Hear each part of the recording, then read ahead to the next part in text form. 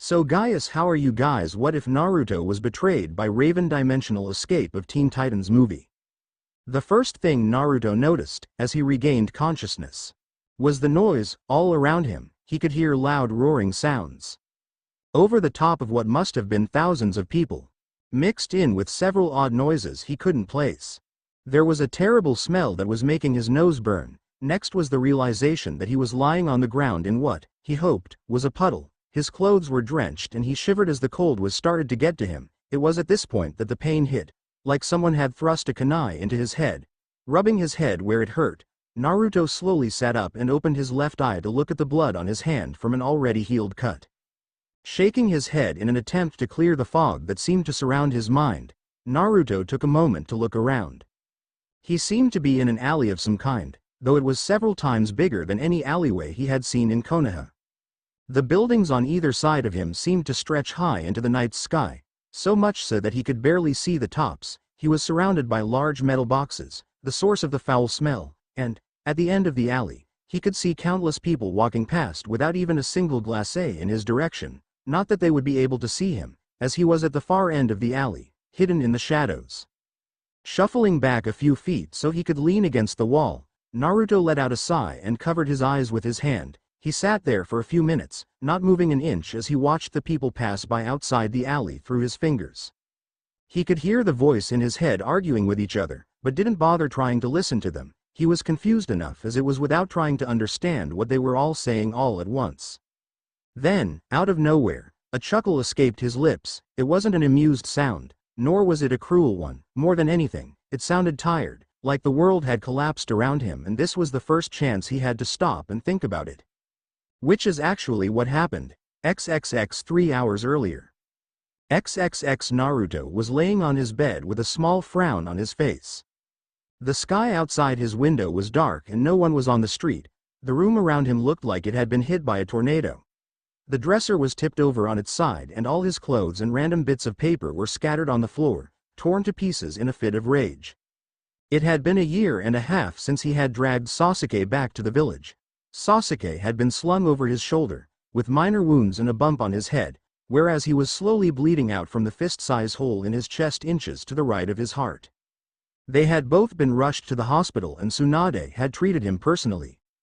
It was later found out, after Jiraiya examined the now completed cursed seal, that there had been a compulsion seal hiding in the seal matrix that was responsible for Sasuke trying to abandon the village.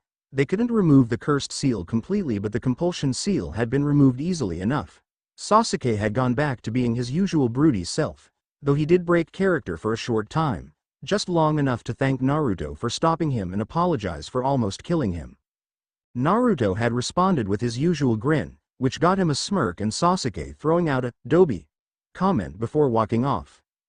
A week after the retrieval mission, Sasuke and Sakura had started dating. It had broken the young blonde's heart when he heard, but like with everything else in his life he put on his mask and smiled at them, congratulating them and joking about Sasuke getting an early start on rebuilding his clan. The only one that seemed to notice it was all faked was Ero Sanin. The white-haired man had been in the room with them when the new couple told him, and had comforted Naruto after they left. He cried for the rest of the day, yet didn't make a sound. The next day, Jiraiya had taken Naruto out of the hospital. No one saw him for the next 6 months. When his friends asked Tsunade what had happened to him, all she would say was that he was on a training trip with Jiraiya and that he would be back when he had finished his training. When he came back, Naruto seemed exactly the same to all his friends, still hyper and loud. At first, they had questioned the blonde about what he had been doing for the past half a year. After he repeatedly refused to tell them anything, they gave up and things went back to normal. At least until now. On the bed next to Naruto was a small scroll, no bigger than the palm of his hand. He had found a small seal on the back of his neck a few hours ago. His training in Fuinjutsu with Jiraiya allowed him to identify it as a storage seal. The small scroll was actually another storage seal with another 2 large ones inside it that contained a library's worth of scrolls. There were scrolls on ninjutsu, fuinjutsu, kenjutsu, genjutsu and a few scrolls with weapons of every kind imaginable and even a few unimaginable, sealed inside them, but the thing that shocked him the most was the letter from his father, Minato Namikaze. My dearest son, I can't begin to tell you how sorry I am for what I am about to do. If I had any other choice, I would take it. but I cannot ask another parent to give up their child. I hope that you can forgive me for what has been done. If you are reading this, then you have just become a genin. I am so proud of you. And Sarutobi has told you about the seal on the back of your neck. In these scrolls is all the knowledge that belongs to the Namikaze clan. Several generations worth of information that we gathered over the years. The fact that I am dead means that you are the last of our clan. The others being wiped out during the Third Great War. I am sorry that you had to wait this long to find out that I am your father, but it was too dangerous for you to know. I made a lot of enemies in my life. If they found out you were my son before you could defend yourself, I don't want to think about the consequences, so until you are Jonin I ask that you keep it a secret while learning from these scrolls. I hope you have had a good life. I'm sure that the village has been spoiling you rotten. After all, you are the village's savior. If not for you, the Kyuubi would still be free. Hopefully, you haven't taken after Jiraiya. Just because he's your godfather doesn't mean you can become a pervert, or a drunk like your godmother, Tsunade. I'm sorry that I don't have more to say. I am running out of time and need to prepare for the Kyuubi. Remember that both I and your mother love you so much. Love, Minato Namikaze. He had read the letter over and over again, burning the words into his memory. His hero, the man he once dreamed was his father, it was all his fault. The abuse, the beatings, the glares, the hate, it was all his fault. Yet despite that, he didn't hate the Yondaime for sealing the fox in him. He was right. What kind of man would he have been if he asked someone to do what he couldn't? If anything, Naruto respected him even more for that, being brave enough to give up everything for the village. It wasn't the fact that he had sealed Kyuubi in him that made him hate the man, it was his naivety. He had actually thought that Naruto would be seen as a hero, after the fox had destroyed half the village and killed so many people.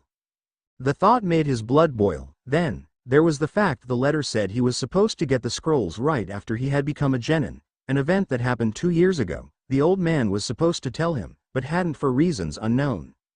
He didn't even want to think about his supposed godparents, Tsunade and Jiraiya.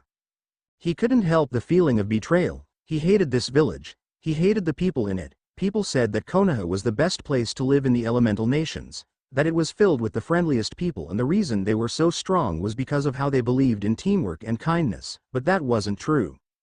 The people weren't friendly. They were spiteful creatures that hid behind a mask of kindness while really that were no different than anyone else. It made him sick. Then leave. The familiar sound of the voice in the back of his mind was enough to break him out of his thoughts. Sitting up, his hair falling down over his eyes and covering them in shadow, Naruto took the small scroll and put it back into the seal on the back of his neck. Standing, he made his way to the door and left the apartment without looking back. XXX as the sight of the front gate came into view, Naruto saw the Chunin guard sending him a small glare. The street was completely silent as the young blonde made his way towards the gate, eyes still shadowed by his hair and his mouth set into a small frown. The man stepped forward, not even trying to hide his disdain at the sight of him. "What the hell do you want, brat?" Naruto just walked past him, as if he wasn't there, and continued towards the gate. Getting angry at being ignored by the demon brat, the Chunin made to grab the smaller boy's shoulder and turn him around. "Hey, I'm talking to yo." He never finished his sentence. Just as he turned to face the older man, Naruto pulled a kunai out of his sleeve and stabbed it into the guard's stomach. Eyes going wide, the Chunin let out a straggled gasp as he fell to the ground, Naruto looming over him. Bending down so that he could get a good look at the man's face, the blonde genin spoke in a voice almost completely devoid of emotion, except for the simmering rage that could be heard bubbling under the surface. "I remember you. You were always one of the ninja that chased us during the village's fox hunts." The guard's eyes widened even further at Naruto's words, fear becoming the most dominant emotion on his face. With a snort of disgust, Naruto turned his back on the man as he slowly bled and walked off into the trees that surrounded Konaha. XXX It wasn't until after hours of running that Naruto heard the people coming up behind him. He had been running non-stop ever since he left the village. For a moment, he considered trying to outrun them, but realized that such a tactic wouldn't work. If they had caught up to him, then they would be able to catch him before long. Instead, he stopped on a branch and turned to face his pursuers. He didn't have to wait for long. Moments after he stopped, Naruto was met with the sight of Sasuke, Sakura, Lee, Hinata, Ino, Shikamaru and Kakashi stopping on the branches and looking at him with mixed expressions of shock and confusion. Stepping forward to address his wayward student, Kakashi raised his hands in the air to show that he wasn't armed. It was almost enough to make him laugh. Kakashi actually thought he was that stupid? Naruto, I don't know what happened, but you need to come back with us now so we can fix it. The guard at the gate is going to live. This doesn't have to go any further than it already has. Naruto just stared at them with a blank face, looking at each of them in turn before turning back to Kakashi. Something didn't seem right about his face. It was still Naruto, but something seemed to have changed, in a way none of them could describe. Too bad, we should have just slit his throat and been done with it. The casual way in which Naruto said that was almost as shocking as the words themselves, and just like his face, something about it just didn't seem like Naruto. Eyes widening slightly before settling on a look of apathy, Kakashi let his hands drop to his side. You're not Naruto. What's going on? Are you the fox? Are you controlling him? Shaking his head slightly, the young blonde leveled haunted eyes on his sensei. The fox? Is that the best you can come up with? You really don't know anything about us, do you? Letting out a tired sigh, Naruto looked at each of them with tired eyes that didn't look right on the normally energetic blonde's face. We've had enough. At the confused look on his sensei's face, Naruto let out a small, hollow chuckle. 13 years, for 13 years, we've been the village's scapegoat for what the fox did, the beatings, the insults, and to know who our father was, and that it's his fault. We just can't take it anymore. We're not going back. We are never going back to that hellhole. As he finished his speech, Naruto ripped off his headband and threw it towards the group and started to speed through hand signs as fast as he could. Before any of them could stop him, he let out a yell. Reverse summoning jutsu. XXX present time XXX. After that, everything went black and he woke up here. Obviously, something had gone wrong with the jutsu. It was supposed to take him to the Toad Mountain, not wherever this was. At least he had gotten away from them. He didn't want to fight his old friends, not yet anyway. Getting to his feet, Naruto looked at his orange clothes, then at the people walking on the path at the end of the alley. After a moment, he nodded to himself. He took off his wet jacket and threw it in one of the large mental boxes, leaving him in a tight-fitting black shirt that showed just how shinny he was, and his orange pants. Letting out another sigh, Naruto made his way out of the alley toward the crowed street. XXX. Shortly after they had woken up, Kakashi and his team set up camp in a large empty warehouse near a river to try and figure out what had happened. He had no idea where they were, how they got here, or how to get back. Off in the distance, they could see a tower that seemed to have been made in an odd shape built on a small island in the middle of the bay. They were sat in a circle on the ground, facing each other, as Kakashi summed up what had happened so far. I have nothing. This caused the 5 genin sat around the white-haired man to face fault. After picking themselves back up, all eyes turned to Shikamaru, the shadow user being the best at analyzing situations on their current team. Troublesome. Whatever Naruto was trying to do obviously didn't work the way he had hoped. Because I doubt he would have brought us along willingly. At least, I don't think he would by the way he was acting, which is another reason to be concerned, because he wasn't acting anything like himself. From that, we can only assume that the jutsu wasn't supposed to bring us to wherever this place is. He probably made a mistake in his hand seals, which means he is as lost as us as to where we are. After a moment of silence, they all heard a snort and turned to Ino. Sure sounds like him. He can't even run away, right?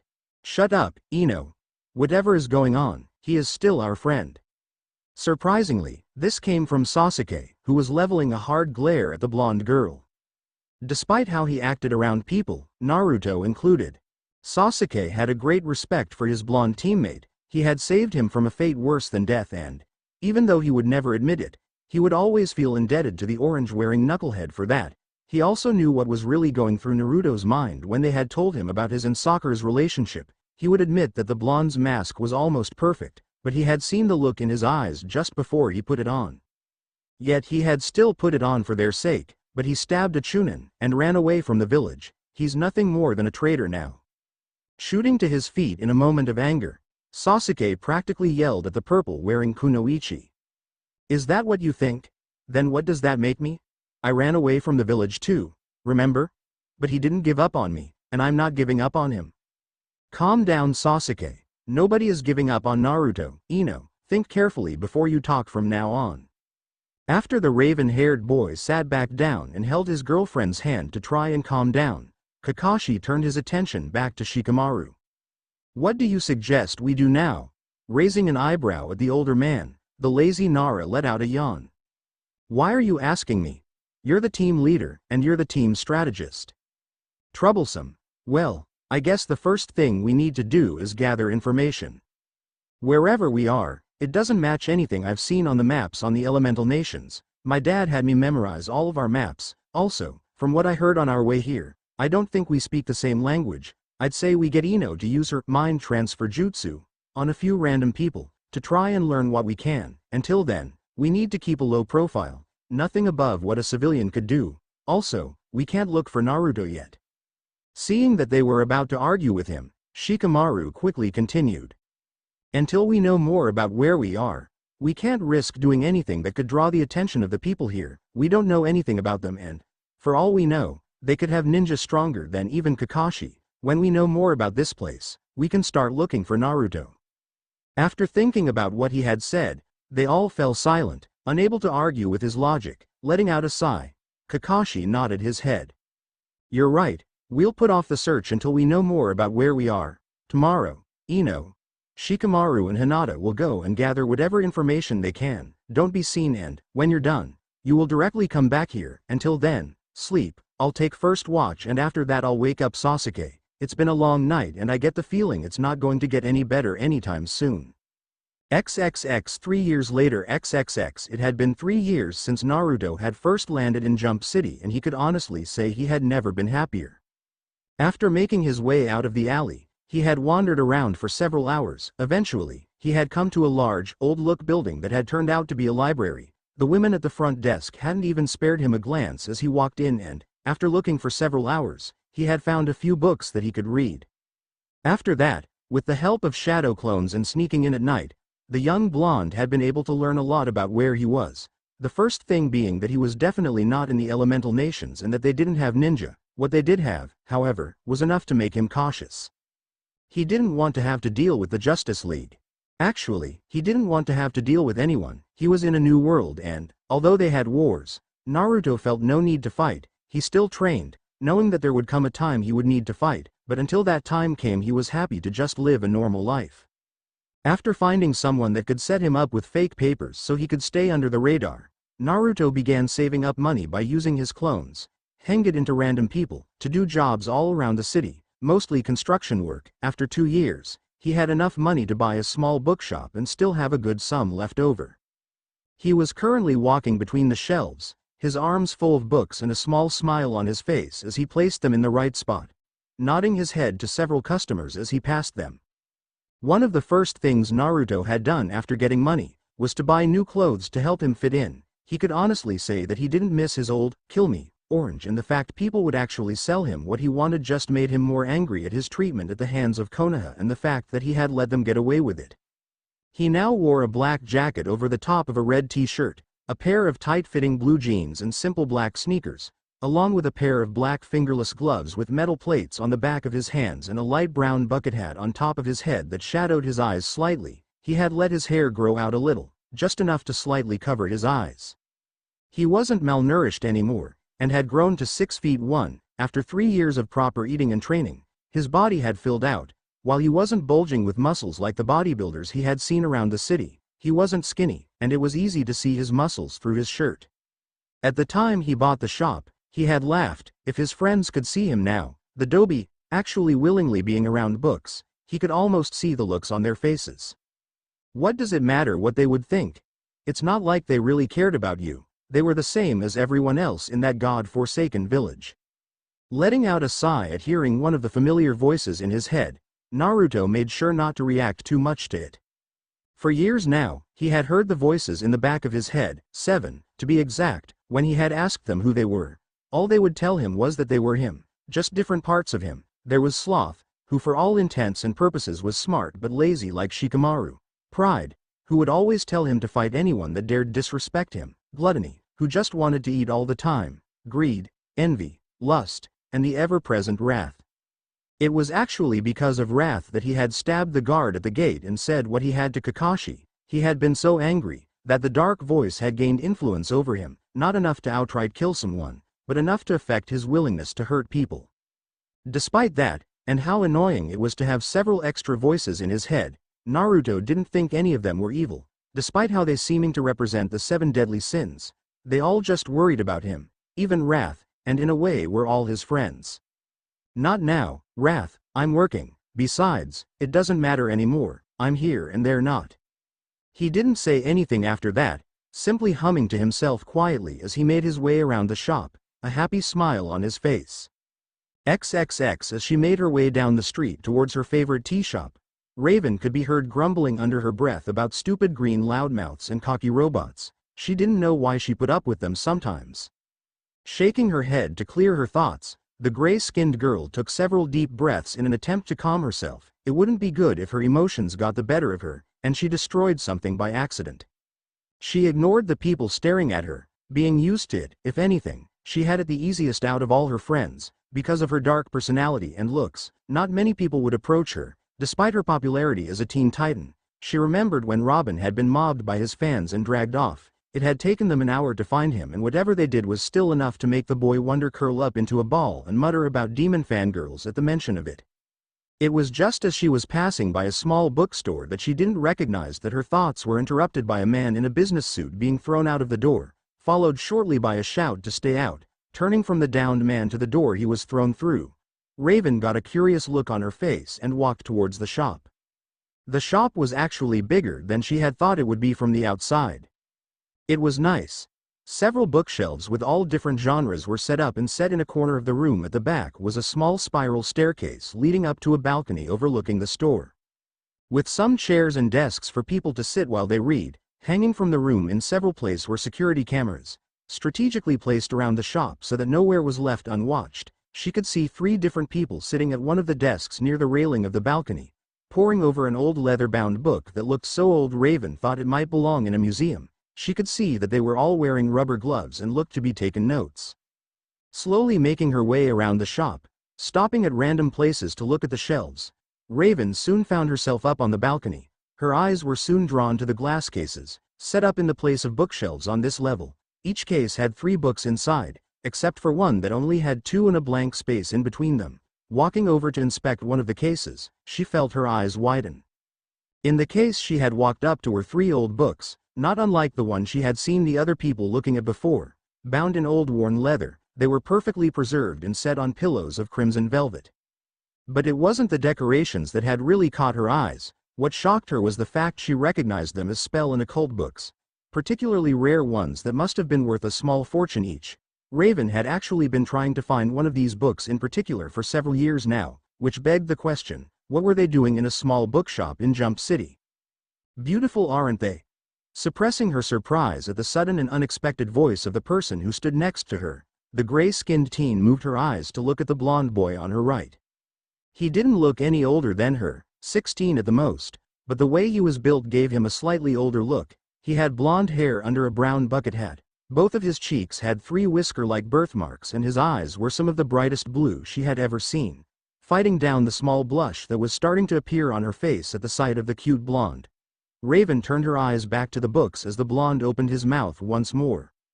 Not many people can appreciate books like these. They're beautiful, though I wonder how such a small shop came to possess them. That tome on the right alone is easily worth over $15,000. 12 actually. I found it 8 months ago in an online auction. The poor man didn't even know what he had. Turning to look at the boy again, Raven let a little bit of surprise enter her voice. You own this book? The small smile that appeared on his face was almost enough to make her lose the battle against her blush. Actually, I own all of them. My name is Naruto Uzumaki. I own this store. Accepting the offered hand, Raven shook it while giving her own name. Raven. When she told him her name, another smile came to Naruto's lips and he gestured towards the book. Well, Raven-san, would you like to have a look? To say she was shocked at his words would be an understatement. Here was a boy she had just met, offering to let her look through a $12,000 book like someone would ask about the weather. Are you sure that's okay? I mean, you paid a lot of money for it? Reaching into his pocket, Naruto put on a pair of rubber gloves, pulled a small key on a chain from around his neck and unlocked the display case with a small chuckle. Pulling out the book, he walked over to one of the desks at the balcony of the room, Raven right behind him. I don't mind, after all. What's the point of having a book if you never read it, especially one as special as this? Normally, I would charge you for it, but since you seem to be one of the few that actually knows what it is, I think I can make an exception just this once. The fact that you're cute doesn't hurt. This time she did blush, but thankfully he had his back turned to her so he couldn't see it.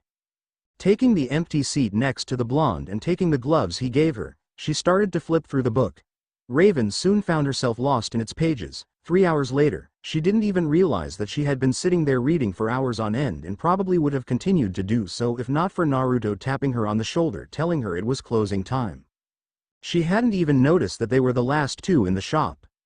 After watching the boy lock the book back in its display case, she suddenly realized that she had forgotten about the man being thrown out just as she had been passing by.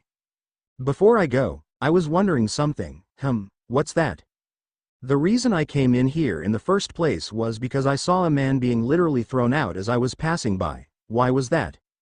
Taking a moment to think, Naruto continued walking around the now deserted shop, making sure everything was where it should be. You must mean Mr. Gold. He's a private collector and has been after a lot of my collection for a while now. He didn't want to take no for an answer, so I threw him out. Raising an eyebrow at the casual why he talked about it, Raven couldn't help the slight amusement in her voice. Just like that, people like him think that just because they have money means they can get whatever they want. He didn't want my books so he could read them. He wanted them so no one else could have them. She could see the logic in that. Most people that collected books would never actually open them, or let anyone else for that matter. It seemed Naruto was one of the rare ones few that didn't mind letting others read his books, at least as long as they paid. After that, she left for the tower, telling him she would be back to see more of his books. Naruto's answer to that had been a charming smile, and a promise that if she played her cards right he would let her see whatever she wanted. The double meaning in his words left her with a blush on her face that lasted all the way until the next day. After Raven had left, Naruto locked the door and, after one last check to make sure everything was in its right place, moved to the back of the store and through a door behind the counter. On the other side of the door was a small corridor with light blue paint on the walls and 2 doors on either side leading to a bedroom, kitchen, bathroom, and living room of the house part of his store. Ignoring the rooms, Naruto walked straight to the end of the corridor and after biting his thumb smeared his blood across the wall in a small circle. Taking a step back, he watched as a ceiling matrix spread across the wall before a flash of blue light blinded him for a moment.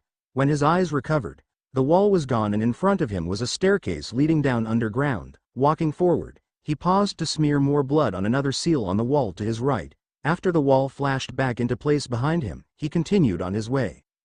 15 minutes later, he came to the bottom of the stairs only for them to end at another wall that vanished like the one at the top when he smeared some blood on it, again sealing the wall behind him. Naruto turned to look around at the large cave-like room that had been carved into a circle with 11 doors lining the walls, each leading to different places. This was where he lived, having had his clones dig it out and shape it with earth jutsu shortly after buying the store. The rooms upstairs were a dummy home, a proxy to use if he ever had anyone visit, which hadn't happened so far, or in case someone broke into the shop. It was actually because of the space under it that Naruto had brought the particular building to use as his bookstore. Most of the space under the city was occupied by sewers, all except this single lot. The stairs that lead down to this room were in a thin, straight line leading down between the sewer tunnels. The room he was in right now was approximately 200 feet below the lowest of the sewer pipes. The door to his immediate right was his first library, which contained most of the rarest books he had acquired from this world, many of which he had found could be quite dangerous if left in the wrong hands. One of the things he found out about this world was that, even though they didn't have jutsu or chakra, they did have was magic. The books he had gathered in this room were almost all spellbooks that, if history was right, were dangerous and had a rather bloody history to go with them. Even if he was trying to stay neutral in this world for as long as he could, Naruto couldn't help but interfere a little, even if all he did was keep the books locked up so others couldn't use them. Next to that, was another library with all the scrolls he had brought with him from the elemental nations, retrieved from the scroll his father had left him. Third in the lineup of rooms was his seal library, study, where he made and stored all his seals. Then he had a corridor that led to 10 different bedrooms, including his own, with a small bathroom for each. None of them but his room had ever been used and probably never would be. But he liked to be prepared anyway. The next 2 rooms after that were his kitchen and pantry, storeroom, respectively, and the 3 rooms after that were training rooms, each with a different terrain set up for practice in and each the size of a small village back in his world, where you would have thousands of clones training each day in different jutsu and combat styles. The last 2 rooms were his gym and living room, both filled with the best equipment that money could buy. After his clones had spent 2 years gathering money from all the jobs they had done, he had saved up quite a lot of money, a sum which had only increased after he started dealing in rare books, even if he kept most of them sealed in his library for safe keeping so they wouldn't fall into the wrong hands. The ones he did sell and rent always made a good profit.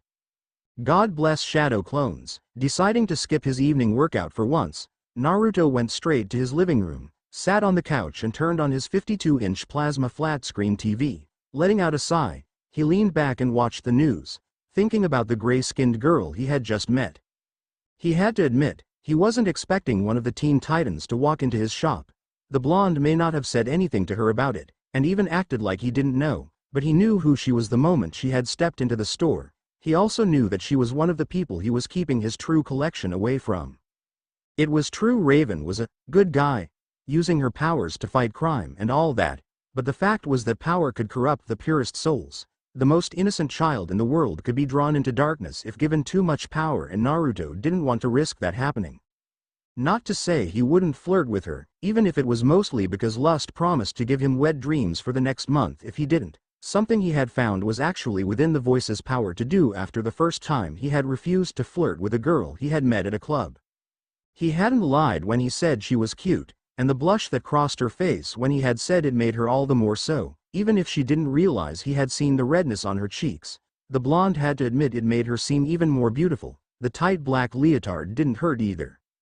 Coming out of his thoughts just in time to see a video clip of the Titans fighting what looked like a large stone statue on the news, Naruto let out another sigh, turned the TV off and went to bed.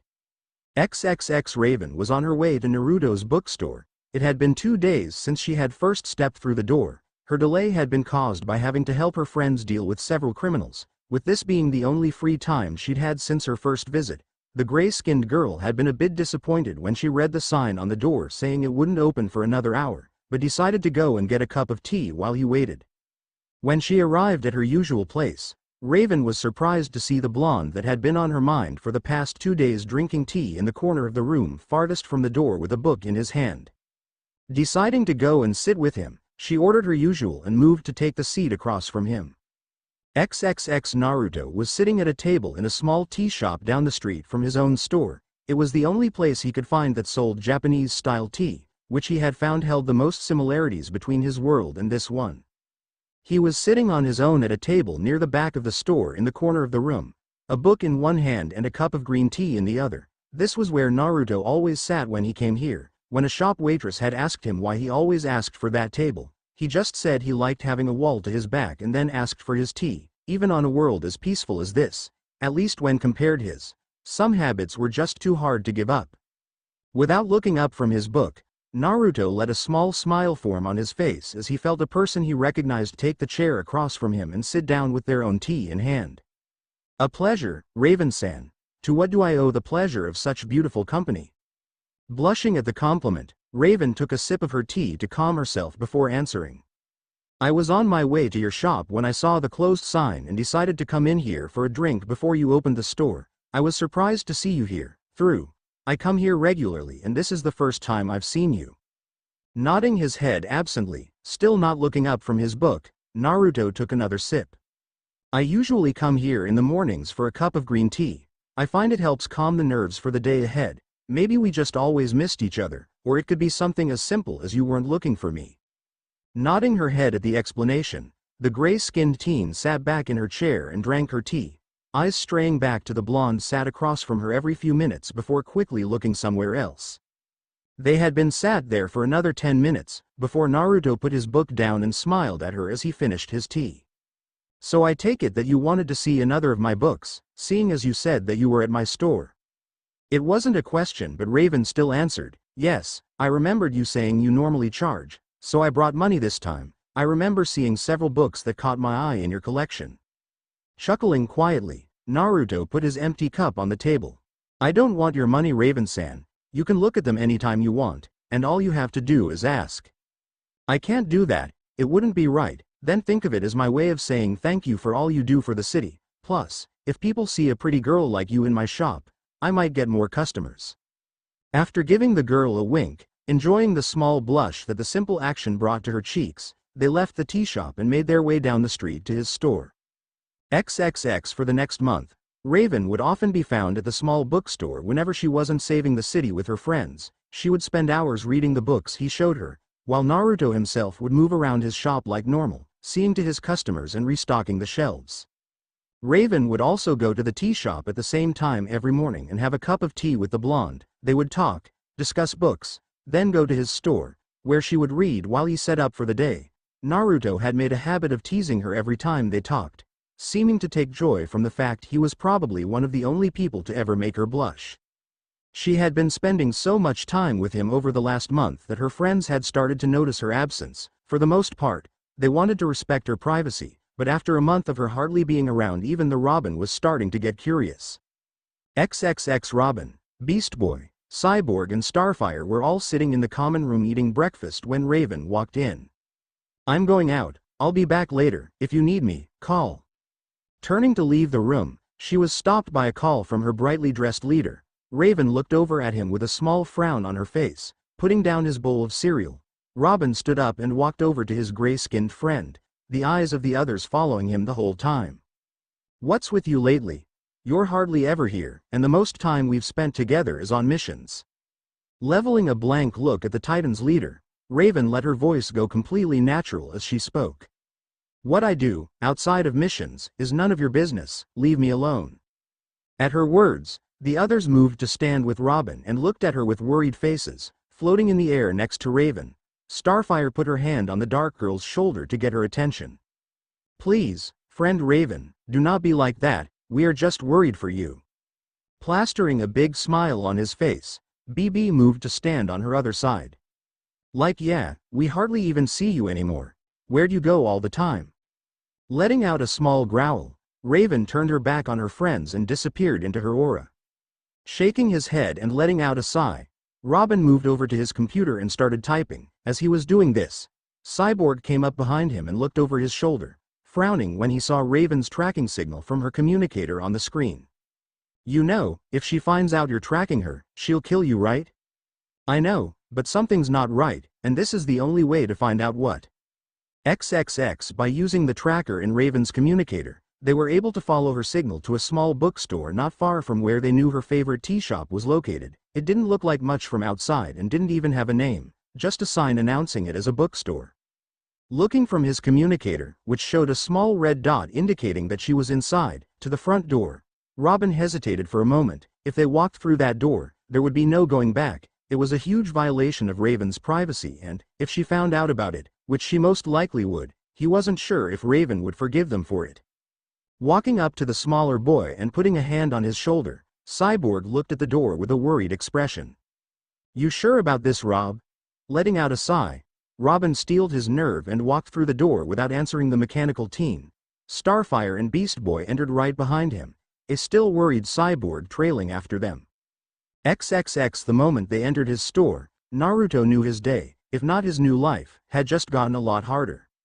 He was at the counter giving a customer their change when he heard the small bell above the door ring. He looked up to see the Teen Titans, minus Raven because she was already here. It was obvious they were looking for her from the way they seemed to be scanning the room, hardly even sparing a glance at the books. When he was done with the customer, the blonde teen let out a sigh and made his way over to the group of heroes, who still hadn't noticed the balcony overlooking the store. Not that they would have even seen Raven if they did without going up. The gray-skinned girl always sat at the same table in the back, so she was less likely to be bothered. Deciding to address Robin, seeing as he was the leader, Naruto put a smile on his face and held out his hand. Hello, my name is Naruto, welcome to my store, is there anything in particular I can help you find? Looking at the offered hand for a moment as if to make sure he didn't have a weapon, Robin smiled back and took it in a firm handshake, before introducing himself and the others with him. Hey, I'm Robin. This is Starfire, Beast Boy and Cyborg. We're actually here looking for our friend. Maybe you've seen her? Blue cloak, gray skin, kind of quiet? Pretending to think about it for a minute, Naruto brought his hand up to his chin in a thinking pose before nodding his head. You must mean Raven-chan. I can get her if you want, or I should just take you to her. Smiling, Robin gestured for the taller boy to lead the way. They followed him to the set of spiral stairs that lead to the balcony. As they came to the top, Naruto turned to the group and pointed towards the glass display cases around the room. I'm afraid I must ask you not to touch anything. All of the books up here are extremely valuable, and I would hate to have to charge you if any were damaged.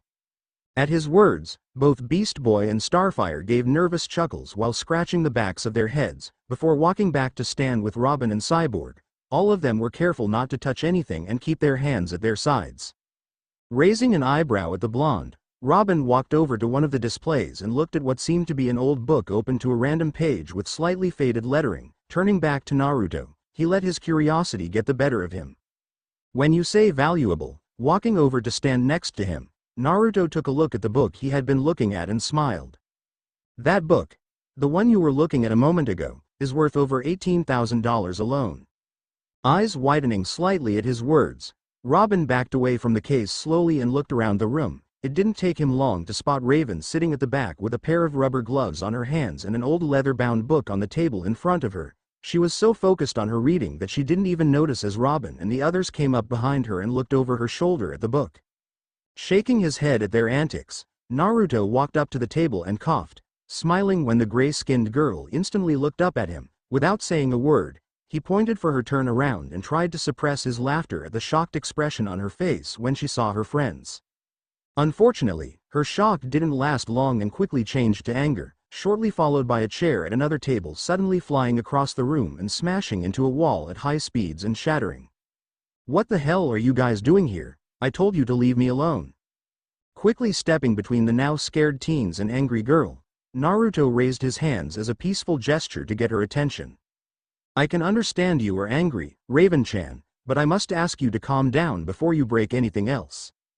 Taking deep breaths, the gray-skinned titan slowly calmed herself down before nodding her thanks to Naruto and looking to her friends with a slightly annoyed look.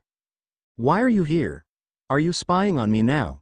Floating over in front of her friend, Starfire let a big smile cross her face, oblivious to the situation at hand.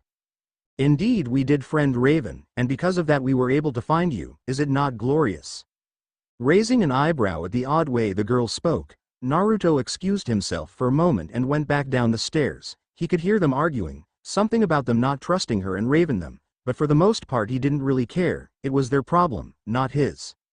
Walking through the shelves until he found the book he was looking for, Naruto returned to find Robin and Raven still arguing. It looked like Raven was about ready to lose her temper again, so he decided to interrupt with another cough. When he had their attention, the blonde walked up to the alien girl still floating in the air and held out a small book for her to take. When he saw the confused look on her face, he smiled gently and explained. It's a book on the English language. I thought it might be useful for you. It helped me a lot when I was learning. Forgetting their argument for the moment, Robin walked over and looked at the book with a curious expression before raising an unseen eyebrow at Naruto, who was trying not to laugh at the way his mask seemed to move with it. I thought I recognized your accent, Japanese, right? That's right, you speak, not really, I just remembered you adding, Chan, to the end of Raven's name before. So how long have you been in America? About 3 years, I lived in a small village in a not well-known region. As they talked, Naruto moved over to the table Raven had been sitting at before and locked the book back in its display case. It was as he was doing this that a middle-aged man in an expensive-looking business suit came walking up the stairs with another larger man with a pair of dark sunglasses and a shaved head. It took her a moment, but Raven recognized the smaller of the two as the man she had seen being thrown out of the store the first time she came here, Mr. Gold. He had long dark brown hair tied into a small ponytail and a smirk on his face as his eyes fixed on Naruto. He walked with a cane and barely spared the others in the room a glance as he made his way over to the blonde, the large man only a few steps behind him. Mr. Uzumaki, I was hoping you might reconsider the offer I made you last month. Many of the books you possess are extremely valuable, and shouldn't be handled by just anyone. Raising an eyebrow at the slightly shorter man and sending a quick glance toward the larger one standing behind him, Naruto seemed to be thinking about it for a moment before he turned away from the both of them in a dismissive way to look at one of the display cases absent-mindedly. As I told you before, Gold-san, I have no interest in selling any of my collection to you. If that is the only reason you have come here, then I am afraid you've wasted a journey. Now, I think you should leave." The smug look that had been on the older man's face quickly dropped and he practically snarled, looking to the man behind him and nodding his head. Mr. Gold turned back to the blonde. "I had hoped you would see reason, but if money will not sway you, then maybe this will." Walking up so he was stood next to the smaller boy. The larger man reached into his jacket and pulled out a gun, aiming it right at Naruto's head with only about 3 inches between his skull and the barrel. The others stood frozen for a moment, shocked at the open display of violence. Walking over to the blonde with his smirk back in place, Mr. Gold leaned in so he was only a few inches away from his whiskered face. "Not so tough now, are you?" Just as Naruto was about to knock the gun out of the thug's hand, it was covered in a black glow just before being thrown across the room. Without thinking, the large man tried to follow his weapon and didn't even notice Robin pulling out a small pole from his belt, which then turned into a bow staff. He didn't make it more 3 feet before the staff slammed into his stomach, leaving him winded and gasping on the floor. Robin put his staff away and leveled a hard glare at the now cowering Mr. Gold. "Naruto is right, it's time for you to leave." At the teen's words, the middle-aged man quickly ran down the stairs and out of the door, the still slightly winded thug not far behind, turning to the 4 teens with a smile on his face. Naruto nodded his head to the group and made his way over. "Thank you for that. Some people don't know when no means no." Casting one last look towards the door where he had last seen the 2 men before they left, Robin walked over to where the gun had been left on the ground and picked it up, a small frown on his face. He looked from the small weapon to Naruto, taking in the blonde's reaction to what had just happened and narrowed his eyes slightly. "Is this normal for you, being held at gunpoint I mean?" Shrugging his shoulders, Naruto made his way back down the stairs to deal with a customer waiting at the counter, the Titians following. "Not really, but it's not the first time. People can get a little crazy about books, especially rare ones." Looking at the blonde with wide eyes, Beast Boy couldn't help but express his opinion about that. "Dude, that's so cool." Giving the man at the counter his change with a small chuckle, Naruto just shrugged off his words and smiled at them. This, coming from a hero, giving a large sheepish grin while rubbing the back of his head, the green teen moved away from the group to look for a book on animals, hoping to find something new he might be able to change into, with Cyborg going off to look for a book on mechanics since he was in a bookstore anyway. Starfire followed him as she floated through the air reading the book Naruto had given her. With the others gone, Raven turned her attention back to Robin and let a small frown cross her lips. "How did you find me here anyway?" Both the blonde and purple-haired teens could see the brightly dressed boy begin to sweat under their curious gazes, before he seemed to have an idea. We went to look for you at the tea shop, but, when we couldn't find you there, we decided to look around." Before she had time to question him on his answer, Raven was interrupted by Naruto chuckling. "You're not a very good liar, are you, Traffic Light-san?" "Traffic Light? Robin, how did you find me here?" Looking down with a defeated look on his face, the boy wonder let out a sigh of resignation. "We used the tracker in your communicator." Across the room, several books started flying off the shelves and fell into piles on the floor. "You what?" Backing away slightly from the clearly upset Raven, Robin soon found his back against a wall with nowhere to go. "We were worried about you. For the last month, you've been acting strangely, and whenever any of us tried to ask you about it, you'd teleport away like you did this morning. I told you it was none of your business. What I do in my spare time is my own responsibility. You had no right to do this." As their argument started getting more and more heated, the other Titans could be seen poking their heads out from behind the shelves to watch what was happening, while keeping a good distance so they wouldn't be caught in the crossfire. As this was going on, Naruto walked over to the piles of books on the floor and calmly started putting them back into their rightful places, seeming not to notice the fight going on in his store. After all the books were back in order, the blonde teen walked back and stood to the side for a moment, watching the two with an amused look on his face before coughing into his hand to get their attention. "As cute as you were when angry, Raven-chan, I would appreciate it if you not do this here. I'm not sure how much more my store can take." It was at this point, something happened that left Robin, Starfire, Beast Boy and Cyborg in a state of shock, something they had never seen happen in all the years they had known the gray-skinned girl. There, right before their eyes, was a blushing Raven. XXX. All the Titans were gathered in the common room in the tower, the large couch occupied by Beast Boy, Cyborg, and Starfire as they watched the fight still going on between the other two members of their team. However, unlike the one they had been having while at Naruto's bookstore, this one wasn't about Robin not respecting Raven's privacy. "You should have told us you had a boyfriend. What if he's an enemy?" Letting out a growl for what seemed like the millionth time, the gray-skinned girl leaned forward so she was only inches away from the boy Wonder's face. "For the last time, he's not my boyfriend, we're just friends." "You still should have said something. Now we need to do a background check on him." "No, you don't need to know everything about everyone, Robin. You saw what happened. He didn't even bat an eye when that gun was inches away from his head. No matter how much he tried to brush it off, normal people don't do that. If you keep acting like this, it will cost you friends, starting with me."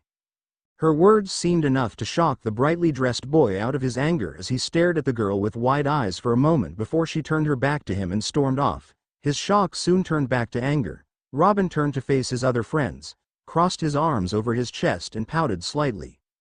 "What's her problem?" Scowling at the smaller boy, Cyborg shook his head. "Not this time, Rob. I'm not backing you up on this. I told you not to do it. You went too far this time. We all have a right to a personal life." "Not you too. Come on, Star, BB. You agree with me, right? I was just trying to protect the team." When he saw that neither of them could meet his eye, Robin seemed to visibly deflate. Letting out a sigh, he sank into the armchair next to the couch and ran a hand over his face. "I made a mess of things again, didn't I? XXX back at Naruto's." The blonde was in the middle of his daily workout when he had first finished his underground home. He had made sure to make a room specifically for physical training and filled it with all the latest workout equipment he could find. His workout consisted of 300 sit-ups and push-ups, 300 pull-ups and stomach crunches, weightlifting and a 10-mile run on his treadmill. After that, he would increase the weight seals on his arms and legs and do 300 kicks and punches for each arm and leg before practicing the katas that his clones had learned for an hour. It would normally take him around 3 hours to finish the whole workout and, after a few minutes of heavy breathing, it would be as if he hadn't even done anything. As he finished his punches and moved on to kicks, sweat poured down his face as the sound of his music blasted around the room from the speakers mounted on the wall. The song was called Pump It by a band called the Black Eyed Peas, and he often listened to it when doing his workout, because of the fast pace. He couldn't help but think about what had happened that day. He had known the first time he saw her, that Raven would undoubtedly complicate his new life when she had walked through his door. The fact that she was a Teen Titan made it inevitable that the others would find out about him when she spent so much time reading through the books he had on display in the store. The whole incident with Mr. Gold had just made it worse. He had seen the look in Robin's eyes after the two men had left. They had been calculating, as if he was looking at a particularly interesting frog just before slicing open its stomach with a scalpel. The leader knew something was different about him, and if Naruto had done his homework on the walking traffic light, it wouldn't be long before he did a background check on him. He wasn't too worried. The papers he had acquired were almost perfect and most professionals wouldn't be able to tell they were all fakes. But nothing was ever completely foolproof. All it would take is one bit of information that didn't add up, and he was sure Robin would have him in an integration room the first chance he got. Well, he would try at least. "You should just take care of them all now before he gets the chance. That's enough out of you, Wrath. Go crawl back into your hole and mope." Naruto could hear mumble in the back of his head for a moment before everything went quiet again, sending a silent thank you to Lust for shutting the irritable Sin up. He worried, as always, that Lust seemed to be the voice of reason more often than not out of the 7 of them. Shaking his head to try and clear it, he focused back on his workout. When he had finished, the blonde had a shower and made himself a quick dinner, before moving to his seal study and looking through his notes on the Flying Thunder God jutsu his father had created. As much as he hated the man, Naruto couldn't help but admire his skill. The jutsu was a true masterpiece. Nothing he had seen in the other scrolls could compare to it in combat ability. He had actually finished learning it 4 months ago. With the use of shadow clones, of course, and had decided to try and improve it, spending hours at a time poring over different sealing matrix and jutsu theory. He had come up with several ideas. After whittling them down to the most likely to work, he had come up with the idea of combining the Flaying Thunder God with a simple body flicker jutsu. He was hoping that when he was finished it would have the speed of the Thunder God and the range and ease of use of the body flicker.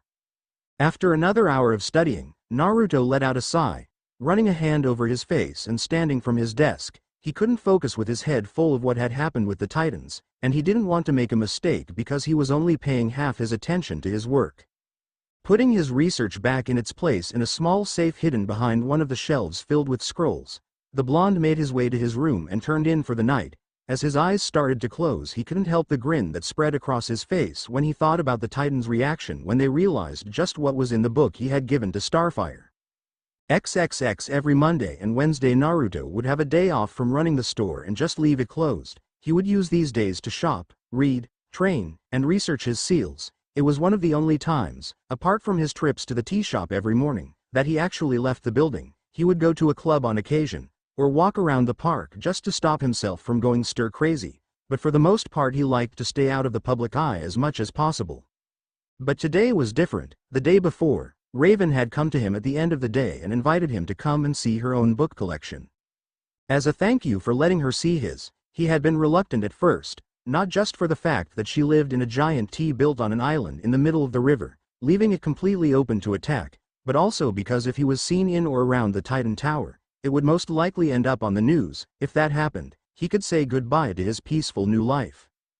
In the end, there were 3 reasons that made him agree to come. 1. He couldn't resist the chance to see the books. 2. It would probably make the traffic light more suspicious. And 3. As much as he didn't want to admit it, he really did like spending time with Raven.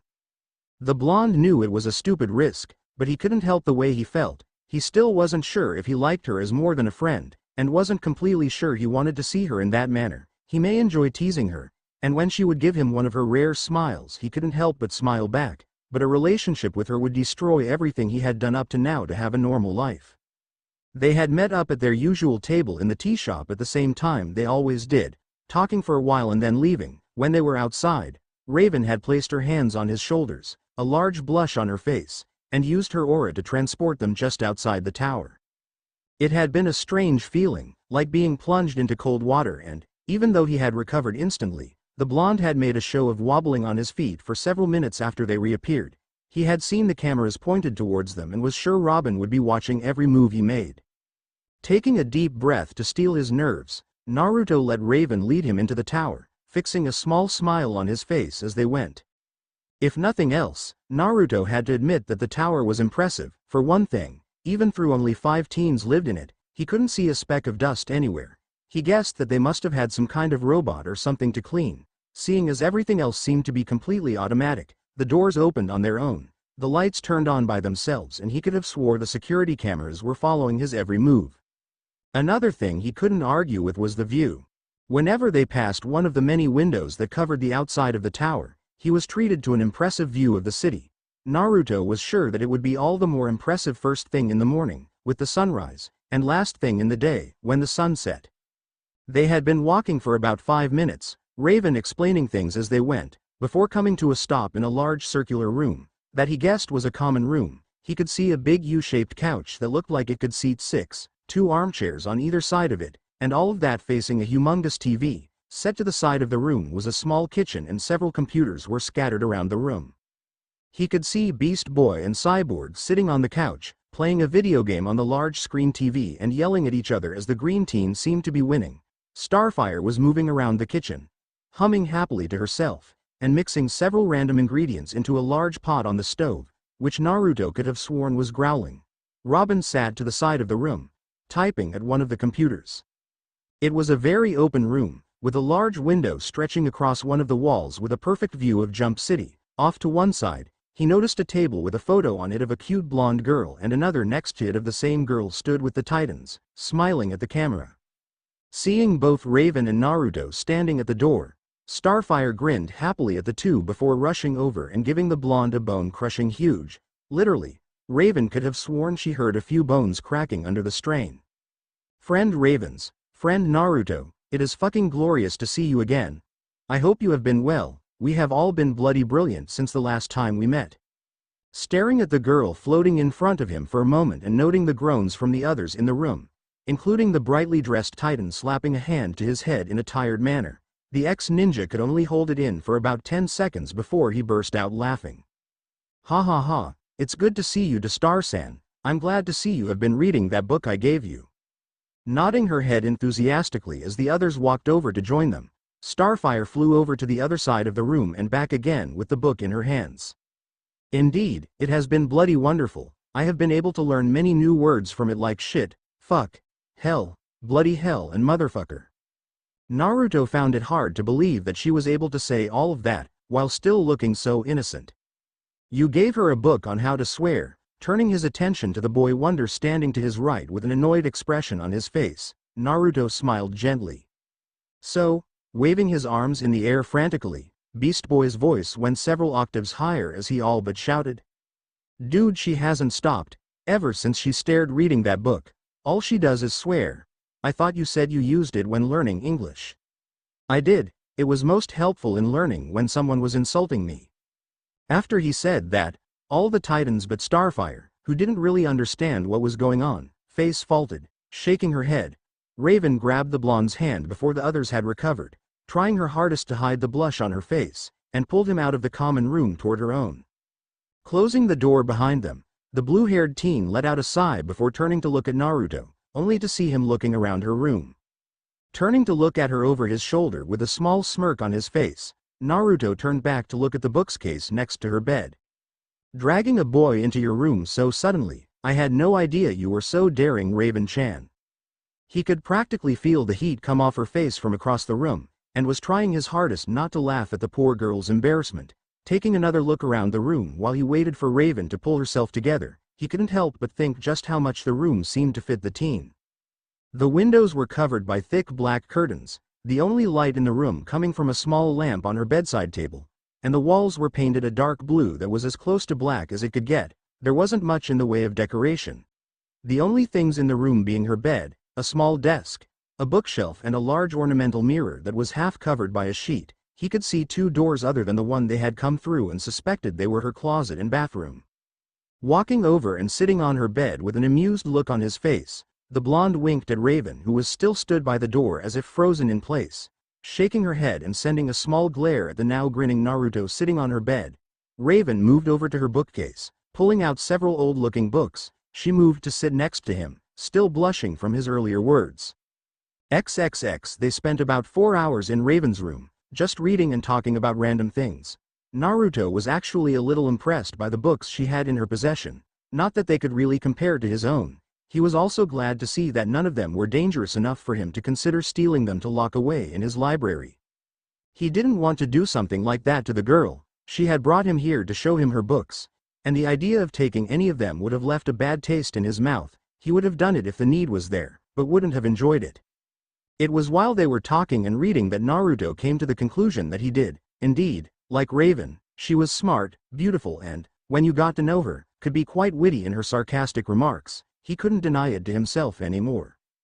That still left him in a predicament. The fact was that, if they were to ever have a relationship, it would destroy everything he had done over the years to ensure a relatively normal life. What she did, and the fact the Titans were always in the public eye, meant if he was dating Raven, it would probably be all over the Jump City news in next to no time at all. But despite that, he couldn't stop the small voice in the back of his head that kept telling him it would be worth it. Then again, he never could shut lust up to begin with, so that wasn't really saying much. That was another thing he had learned about the 7 sins in his head. They not only represented the thing they were named after but also any and all emotions and mindsets around it as well. Even then, he was only really able to understand lust and wrath, them being the easiest to understand. They were for the most part complete opposites, light and dark, happy and sad, yin and yang. Wrath stood for everything bad that had happened in his life, and was the oldest of his voices as far as he could tell. It stood for anger and resentment, but also sadness and depression. It was a living, sort of, representation of the pain in his life. Every insult, every time he was attacked, every little thing that ever happened to him had gone into creating it. When looking back on his life, he couldn't say he was surprised that it was the first. Lust stood for everything good that had happened in his life, and had been the last of the voices to appear. It had started talking to him around the time he first became a ninja. It was the happiest he had ever been before that time and, from what he could understand, that was what had created it. Love, caring, happiness and everything that went with it. Sloth was actually the second voice he had gained. For reasons he didn't really understand, the lazy voice represented his intelligence. It really did remind him of Shikamaru. Another thing he had discovered was that it also stood for acceptance. Sloth was the embodiment of accepting what life threw at someone. After sloth, came envy, formed after watching how other kids lived, with loving family and friends that cared about them. Gluttony had been born from his time on the streets, digging through the trash for the smallest scrap of food. Greed had arrived the first time he had been forced to hide something from other people, when he didn't want to share, and pride, the first time he had done something right in the academy. Basically, he had 7 spilt personalities as a result of his crappy life in Konaha. After finishing looking through the last of her books, they stayed in the dark room for another half an hour before moving back to the common room to get something to eat. Just like the first time they had come to the room, the other Titans were there. Beast Boy and Cyborg seemed to be arguing over what takeout they should get. Hearing the sigh that escaped Raven's lips, Naruto could only assume that this wasn't the first time they had had this particular fight. Looking over to the kitchen unit, the blonde made his way over to the fridge and started to look for anything he could use as ingredients. Raven followed with a curious look upon her face. When he started pulling things out and putting them on the counter, the other noticed the two in the room for the first time and watched as the blonde moved around the small kitchen like a professional, throwing away anything that had gone out of date as he sorted through what they had. An hour later, the sun had just started to set, bathing the city in a golden red glow, and the Titans were all sitting around the dinner table as Naruto brought them the food he had cooked, with the exception of Beast Boy, who had a salad. He made them all steak dinners. After taking the first bite, Cyborg couldn't help the drawl that fell out of the corner of his mouth. Even Robin couldn't help the satisfied sigh that escaped his lips at the taste. Looking at the blonde sitting across from him at the table, the mechanical teen grinned. "This is great. Where'd you learn to cook like this?"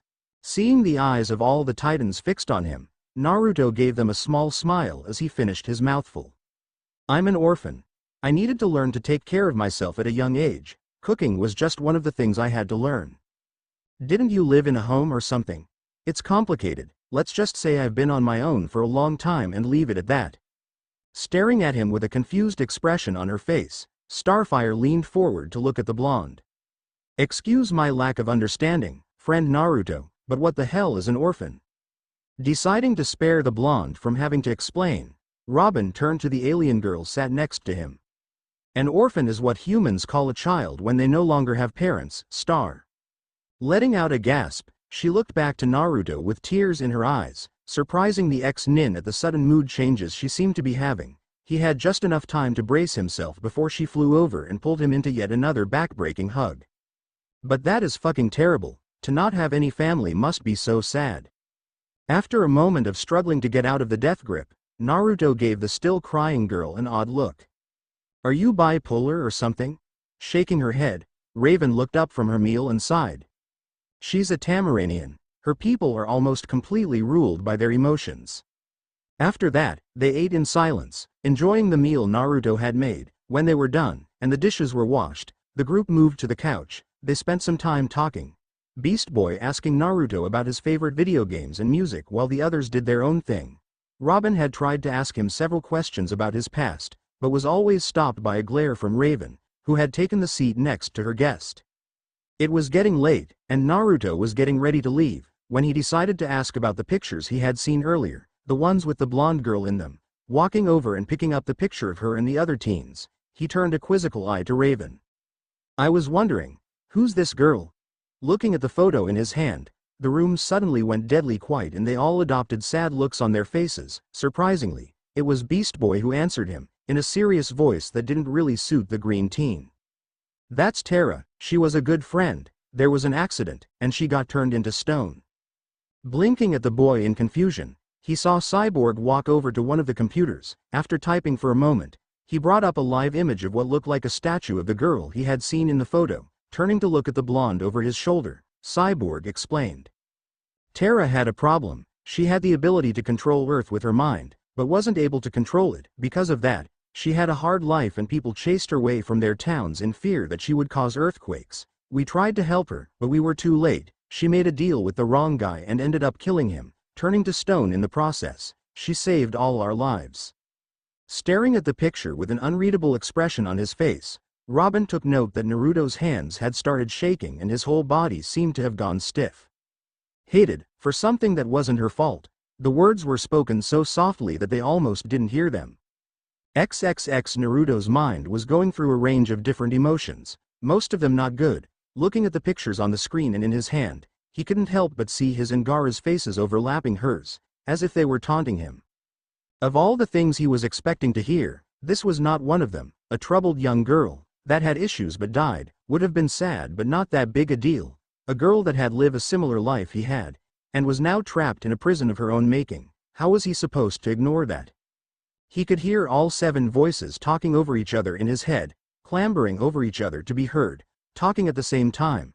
His head felt like it was splitting open and the world around him seemed to be spinning. Images of a mountain covered in large stone frogs flashing through his head. He could hear his own heart beating in his ears, banging the inside of his head like a drum. Grabbing the sides of his head and gritting his teeth, he looked at the live video again, right into the stone eyes of the statue. That was when he started to hear a girl screaming. It wasn't fair. All he wanted was a normal life. Why did this have to happen now? Seeing the others looking at him with worry in their eyes, he turned his back to the video, his right hand still clutching his head and his face scrunched up in pain.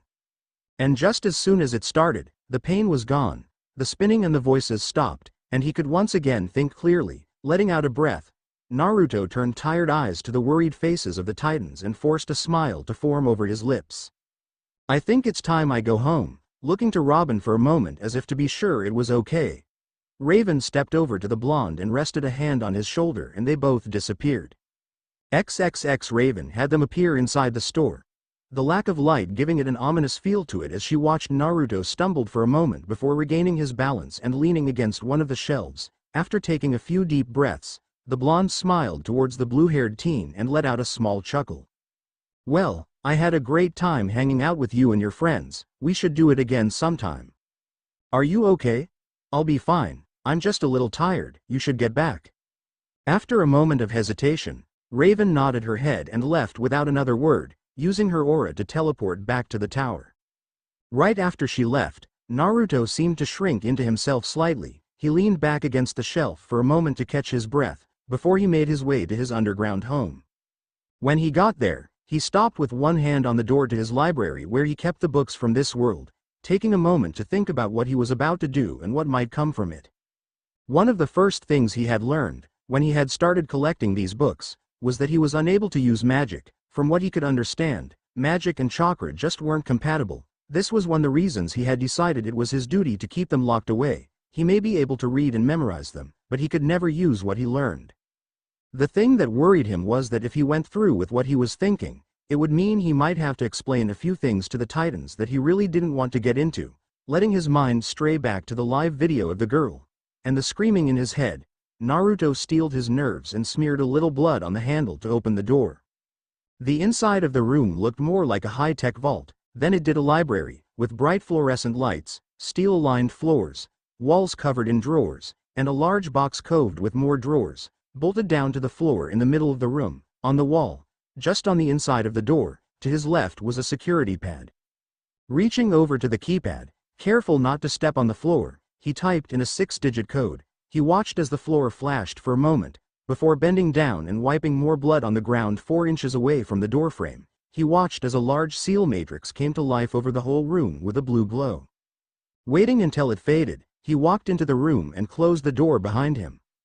XXX Naruto spent the next 2 weeks straight in that room, reading through book after book and taking notes on anything that might be relevant. Because of his healing ability, the blonde could go up to a month straight without food or water and, if needed, could get by with only an hour of sleep for every 3 days. It was an ability he couldn't help but associate with bad memories, because they were all things he had discovered while he lived on the streets as a kid. He had done this because he was looking for anything he could find on Earth elementals, as they were called in this world. He had remembered seeing several references to them in a couple of his books when he had first acquired them. Before putting them into storage, he had been hoping to find a cure for the girl within his collection. It took him 2 weeks and 57 books, but he had finally found it. From what he had read, elementals were a race of powerful natural wizards and witches that were so in tune with nature that they were born with the ability to control one of the 4 elements: wind, fire, water and earth. He didn't know what happened to them all, but whatever it was, they almost all died out around 2,000 years ago. From what he had learned, what had happened to Terra was not uncommon among Earth elementals. It was some kind of last resort defense that they had. That would activate automatically when their life was in danger. Back in the times when elemental had been more common, this wouldn't have been a problem because it was common knowledge how to release them. For Terra, however, there had been no one that knew how. Another thing he had read was that, while in that state, the elemental was completely self-aware, meaning that she was literally trapped in her own skin, which might explain why he had heard her screaming. Because of his training with Jiraiya and the Toads, Naruto was highly tuned to nature in a similar way to how the elementals of old had been, not exactly the same, but enough for him to connect with her on a subconscious level. Ever since he had heard it, Naruto hadn't been able to get the scream out of his head. No matter how hard he tried, it was constantly there. Not even his sins had been able to quiet it for him, and it had made it all the harder to concentrate on finding a way to help her. The moment he had finished, the blonde left the room, re-engaging the security system, using a seal he had planted near Titan Tower in a blind spot of the cameras. The day Raven had taken him there, he disappeared in a bright flash. XXX appearing next to Titan Tower in a flash of yellow light, Naruto walked straight to the door and banged on it loudly. In the back of his mind, he took note of the fact that it was dark out, but all things considered he really didn't care. After a few minutes of waiting, he heard a small beeping noise and looked to his right to see an image of a half-asleep Robin on a video screen next to the door. Naruto, is that you? How the hell did you get here at 4 in the morning? Where have you been? Raven's been worried sick about you. Taking in the blonde's agitated movement as he shifted from foot to foot constantly, Robin took a moment to look at him. His clothes were all ruffled, and looked to have multiple sweat stains on them. What he could see of the blonde's hair was dirty and tangled into knots. The bags under his eyes gave him a haunted look and his skin was so pale. The bird named Hero was worried he might be about to collapse on their doorstep. I need to talk to all of you. Can you let me in and gather the others? What's this about? I'll tell you when you're all in one place. After seeming to think about it for a moment, Robin nodded his head. Okay. I'll get the others and then come get you. Wait there. About 15 minutes later, the door opened to show Robin standing in full gear with a small frown on his face. What happened to you? Naruto shook his head and motioned for him to lead the way. The boy wonder gave the blonde a worried look, before turning around and leading him back through the tower to the common room. When they entered, Naruto saw all the Titans in different states of awareness, with Cyborg being the most alert, followed by Raven, Starfire and lastly Beast Boy, who was stood in the middle of the room, eyes closed and a large snot bobble coming out of his nose. The second they saw Naruto, all three gasped, with Raven quickly making her way over to the blonde and Cyborg hitting his green friend in the back of the head to wake him up. When she reached him, the gray-skinned teen pulled him into a hug, slightly shocking the others, before yelling at him. Where the hell have you been? I was worried sick about you. I went to the store and it was closed. I waited in the tea shop, but you never came. Now you show up here in the middle of the night, looking like you've been in a hole for the last 2 weeks. What the hell is going on? Taking a moment for his sleep-deprived brain to understand everything she said, Naruto let a small, tired smile form on his lips and mentally laughed at just how close she was, saying things about him being in a hole. It's good to see you too, Raven-chan. Letting out a frustrated growl, she punched the blonde lightly in the arm. She let out a shout of surprise when he fell over, lying on the floor limply. Naruto. Rushing over to look at the boy, the Titans leaned over him and saw he was staring at the roof with tired eyes. The small smile was still on his face as he chuckled lightly. I'm fine, just tired. Could one of you help me to the couch? I don't think I can move. Bending down and lifting the limp Naruto over his shoulder, Cyborg carried him over to the couch and set him down in the seat facing them all. Thank you very much. Might I just add that your shoulder is extremely hard and painful. Sharing a worried look between each other, the Titans turned to the obviously delirious boy and took a step back so that Robin could look him in the face. Naruto. What are you doing here? How did you even get to the island? At his question, the blonde shook his head and adapted a serious expression that surprised the 5 teens watching because of how he had been moments before. Looking Robin in the eye, Naruto let out a sigh and ran a hand over his face. I need you all to understand, there are some things I can't explain to you right now, and I have good reasons why. I need you all to trust me. After sharing yet another look between themselves, the group of teens reluctantly nodded their heads. Smiling at them, Naruto reached into the bag he had slung over his should, that the others had only just realized he had, and pulled out a piece of paper. He held it out towards Raven. Taking the paper straight away, she quickly read what was on the paper and gasped, turning shocked eyes to the boy in front of her.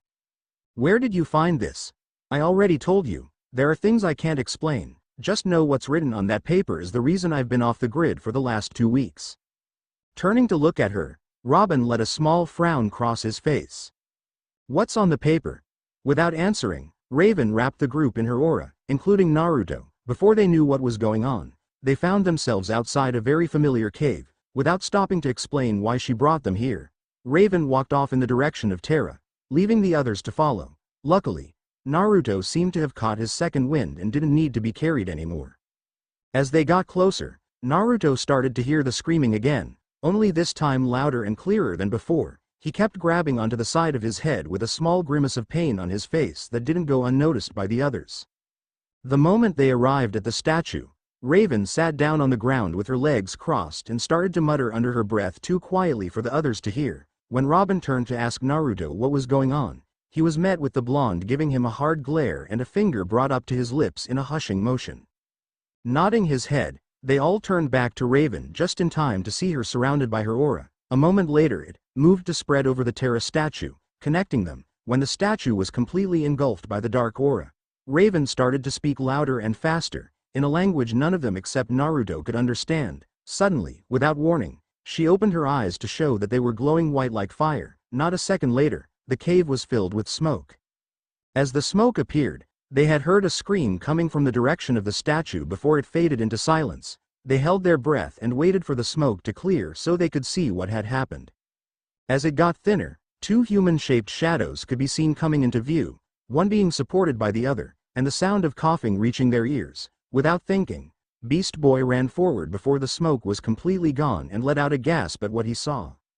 Right before his eyes, with an arm slung over Raven's shoulder for support, was Terra, her light blue eyes drooping slightly in exhaustion as she sent him a small smile. "Beast Boy," at that moment, she fainted, going limp in Raven's arms. Just as the green teen got to the 2 girls and picked the blonde girl up into his arms and held her close to his chest, tears in his eyes, the other Titans and Naruto arrived. The other 3 teens' eyes widened in shock and the blonde sent a tired smile to Raven. Closing his eyes for a moment to revel in the silence that settled around the cave now that the screaming had stopped, the blonde teen started to slowly back away from the group, as they gathered around the unconscious Terra. XXX. By the time the Titans calmed down enough to take in what was going on around them, Naruto had disappeared without a trace. Because of them needing to get Terra back to the tower, Robin decided that they would need to wait until later to find him. Though he wasn't sure if he was going to thank him or interrogate the blonde yet, he would decide when they were next face to face.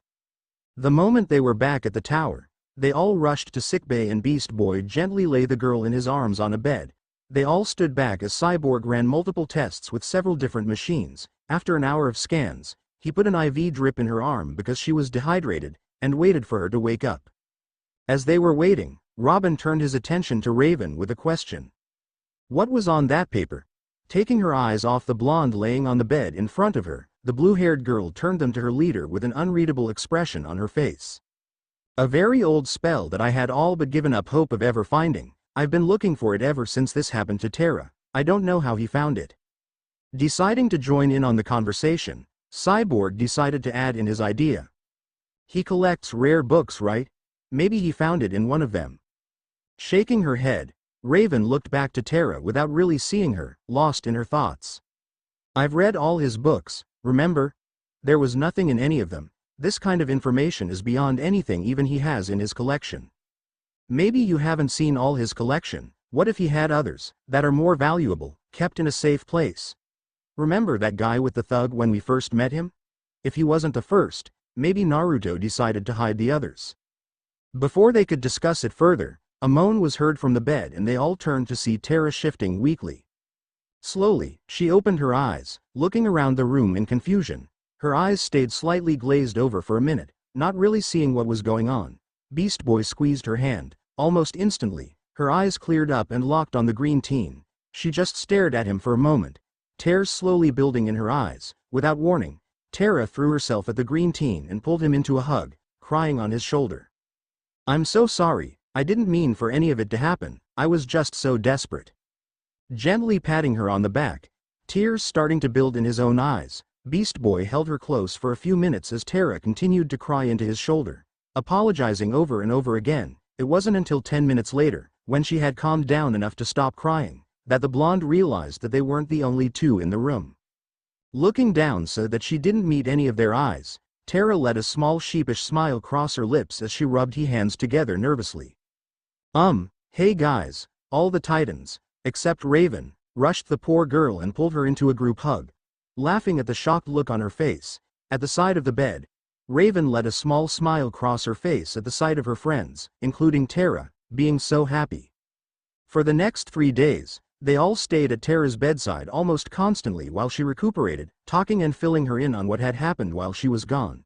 Luckily, nothing bad happened in the city during those 3 days to call them away, which meant they didn't have to leave her alone in the tower. On the 3rd day, Terra was able to get out of the bed, though she did need Beast Boy to help her walk seeing, and they moved to the common room. They sat around the girl as she told them what it was like being turned into stone. It was terrible. I couldn't see or hear anything, even though I could feel my body. No matter how hard I tried, I couldn't move an inch. It was like I was floating in some kind of abyss, and, after a while, I started to lose track of time. Minutes blended into hours, and hours into days. That was when I started screaming.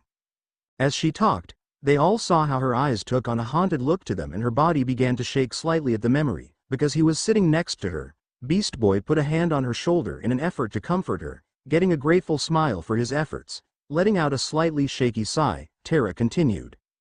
I don't know how long I was screaming, and I know no one could hear me. I didn't need to sleep and, because it was in my head.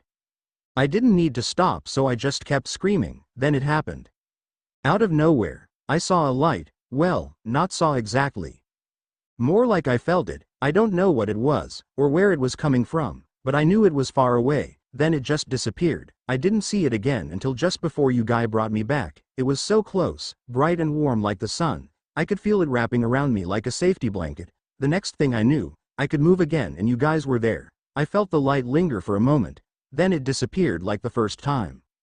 They all shared a confused look for a moment, trying to think of what she could have been talking about, not understanding what the light she was talking about could have been. They were all slightly shocked when Beast Boy spoke.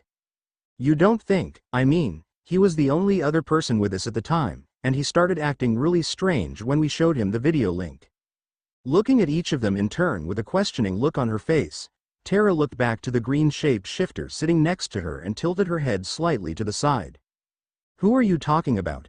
Deciding to answer her question, Robin leaned forward in his seat with a contemplative look on his masked face. Naruto, Raven's boyfriend. He is not my boyfriend. Was with us when we changed you back. It was actually him that gave us the spell Raven used to free you. He came to the tower a few weeks before and, after he asked about you when he saw the photo on the table. We showed him a live video link we set up in the cave so we could keep an eye on you. After that he started acting weird and left. None of us saw him for 2 weeks. Then, out of nowhere, he showed up at the door in the middle of the night looking like he hadn't slept in days. Told us not to ask any questions and gave Raven a sheet of paper with the spell on it. We came straight to the cave. He was with us, but, just as we were leaving, we noticed he was nowhere to be seen. Shrugging her shoulders slightly, Terra just smiled to herself for a moment before looking up at the group again. I guess I owe him my thanks. Her eyes on the floor, Raven thought for a moment before looking back up to the blonde girl, startling Terra slightly at the intense look being directed at her. What did it feel like? The light, I mean, you said it was like the sun, but what else? Closing her eye in thought, Terra frowned slightly at the memory. I don't know how to explain it. Like I said, it was comforting, but that was what was being directed at me. Like it was trying to make me feel better. It was so powerful, like nature itself was concentrated into one spot. I could feel it spreading warmth throughout my body, but, when I felt it in the cave, when it was so close. Trailing off, the teens started to panic when the Earth user started to cry. It was so lonely, so sad. I think it was comforting me without realizing it, because he couldn't stand the idea of something else feeling anywhere close to how it felt. It held so much pain. I don't understand. How could something so sad and in so much pain feel so good to be around? When you freed me, I wasn't screaming because of being trapped. I was screaming for the light, for its pain. Pulling the girl into another hug as she cried into his shoulder yet again, Beast Boy looked to his friends with an even more confused look than before Terra's description. That don't sound anything like Naruto, he always acts so happy whenever we see him. Frowning, Robin let out a sigh of frustration. Running a hand over his face and shaking his head slightly, he didn't say anything for a few minutes, lost in his thoughts as the others waited to hear what he thought. Nodding his head to himself, the boy wonder stood up from his seat and looked to Raven and held out his hand. The only one that can make any sense of any of this is Naruto. It's Monday, so he wouldn't open the store. Do you have his number? Hesitating for a moment, Raven nodded her head and passed her mobile to her brightly dressed friend after bringing up the blonde's number. XXX Naruto was sitting at his usual table in the tea shop. With a book in his hand and a cup of his favorite green tea on the table in front of him, after he had seen the girl was fine, and the Titans were taking care of her, the blonde had discreetly left the cave before flashing back to his home and falling to sleep in his bed. He may be able to function without much sleep, but it still took a lot out of him. The next day, he woke up at his normal time, did his morning workout, got dressed and continued his day like he would any other. To be honest, he had thought the Titans would be at his shop with 100 questions. Robin, he knew, would definitely be coming sooner or later with Raven only a few steps behind, but they never came. After 3 days had passed, there had been no sign of them, including Raven. He assumed they were with the girl, Terra, if he remembered her name correctly, and were waiting to make sure she wouldn't suffer any side effects. That was fine by him. The longer they waited, the longer he had before he would have to answer their questions, not that he would anyway if he didn't want to. He had just finished his tea when he felt his pocket vibrating. He pulled out his phone, taking a look at the caller ID. Naruto let out a resigned sigh before answering. Naruto here, it's Robin, I need you to come to Titan Tower. He wasn't surprised that it wasn't Raven, even if it was her phone used to call him. I'll be there in 10, don't get your tights in a bunch, traffic lights and. My name's not TR. Before he could finish, Naruto hung up his phone and made his way down the street, back to his shop to pick up his get well present for the girl. XXX exactly 10 minutes later, Naruto knocked on the door and stood waiting for someone to come and let him in. Within 5 minutes, the door was opened by a serious-faced Robin. After a nod to each other, they made their way to the common room in silence. When they entered the room, the blonde ex-ninja was met with happy faces, which threw him a little. His eyes were drawn to the blonde girl sitting on the couch, who he could see was staring at him with her mouth slightly open and her eyes wide. He had to admit, she was pretty in a little sister kind of way, and her eyes seemed so innocent she reminded him of a baby rabbit. The thing that worried him was that, despite the baggy hospital gown she was wearing, he could easily see she was severely malnourished and her skin was a little too pale to be considered healthy. He could hear gluttony in the back of his mind, telling him to give her something to eat before she collapsed, but did his best to ignore it. Turning his attention to Raven as she made her way over to stand next to him, the blonde gave her a charming smile and tipped his hat to her. It was while he did this that the gray-skinned girl punched him in the stomach. Letting out an oof noise, Naruto quickly recovered and sent a pouting look towards the girl, who just raised her eyebrow at him before turning away and walking away to sit on the armchair. What did I do this time, Raven-chan? You ran off the night we went to free Terra. I just thought I'd give you all your space. After all, she's your friend. Seeing that she was refusing to meet his eye, Naruto let out a sigh before turning to the blonde girl that was still staring at him. It's nice to meet you, Terra-san. I hope you aren't having too many problems with readjusting. For a moment, the only response he got was the girl blinking at him with her large doe-like eyes before she seemed to pull herself together. Wah, oh yeah, I'm great. So, you're the Naruto I've been hearing so much about?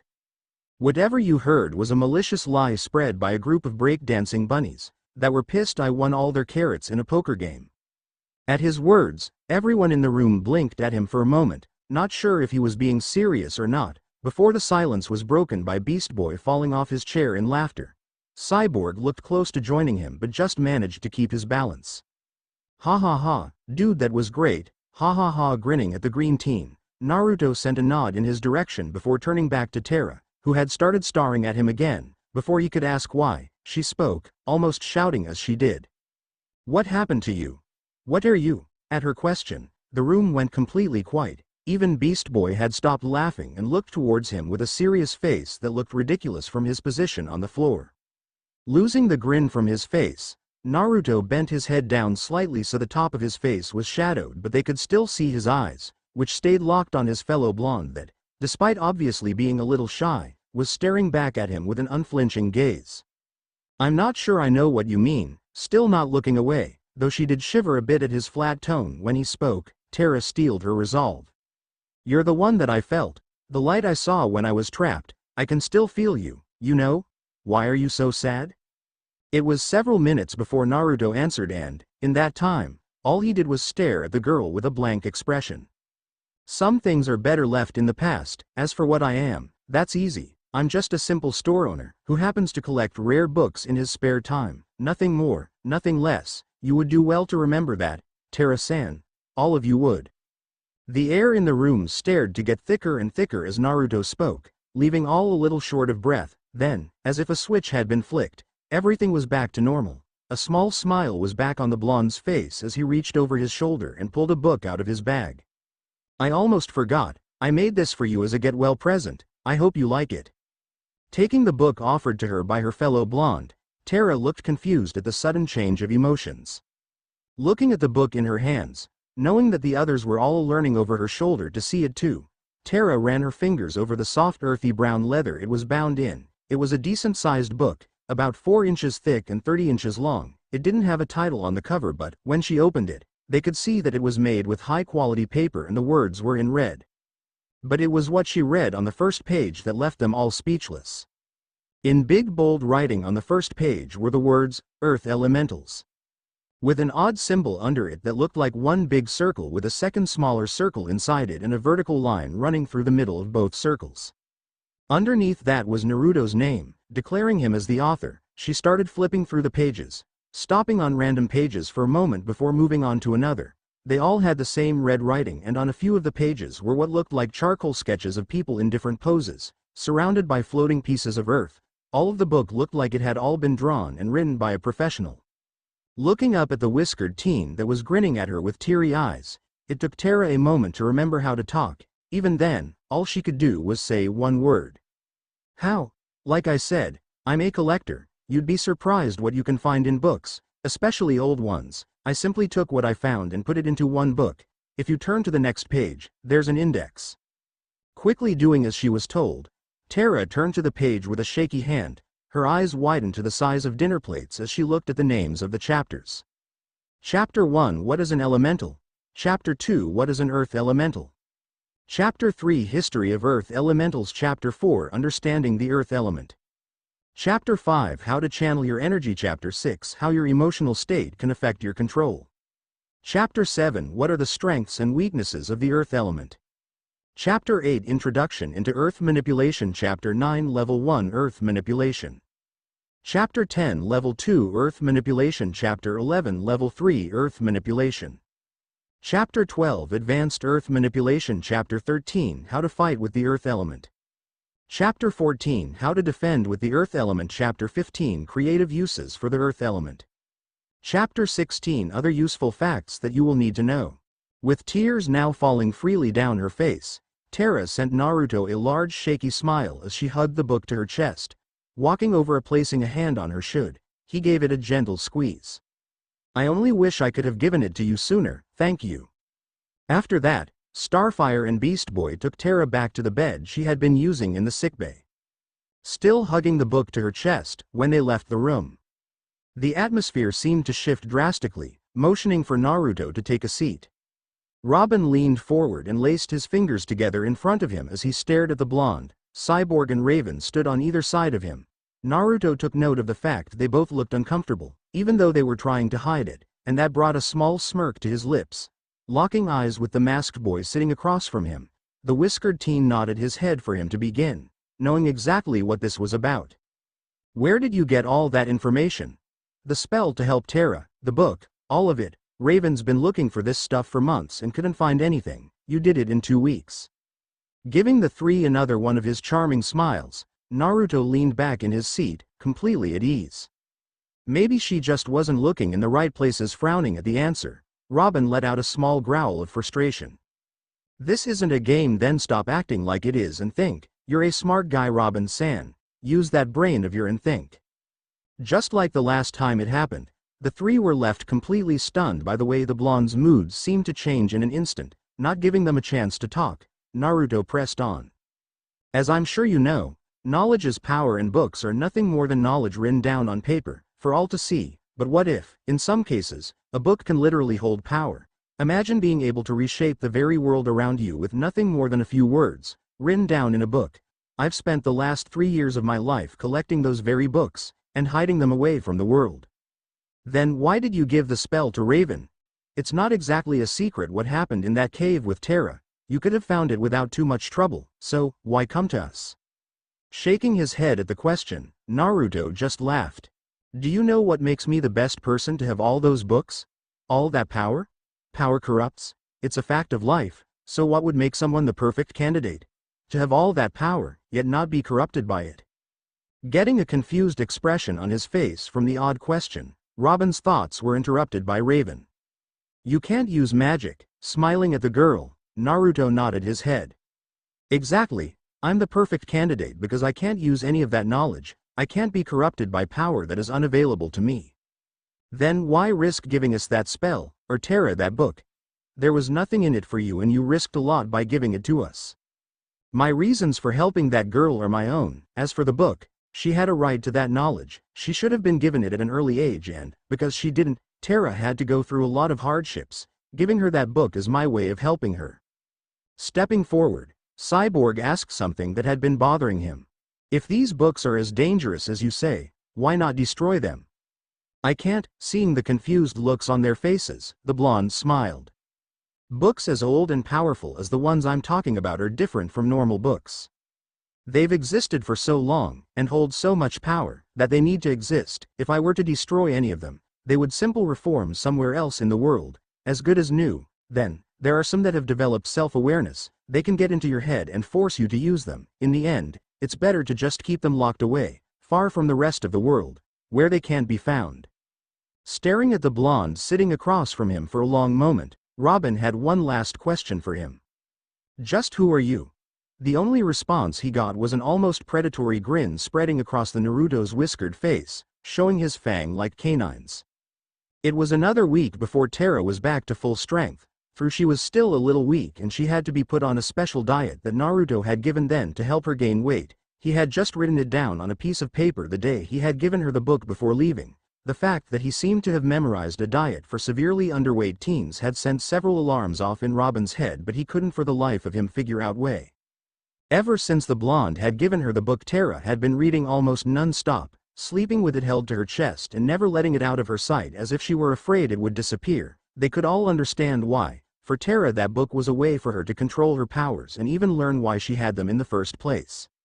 She had spent years wandering around deserts trying to figure out how to control her abilities, staying as far away from civilization as possible in fear of hurting people, but with the book that would all change. The information Naruto had found not only explained how to control it, but also the best ways to use it. Unfortunately, she hadn't started training yet, Naruto having told her to wait until her body was healthy enough to handle the strain or she might end up back in a hospital bed. But not even having to wait could not put a damper on Terra's spirit, and she had agreed without much complaint. Ever since Robin had called him the week before, Naruto had made a habit of stopping by whenever he had time to spare. As long as the Titans weren't off fighting crime, he would spend a few hours talking to Raven, normally in the privacy of her room, before hanging out in the common room with the rest of them. It had been driving both Robin and Cyborg mad trying to figure out how he was able to get to the island that Titan Tower had been built on without ever being picked up by their security systems. At first it had been a bit of a blow to the mechanical teen's pride that the blonde seemed to be able to get past anything he set up, but after a while he started to think of it as a challenge instead. Unfortunately, all it did to Robin was prove he was hiding more than he had told them, and to the masked teen that was dangerous. Naruto was an unknown element. Something unplanned and unprepared for that he had next to no knowledge about. To him something like that was scary. It scared him that there was an unknown hanging around him and his friends. XXX as he sat at his desk, the glow from his computer screen being the only source of light in the otherwise dark room.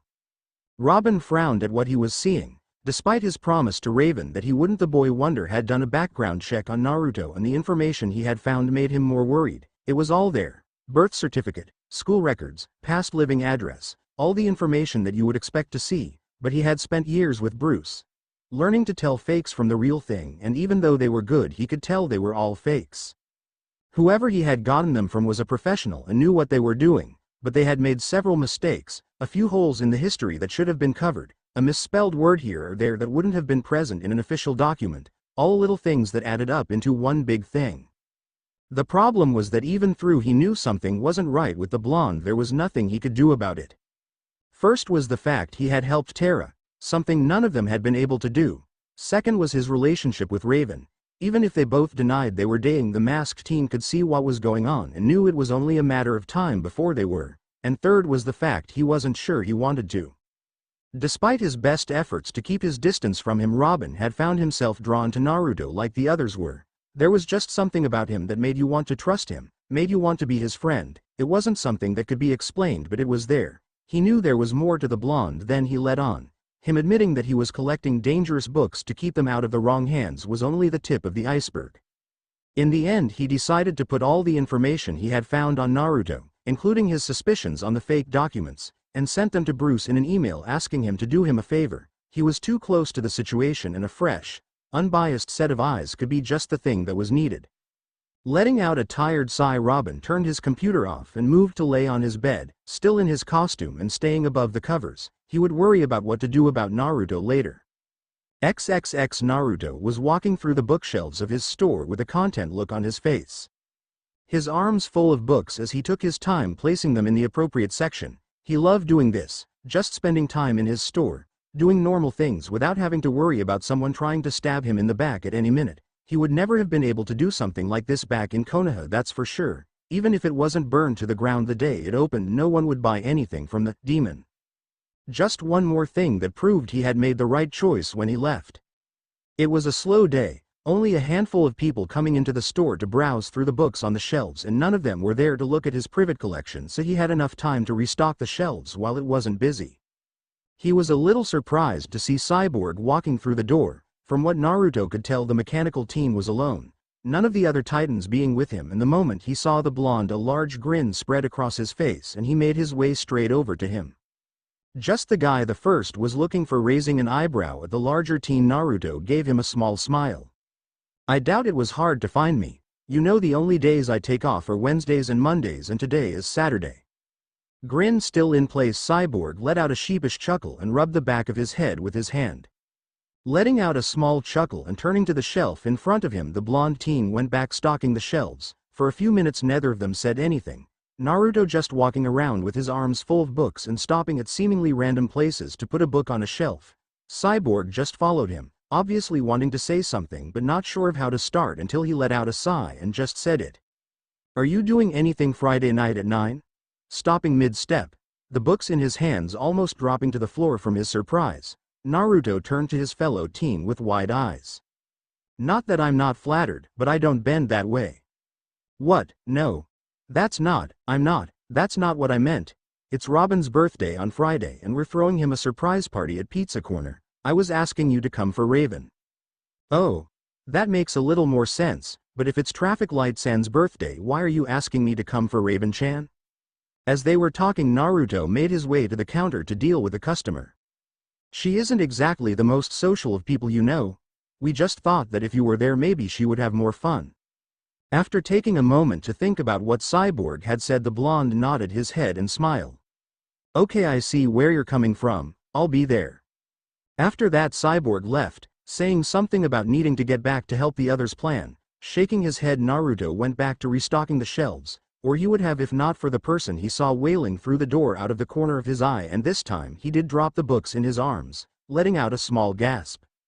The boy that was standing in the open doorway had short red hair, pale skin that was so white it looked unhealthy, and stood with his back straight and his arms crossed over his chest. He was wearing a thick brown leather coat that ended just above his knees, dark blue jeans that looked a little too worn and had the bottoms tucked into a pair of bulky brown boots. He had on a pair of brown leather fingerless and a burgundy scarf wrapped around his neck and a pair of black tinted goggles on his forehead.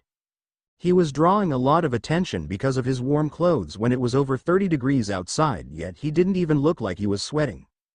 But the two things that stood out the most were the dark rings around his eyes and the scar on the left side of his forehead in the shape of the kanji for love. Gaara. His red-haired friend just stared at him with a blank expression, though he could see the way the corner of his lips twitched slightly. After he got over his initial, Naruto quickly made his way around the store, apologizing to the few people that were still looking around and saying that he had to close early for the day. When it was only the two of them, Naruto locked the door and without a word led Gaara to his fake home behind the store. When they walked into the living room, Gaara moved straight to the couch and sat down, watching as Naruto started to pace the room in front of him with a serious look on his face. "You shouldn't be here. How is it possible that you're here?" Raising a non-existent eyebrow, the red-headed Sand Nin locked eyes with his friend. "I was hoping you would be able to tell me that. 3 years ago I was sent to deliver a scroll to Konaha. While I was walking through the forest I sensed a group of chakra signatures and decided to investigate, and when I arrived to at the point they had stopped, I had just enough time to see you and a group of other leaf nin before I blacked out. I woke up in a desert not far away from this city, and I've spent the last 3 years trying to find you. Now that I found you, I'm not surprised it took me so long. A bookstore is the last place I would have expected." Taking a moment to digest what he was told and choosing to ignore the comment at the end, Naruto let out a breath and sat next to Gaara, slouching down and running a hand over his face, and told his friend what had led to him being chased by Leaf Nin, though he did leave out certain details like his voices. "I'm so sorry, Gaara. It was only supposed to take me to the Toad Mountain, but I made a mistake. I can't even send you back even if I did know how. Summons don't work here for some reason." They sat in silence for several minutes, Naruto not looking at the redhead and Gaara just staring at the blonde with his usual blank expression. After a while, Gaara placed his hand on Naruto's shoulder and let a small smile cross his lips. "I don't blame you. If anything, I should be thanking you. The only people in the elemental nations that would miss me are Tamari and Konkuro. Without me dragging them down, they will be much happier. My village would never have accepted me after all the blood stained on my hands, and this new world is like a second chance for both of us." Giving his friend a sad smile, Naruto nodded his head before getting a curious look on his face. "If you've been looking for me for the last 3 years, how have you survived? From your clothes I assume you at least know the long." Looking down at himself for a moment, Gaara let another small smile spread across his face. "Indeed, I learned from several books, and after that found someone that could make the necessary documents that needed in this world. I stole these clothes and have been living in the desert. I was only able to find you because I saw you with that group walking into a cave and I followed you here. I was waiting to make sure it was you before I approached." Nodding his head again, at least that explained why Gaara was wearing all the think clothes. It could get quite cold in the desert at night. He could also tell that the redhead didn't spend as much time around people as he himself did from the think accent he had when speaking English. "Well, we can't have that. You can stay with me from now on. It's better than living in the desert, and I could use the company." Standing up and looking around the room, Gaara looked back at Naruto. "It's a little small for two," patting the redhead on the back with a large smile on his face.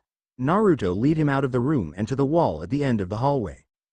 XXX. When Thursday came around, Raven and the other Titans were getting worried. The last time any of them had seen Naruto was when Cyborg had invited him to Robin's birthday party. They had all gotten used to his presence, and the fact he hadn't been seen for a few days was getting to them all, especially considering what had happened the last time he had gone off the radar. It was for this reason that found Raven, Starfire, Beast Boy and Terra walking into the blonde teen's store, expecting to find him walking around with his arms full of books and a smile on his face. What they weren't expecting was for a strange redhead in a thick leather coat that didn't look right on someone for this time of year. He had his back turned to them at first, but turned to look the moment he bell above the door was heard, showing them his dark ringed eyes and scar on his forehead and the books in his arms. He didn't have any expression on his face as he stared at them, just stood waiting for them to talk. Stepping forward with a confused look on her face, Raven took a moment to look at him more carefully, particularly the scar. Sorry, but is Naruto in?" He just kept staring at them for a moment, his eyes shifting from one to the next with cold, calculating eyes, and they were a little surprised when he didn't even bat an eye at Beast Boy. When he was done sizing them up, the redhead had nodded and gestured with his head for them to follow him to the balcony without actually saying anything. He led them to the back of the balcony to the table Raven would normally sit at when reading one of Naruto's books, to find said blonde sat with his nose in a book that looked just as old as the others in his collection. He was wearing a pair of rubber gloves, and set in the table next to him were several bottles of foul-smelling chemicals, paint brushes and what looked like a sewing kit. He had his back turned to them as they approached, but as soon as they were in earshot he turned to look at them and smiled. nodded to the red-headed teen leading them and turned back to the book. Good to see you, guy. I see you've met Gaara. Casting a look towards the strange boy out of the corner of her eye, Raven moved to stand right behind the blonde with the others not a step behind her. We came to check on you. The last time you disappeared for a few days, you turned up at the tower in the middle of the night looking like you had been in a hole for 2 weeks and dug your way out. Nodding his head absent-mindedly without stopping in his work, Naruto looked at the gray-skinned girl out of the corner of his eye. Sorry to worry you, I've been a little busy what with Gaara and this book. I haven't had time to visit. Looking to the now identified Gaara with a confused expression on his green face, Beast Boy walked over to stand next to the boy and smiled. It's nice to meet you, Gaara. That's a strange name. It means a demon that only loves himself. It was the name my mother gave me moments before she died. They all looked at the boy with shocked expressions on their faces at the way he just said that without showing any emotion at all, like it was an automatic response that he was so used to giving he didn't even care who he told anymore. Putting down the brush in high hand and letting out a sigh, Naruto turned to look at Gaara with an exasperated look. Gaara, we've been over this. You don't need to tell people something just because they ask. After thinking for a moment, the red-headed teen nodded his head and turned back to the others. I apologize if I have made you uncomfortable. After he said that, the red-headed teen turned and walked back down the stairs without even waiting for an answer, causing Naruto to let out another sigh. Sorry about him. He doesn't mean to be rude. Gaara's not had the happiest of lives and doesn't spend much time around people. Nodding their heads in understanding, Beast Boy moved to stand next to Naruto with a slightly confused look on his face as he looked back in the direction that Gaara had gone.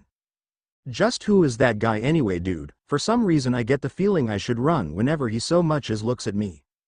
Gaara's an old friend. Turns out he's lived in the area for just as long as I have, but we never ran into each other until the other day. I invited him to stay with me and I'm paying him to help out in the store. Floating over so that she was hovering in the air just on the other side of the balcony, Starfire looked down at the red-headed teen with large innocent eyes as he went from one shelf to the next just like Naruto always would, Beast Boy and Terra joining the alien princess in her observation. Shaking her head at the three, Raven turned back to Naruto, who had returned his attention to the book in front of him while she hadn't been looking, and took the empty seat next to him. So how much did you pay for this one? Without looking up from his work, the blonde teen smiled. I didn't, I'm repairing it for a contact of mine. I scratched their back and all that crap. They asked me to see what I could do. When I'm finished it should be somewhere in the price range of 13 to 15,000. I didn't know you repaired books as well as collect them. What, you think I'd tell you everything about me straight away? If I did that, how could I keep a cute girl like yourself interested? A little mystery does wonders for a relationship. It took several minutes for the gray-skinned teen to recover from her blush, and when she did, her eyes fell on the book. The pages really did look worn, with the ink fading and several rips in random places. She just sat and watched as Naruto worked, using the different equipment set on the table with practiced ease. It was while she watched him that Raven heard the front door being banged open, followed by loud footsteps and a familiar voice shouting to be led to the blonde idiot. Moments later, Gaara led a red-faced Mr. Gold along with 5 thugs up the stairs, his face as expressionless as even through one of the men was holding a gun to the back of his head. The moment they saw Raven and her friends, the other men pulled out their own guns and aimed them at each of them, while Mr. Gold walked to Naruto, who had barely spared the man and his thugs a glance, pulled out his own gun and slammed it into the back of the blonde's head. Get my fucking books now. If you don't, I'll have my men kill all the people here. I've had enough games. Looking at each of the thugs one after the other, Raven found her eyes locked with her green-skinned friend, and after casting one last look around, shook her head just enough for him to see. With this many guns pointed at different people, she would need to speak in order to cast the spell she needed, and if she tried they would probably shoot before she could finish, or one of the guns would go off by accident. Standing slowly while rubbing the back of his head where the now smirking man had hit him with his gun, Naruto took a moment to look at all the people in the room before his eye landed on Gaara. You mind? Not at all. Everyone looked at the two boys for a moment with confusion clear on their faces, but before anyone could ask what they were talking about, the red-headed teen in the thick leather coat uncrossed his arms and let them hang loosely at his side. For a moment nothing happened except the thug holding Gaara at gunpoint shifting his stance and held it with both hands. Then without warning, sand exploded out of his sleeves and the bottom of his coat, spreading out across the whole room, and left them all blind for a moment until it settled. When they could all see again, Raven, Beast Boy, Starfire and Terra were left speechless. Floating in the air above their head upside down were the 5 thugs and Mr. Gold trapped in cocoons of sand, their faces slowly turning red from the blood rushing to their heads. They all had sand covering their mouths so that they couldn't make a sound, but they could all see from the wide bloodshot eyes that they were screaming inside. Walking over to stand next to the red-headed teen, Naruto patted him on the shoulder with a smile before nodding his head towards the door, and without a word Gaara slowly made his way to the front door and used his sand to throw the 6 men out onto the street before making his way back to the still stunned group. Terra was the first to break out of her shock and quickly ran up to Gaara, who had just finished collecting his sand back into his coat, with a wide grin and stars in her eyes. "You're an earth elemental too? This is so great, we have so much to talk about. How did you control the sand? I can't do that. Is it like a more advanced control thing?" All she got in reply was a blank stare.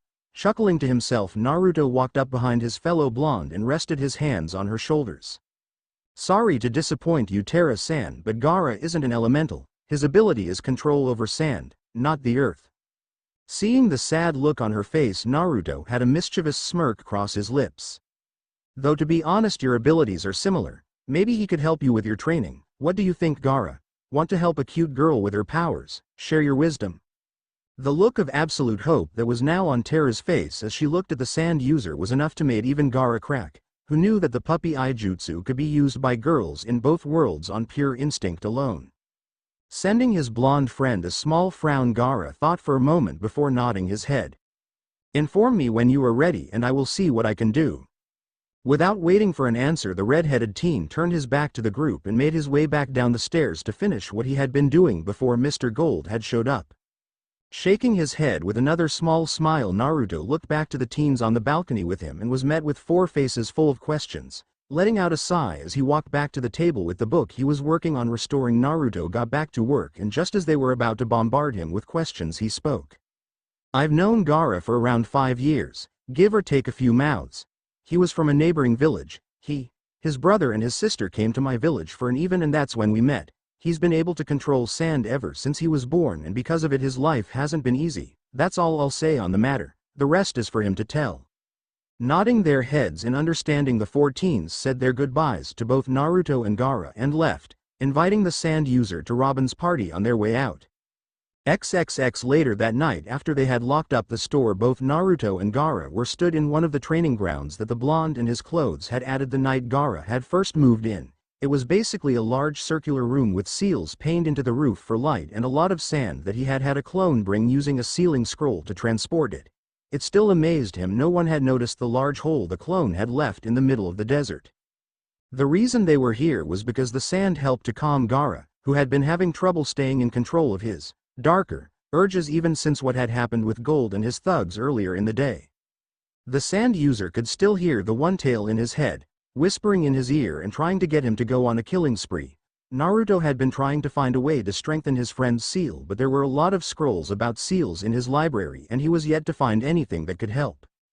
The blonde teen watched from the side of the room as Gaara sat with his legs crossed in the center, arms crossed over his chest and eyes closed as he made the sand spin around him so it looked like he was in the middle of a sandstorm with long tendrils flailing around outside the cyclone in seemingly random patterns. After he had done this for an hour straight, Gaara let the sand settle and slowly stood, wiping off grains of sand, and walked over to lean against the wall next to his friend. "Have your clones finished the room yet? About half an hour ago? You realize that if you're wrong about this it could be a disaster?" Smiling to his friend with the brim of his hat covering his eyes, Naruto moved to the door without answering him. Gaara following a moment later, he led the red-headed sand user to the corridor that had the bedrooms and stopped at one that stood out from the rest. Instead of an oak door like the others that lined the walls, it was made out of thick steel, with large blots around the edges, and 5 different locks could only be undone from the outside. When he opened the door, it was to reveal a normal-looking room with a large king-sized bed, dresser and a desk. The walls, ceiling and floor were covered in seals that to Gaara meant nothing. Turning to look at the blonde stood next to the door, Naruto saw the real emotion that was being shown on his face. Fear. He might not have found a way to fix the seal on Gaara's stomach yet, but he had found a way to let him sleep. At least he hoped he did. The seals were designed to absorb the Shukaku's demonic chakra if it reached a certain level and would purify it into nature chakra. The theory was that when Shukaku tried to flood Gaara's coils with its tainted chakra to gain control, the seals would suck it out fast enough to stop it from gaining control. They were lucky the one-tails was the weakest of the tailed beasts, because Naruto wouldn't have been able to do something like this for anything above the 3 tails, and that was a stretch. The reason Gaara was scared was because if he was only slightly off with his calculations, then Shukaku would be released, and with them being in such a large city, 1,000 could die. Giving the teen one last smile, Naruto closed the door. XXX. The next morning, Naruto was stood outside the steel door with a satisfied expression on his face as he took note of the undamaged door. Letting out a sigh of relief, he took a step towards the door and knocked 3 times. After waiting for 2 minutes, he got a reply in the form of 3 knocks. Smiling to himself, Naruto quickly unlocked all the doors and swung it open to find Gaara actually smiling at him. It was surprising just how much difference one night of sleep made. His skin looked a few shades healthier with a bit of color in his cheeks. The rings around his eyes had faded slightly and his face looked less stiff. The fact that he was openly smiling at him surprised Naruto. "I take it you slept well?" "Indeed good." Without another word, Naruto made his way to the kitchen to make them both breakfast, the smile on his face never leaving his lips. XXX. That night, Naruto and Gaara were making their way down the street to the pizza corner. The sun was just starting to get low in the sky, and they could already hear the music from the party echoing around the almost empty streets. Naruto was dressed in a long-sleeved red t-shirt with a white shirt over the top left unbuttoned, dark blue jeans, and his usual fingerless gloves and bucket hat. Under his left arm was a tube-shaped object wrapped in green paper with the words, "Happy Birthday," printed all over it, and in his other hand was a box that stretched to about 7 feet long but only a few inches wide, wrapped in the same paper. Despite Naruto's best efforts to change his mind, Gaara had refused to change, not feeling comfortable without the thick leather coat he used to hide his sand, and had decided to go to the party in his normal clothes. Thinking back to the red-headed teen's reaction when he had explained what a party was brought a smile to Naruto's face, his friend never having heard of a party before and shocked that someone would actually invite him to one. As they turned a corner, the pizza corner that Cyborg had told him about came into view. A quaint 2-story building with a small balcony on the 2nd floor and a patio with several tables set up on the outside. They could see all the other teens that had been invited to the party, along with what Naruto was sure were a few that weren't, through the windows, and could see most of them were dancing to the loud music. They had no trouble getting in, though they did have a little problem getting through the crowd, and started to look for any sign of the Titans in the mass of moving bodies. Gaara had been drawing a lot of attention because his odd shows of clothing, but nobody really cared, having too much fun to worry about one strange boy. Between the loud music, flashing multicolored lights, and dancing teens all around them, it took the 2X ninja half an hour before they were able to find Cyborg, and they were only able to find him because of his size and the fact he had burped louder than the music. "Hey Tin-san, I see you're enjoying yourself." "Naruto, hey man, how you been? Not seen you for a while." "Not bad. Let me introduce my friend, Cyborg-san." Gaara, Cyborg-san. "So you're the one Terra wouldn't stop talking about. Nice to meet you." The only reply he got was a small nod. After the introductions were finished, the mechanical teen led the two up the stairs to the 2nd floor, where it was a lot less crowded. Unlike the downstairs where all the teens had been dancing, the room on the 2nd floor had tables set around the edge for people to sit and talk. They could still hear the music from the lower floor, and a few people were dancing, but nowhere near as many, though Naruto did see starfire floating above the heads of people, twirling around with a large smile on her face. They found Robin sat at a table with Raven and Terra not far from the balcony, a pile of presents stacked on the table. Naruto was trying not to laugh. Robin was wearing a smart black suit with a white shirt and bow tie, and his mask. He wore his mask to his birthday party. "Traffic Light-san, happy birthday. My name's not Traffic Light." Smiling to himself at getting a reaction out of the boy, Naruto slid into the seat next to Raven and put his arm around her shoulders, his smile turning into a grin when he saw the red spreading across her gray skin, at least until she punched him in the ribs, winding the blonde and forcing him to pull his arm away.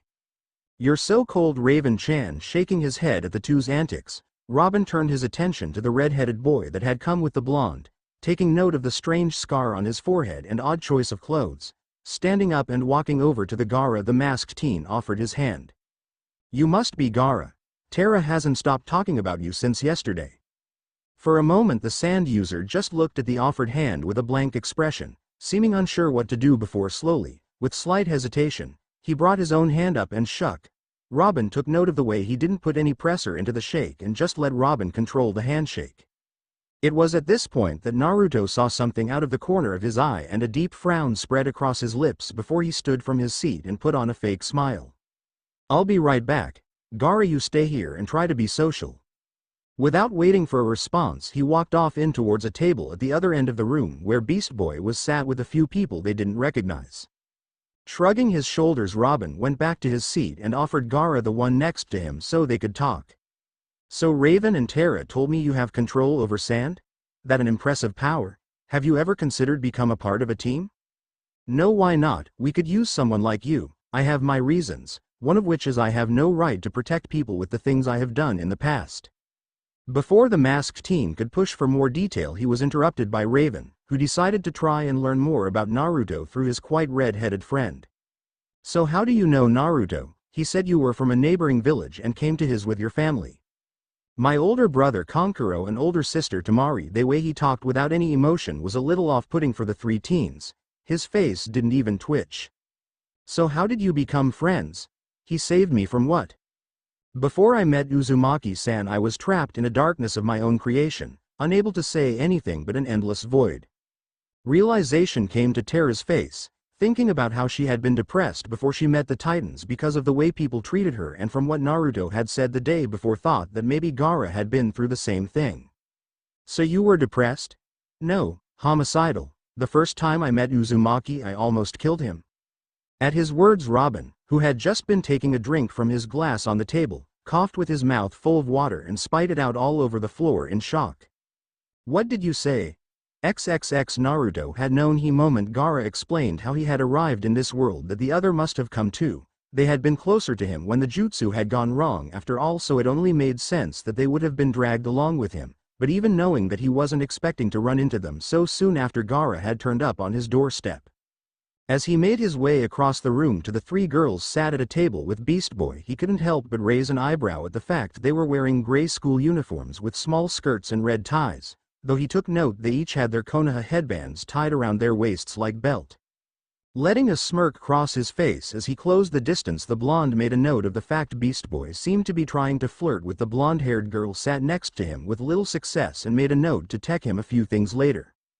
Next to her was a girl with bright pink hair and green eye that was looking at the green teen with slight amusement in her eyes mixed with an odd nostalgia, and sat on the end was a girl with a shy look on her face and dark blue, almost black hair and eyes that looked milky white. In other words, Ino Yamanaka, Sakura Haruno and Hinata Hyuga, three of the last people he wanted to see. Deciding to just get it over with, he sat down next to Hinata, his hat casting a shadow over his eyes slightly and a large grin on his face. The moment their eyes fell on him, they all let out a gasp and every muscle in their bodies tensed in preparation to fight if the need should arise. "Well, look what the cat dragged in. I must admit I didn't expect to see you three again anytime soon, or at all for that matter." Getting a confused look on his face from the blonde's words and the reaction the girls seemed to have to him, Beast Boy looked from the still smirking Naruto to the tense girls. The girl with the pink hair, Sakura if he remembered right, had actually stopped her hand halfway to her mouth with a glass in her hand. "Oh hey Naruto, you guys know each other or something?" "You could say that. Hey Beast-san, why don't you go and find Cyborg-san? I think he said something about a burping contest downstairs. I need to talk to these three for a while." Casting one last look at the three girls, the green teen gave a hesitant nod and got up from his seat. "Yay, sure thing man, I'll see you later." The moment Beast Boy was out of earshot, Naruto let out a sigh. Poor guy, he's been a bit depressed since Terra-san told him she only thinks of him as a friend. I need to remember to give him a few tips on how to talk to girls. Reminds me of how I used to act. Turning his attention back to the three girls sat at the table and noticing they were still stiff, he took note of the dark blush on Hinata's face, and let out a small chuckle. "Relax.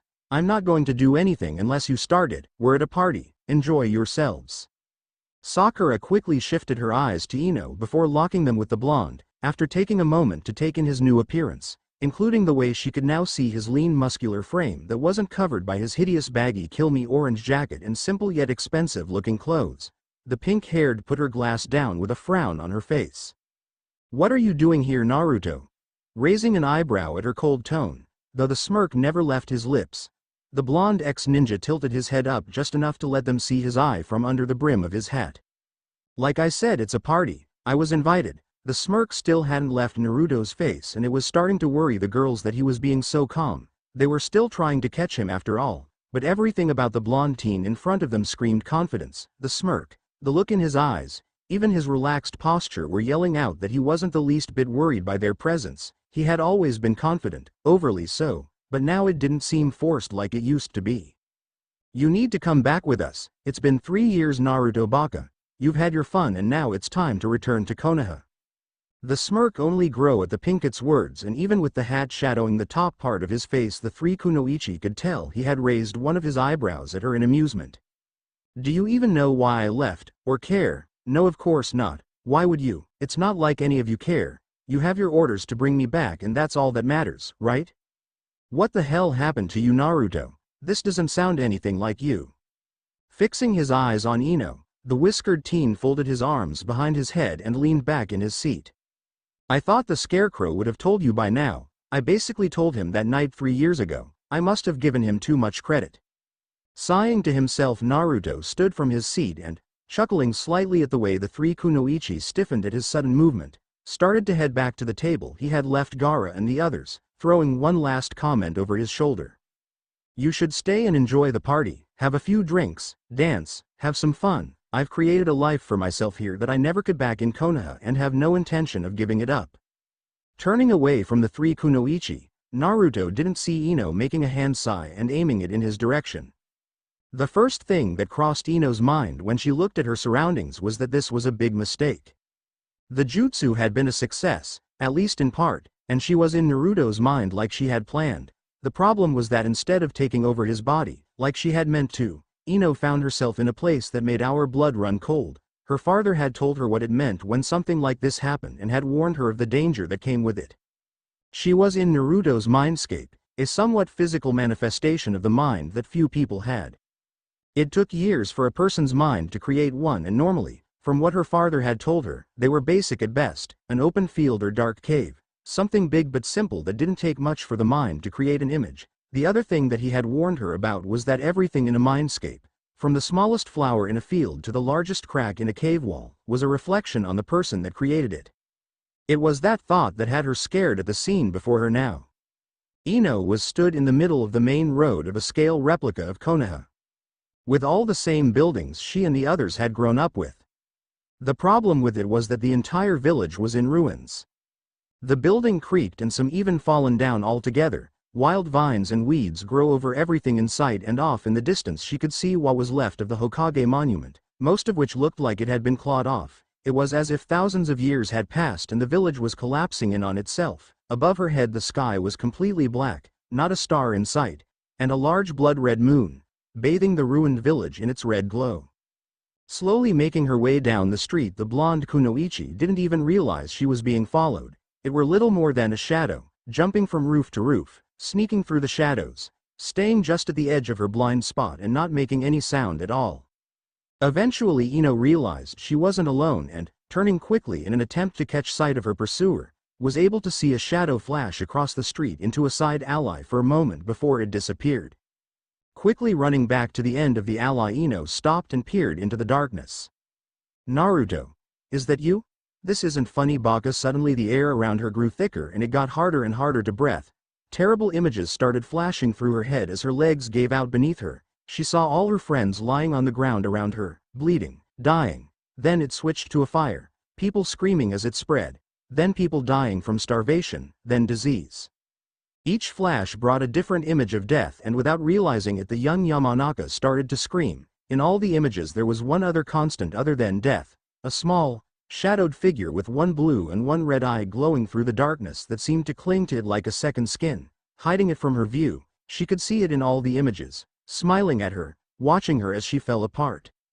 From the darkness of the alley a figure could be seen walking slowly, making its way towards the downed form of Ino, who was now curled up on the ground in the fetal position, staring into space and muttering quietly to herself.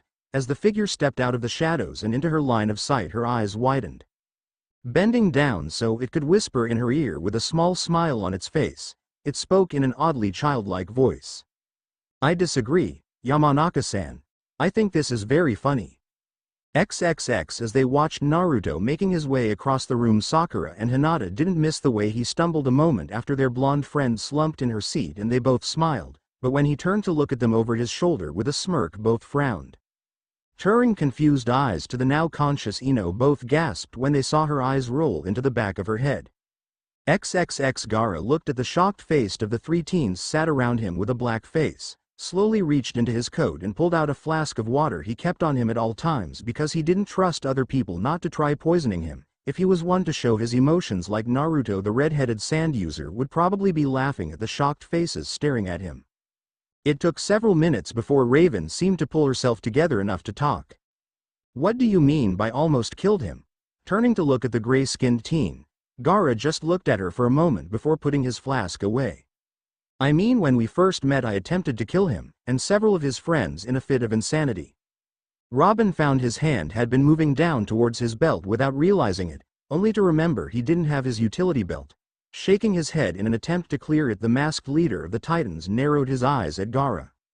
Are you saying that you attempted to kill someone? Is that what you meant when you said you didn't have a right to protect people because of your past? Partly, mostly it's because of all the people I killed before I met Uzumaki-san. Before they could ask any more questions, Naruto sat back in his seat next to Raven with a small smile that slipped off his face as he looked at the teens around him. Taking in both Raven and Robin's stiff postures and Terra's pale face, it didn't take him long to understand what had happened, and he let out a sigh as he turned to his red-headed friend. You told them about yourself, didn't you? Yes. Is this another one of the things I need to learn to keep to myself? At the blonde's nod, Gaara seemed to think for a moment before turning to address the three teens. I apologize for making you uncomfortable. Sighing at his friend again, Naruto told him to go and wait for him on the balcony while he spoke to the others for a moment. Without saying a word, the sand user stood and made his way out to the empty balcony. Turning to the three still shell-shocked teens sat with him, Naruto scratched the back of his head. From your faces I can guess he was talking about before we met. He said he's killed people and that he tried to kill you. Closing his eyes and chuckling uncomfortably, the blonde ex-ninja gave Robin a weak smile. Look, long story short, Gaara had a mental breakdown when he was 5 and started killing people as a way to prove to himself that he existed. At their shocked faces, Naruto nodded. He's spent years trying to get over what he did, but no matter how many times I try to reason with him that it wasn't his fault, he still thinks himself a monster. Getting up from his seat yet again, Naruto silently made his way over to the balcony. XXX. When he saw Gaara, he wasn't surprised to find him stood at the railing of the balcony looking out over the city with a cigarette in his hand. Making his way to stand next to his friend, Naruto leaned his back on the railing and raised his eyebrow. You got any more? I ran out. Catching the half-empty packet that the redhead threw at him without even looking in his direction, Naruto smiled and, after looking around to make sure no one was watching, lit it by channeling fire chakra into his thumb, the result being a small flame lighting up at the end of his thumb. It was a habit he had picked about a year after he arrived in this world. He had a clone henge into an older version of himself, and ever since he had been hooked, it always made him laugh when someone took it upon themselves to remind him they would kill him one day, because no matter how much he smoked, his healing factor made it like he never smoked a day in his life. Apparently Gaara just stole some by accident and, like Naruto, had been hooked. Taking several deep breaths of the noxious fumes, neither of them spoke for a while, just enjoying the feeling of the smoke filling their lungs. Haruno, Yamanaka and Hyuga were here. Is that why you left? We spoke. I warned them to leave me alone, and then Ino tried to use her mind transfer jutsu on me when my back was turned. Foolish, she should have known better than to try that on a normal Jinchuriku, let alone someone like you. Which one found her first? Wrath, but lust stepped in before any permanent damage could be done. That's good. Do they know I'm here? No. Falling into another comfortable silence, the two Jinchuriku finished their cigarettes before Naruto leaned over and whispered something to Gaara, which the redhead nodded to and made his way back inside, leaving Naruto to light up another. After a moment of deep thought, he chuckled lightly and, without turning to face them, addressed the person hid in the shadows. Did you hear all of that, Raven-chan? Realizing that she had been found, Raven stepped out of the shadow with a small blush on her face at being caught and, putting the fact that he shouldn't have been able to say her while in a shadow to the back of her mind for later thought, made her way over to stand next to the blonde and frowned slightly when she saw the cigarette between his lips. "Those things will kill you." The only response he gave her was a grin that seemed to scream she had missed something. "So how much did you hear? What's a Jinjuriku? Now where would be the fun if I told you that? Like I said, I need to keep a few things to myself or you'll get bored of me." "Fine. Then who were the people you were talking about? And why would you need to tell them to leave you alone?" "Just some old friends that I haven't seen for a while." "It didn't sound like they were your friends. We didn't part on the best of terms." After that they didn't say anything for a few minutes. They just stood on the balcony looking out over the city. When Naruto finished his cigarette he turned to the gray-skinned teen with a smile. "So, if I ask you to dance, are you just going to hit me again?" Turning her face away to hide the blush that found its way to her cheeks, Raven smiled for a moment before looking back at him with her usual stoic expression. "I guess one dance couldn't hurt, assuming you can actually dance, that is." "Ooh, Kitty has claws, do you want to dance or not?" In answer to her question Naruto grinned, grabbed her hand and pulled her back inside to where those that came upstairs were dancing in the middle of the room. It was at this point that Raven noticed the song that was playing was, and the blush once again spread across her face at realizing it was a slow song. There was a grin on Naruto's face as he placed his hand on her waist, causing a table to their left to suddenly glow with a black aura and seemingly implode on itself, and leaned forward to rest his head on her shoulder, slowly swaying to the music and humming along. "You can thank Gaara for the song what?" Chuckling quietly at the slight stutter in her voice Naruto elaborated. "I asked him to request a few slow songs, sneaky. Thank you." I try. They stayed like that for several minutes, moving with the music in each other's arms. The smile never left Raven's face the whole time they were dancing. It felt nice, being in his arms, like it was the most natural thing in the world. Because of her powers, Raven hadn't been able to do things like this growing up, what with them being affected by her emotions, so she had missed out on a lot of things other girls took for granted. If only she knew how similar the blonde's thoughts were to her own at that very moment. Because of the villagers turning the younger generation against him, he didn't exactly have the best social life. In fact, this was actually the first party he had ever been to.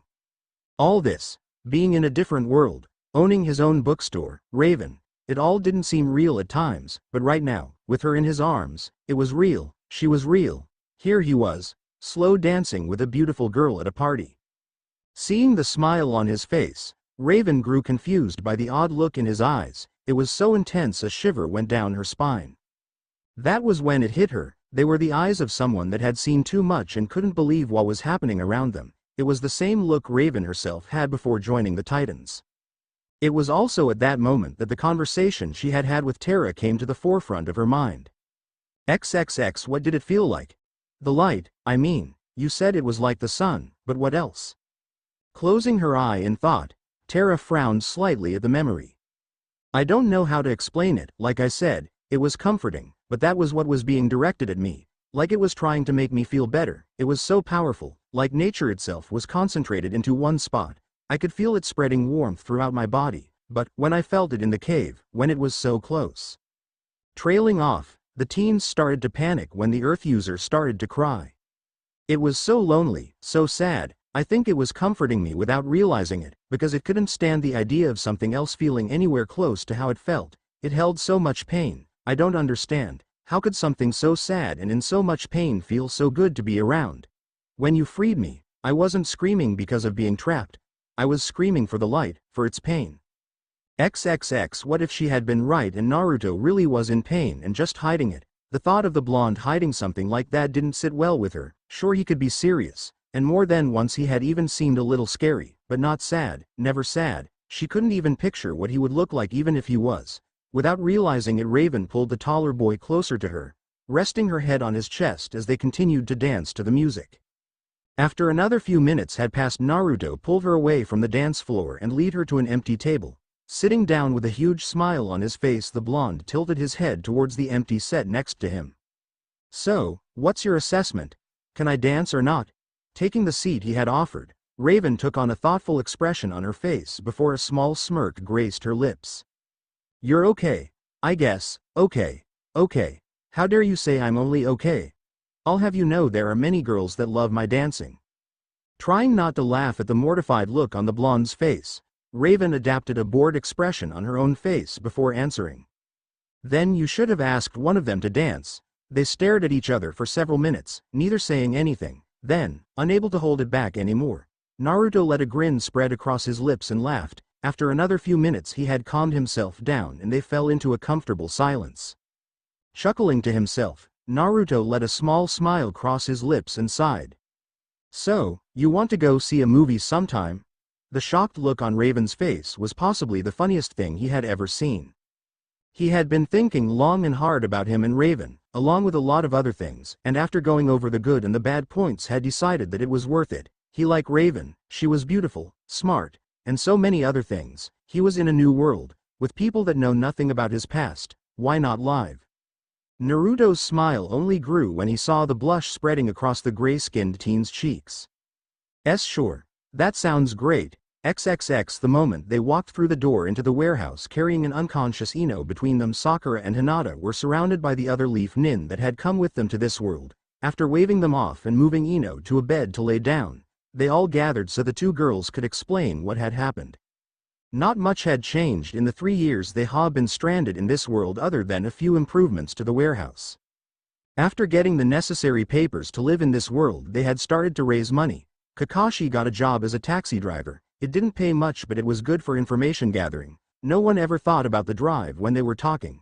Sasuke, Shikamaru and Lee had opened a gym together after stealing enough money to buy a building and the equipment.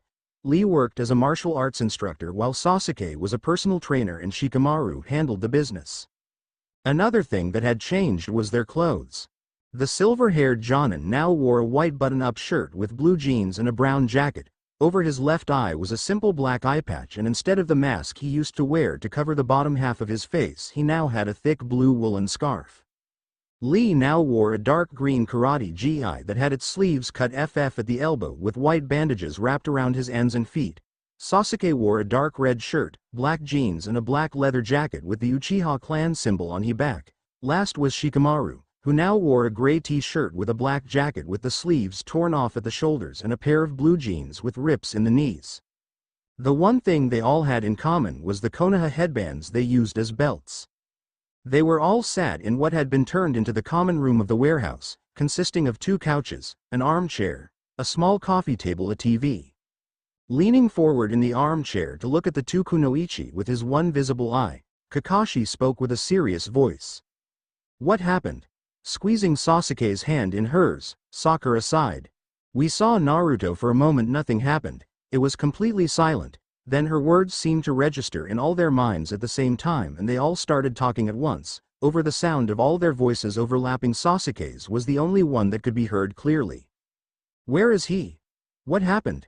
Did you talk to him? What did he say? After waiting for them all to calm down, Sakura continued.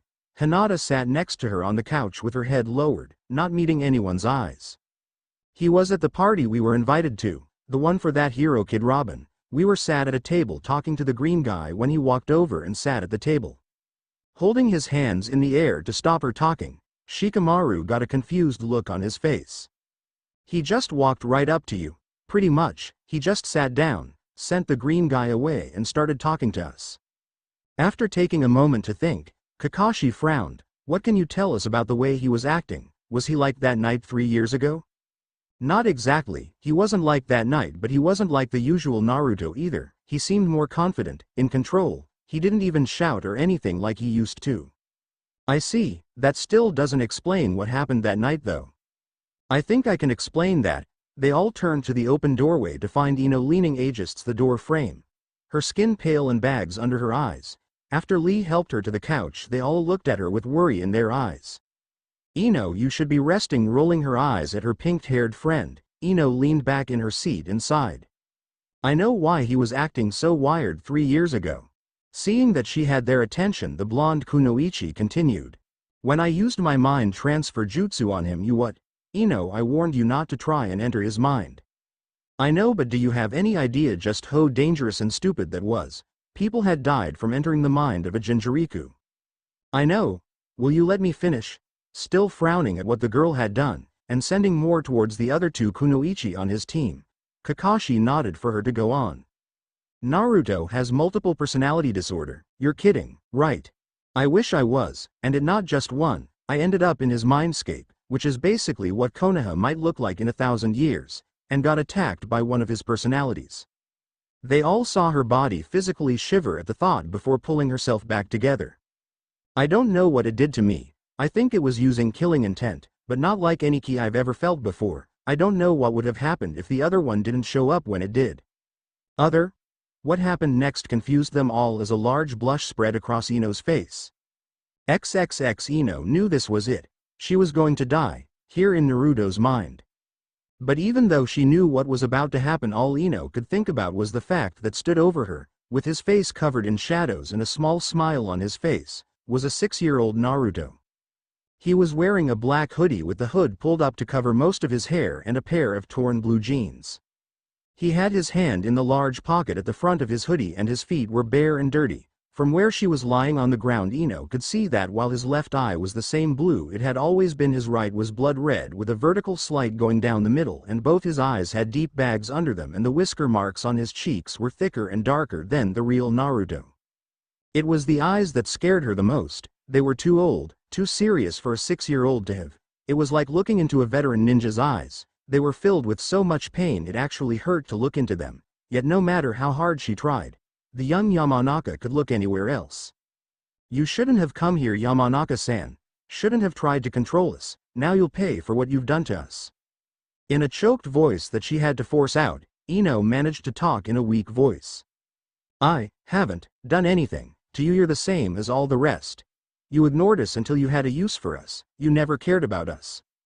That's not true. Don't lie to us. Ino cringed at his words. When he shouted, his voice became distorted, like several voices were talking at the same time. After taking a moment to calm down, the 6-year-old blonde looked back down at her with an impassive expression. We're going to kill you, slowly, painfully. You're going to feel everything we did growing up, and when you're begging for death, begging to be released from your torment, only then will we kill you. When he finished, the same pressure that had made her see all those terrible images before returned, the picture of death and destruction not far behind. All she could do was scream.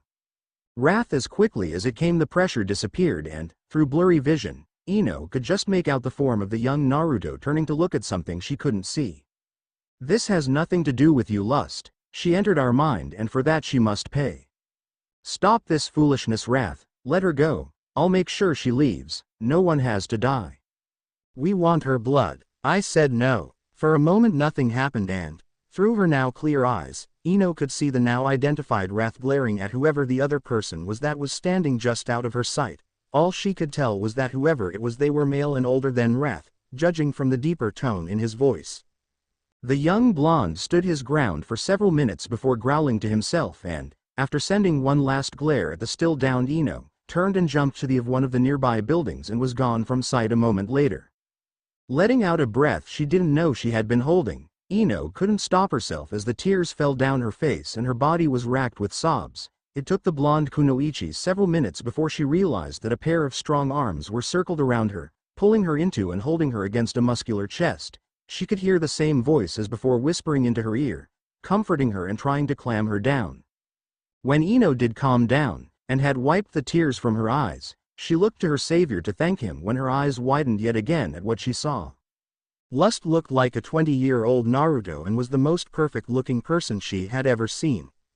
He stood just over 6 foot tall, with a well-muscular frame and a tan most women would kill for. He wore a white Victorian-style shirt with a pair of black skin-tight pants and black leather gloves on his hands. His hair was slightly longer than the real Naruto's, with his fringe just covering his deep blue eyes, and his face was more sculpted than his teenage self, with the whiskers marks on his cheeks faded so much they could barely be seen. When he saw her looking at him, a gentle smile spread across his lips and a small chuckle escaped his throat. Sitting her up and taking a step back, the older version of Naruto crouched down in front of the still blushing Ino, the smile never leaving his face. You should feel better soon, though when you return to your body you'll be a little weak and have a killer headache. Wrath has that effect on people. It took a moment for his words to register in the young kunoichi's mind. The fact that his voice sounded like honey in her ears didn't help. How could one man, Naruto no less, be this sexy? Shaking her head in an attempt to clear her thoughts, Ino frowned when the image of the boy came back into her mind. What the hell is going on? Who the hell were that and who the hell are you? The smile still didn't leave his face. He just crouched there in front of her, smiling like nothing had happened.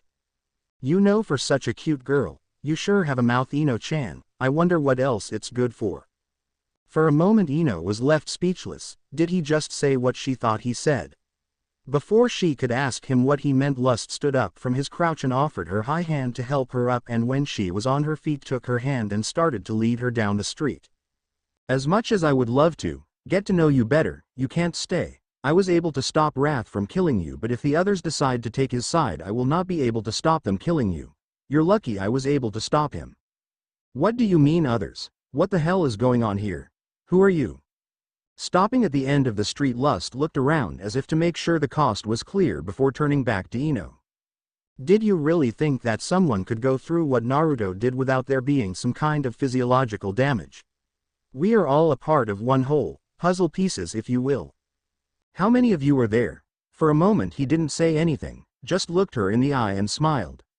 Something you need to understand, Ino-chan. Just because I saved you doesn't mean I'm on your side. The fact is that if you were an actual threat I'd kill you myself. As it is, you're not, and I don't like the idea of killing if it's not necessary. It goes against my nature. At his words Ino's eyes widened, and without realizing it she took a step back. Chuckling to himself, Lust shook her head at the scared look on her face before stepping forward to close the distance between them and rested a gloved hand on her cheek. Like I said, I don't like killing, so I'm going to send you back to your own body. Sweet dreams, Ino-chan. As he said this, Lust leaned his head forward and placed a gentle kiss on her forehead. Before she could ask what he was doing, Ino was hit with a sudden drowsiness. It swept through her entire body and within seconds she collapsed to the floor. Just before she lost consciousness completely and her eyes had started to blur, Ino could just make out 6 other figures appearing around Lust, but before she could make any of them out her eyes closed and she saw no more. XXX. For a moment they all just stared at Ino. No one knew what to say. The fact that Naruto had multiple personality disorder explained a lot, including why he had been acting like he did that night 3 years ago. After a few minutes had passed, Kakashi sighed and turned to Shikamaru. What do you make of all this? Frowning, the lazy Nara took a moment to think about everything he had heard before leaning back into his seat. Troublesome. From what Ino told us it's clear it wasn't Naruto that stabbed the Chunin at the gate or saw 3 years ago. If I had to guess I'd say it was this Wrath that attacked Ino, from the way he was referring to himself as we and us instead of I and me. Also going off the names Wrath and Lust, along with the fact you said there were others, I think there are 7 personalities inside Naruto's head. Frowning, Kakashi leaned forward in his chair. How did you come to that conclusion? Lust and wrath are 2 of the 7 deadly sins. Lust, wrath, greed, envy, sloth, gluttony and pride. Jumping to her feet and waving her arms in the air, Sakura let out a shaky laugh before looking at each of the others in the eye, ending Shikamaru. Wait just a minute, are telling us that the 7 deadly sins are inside Naruto's head.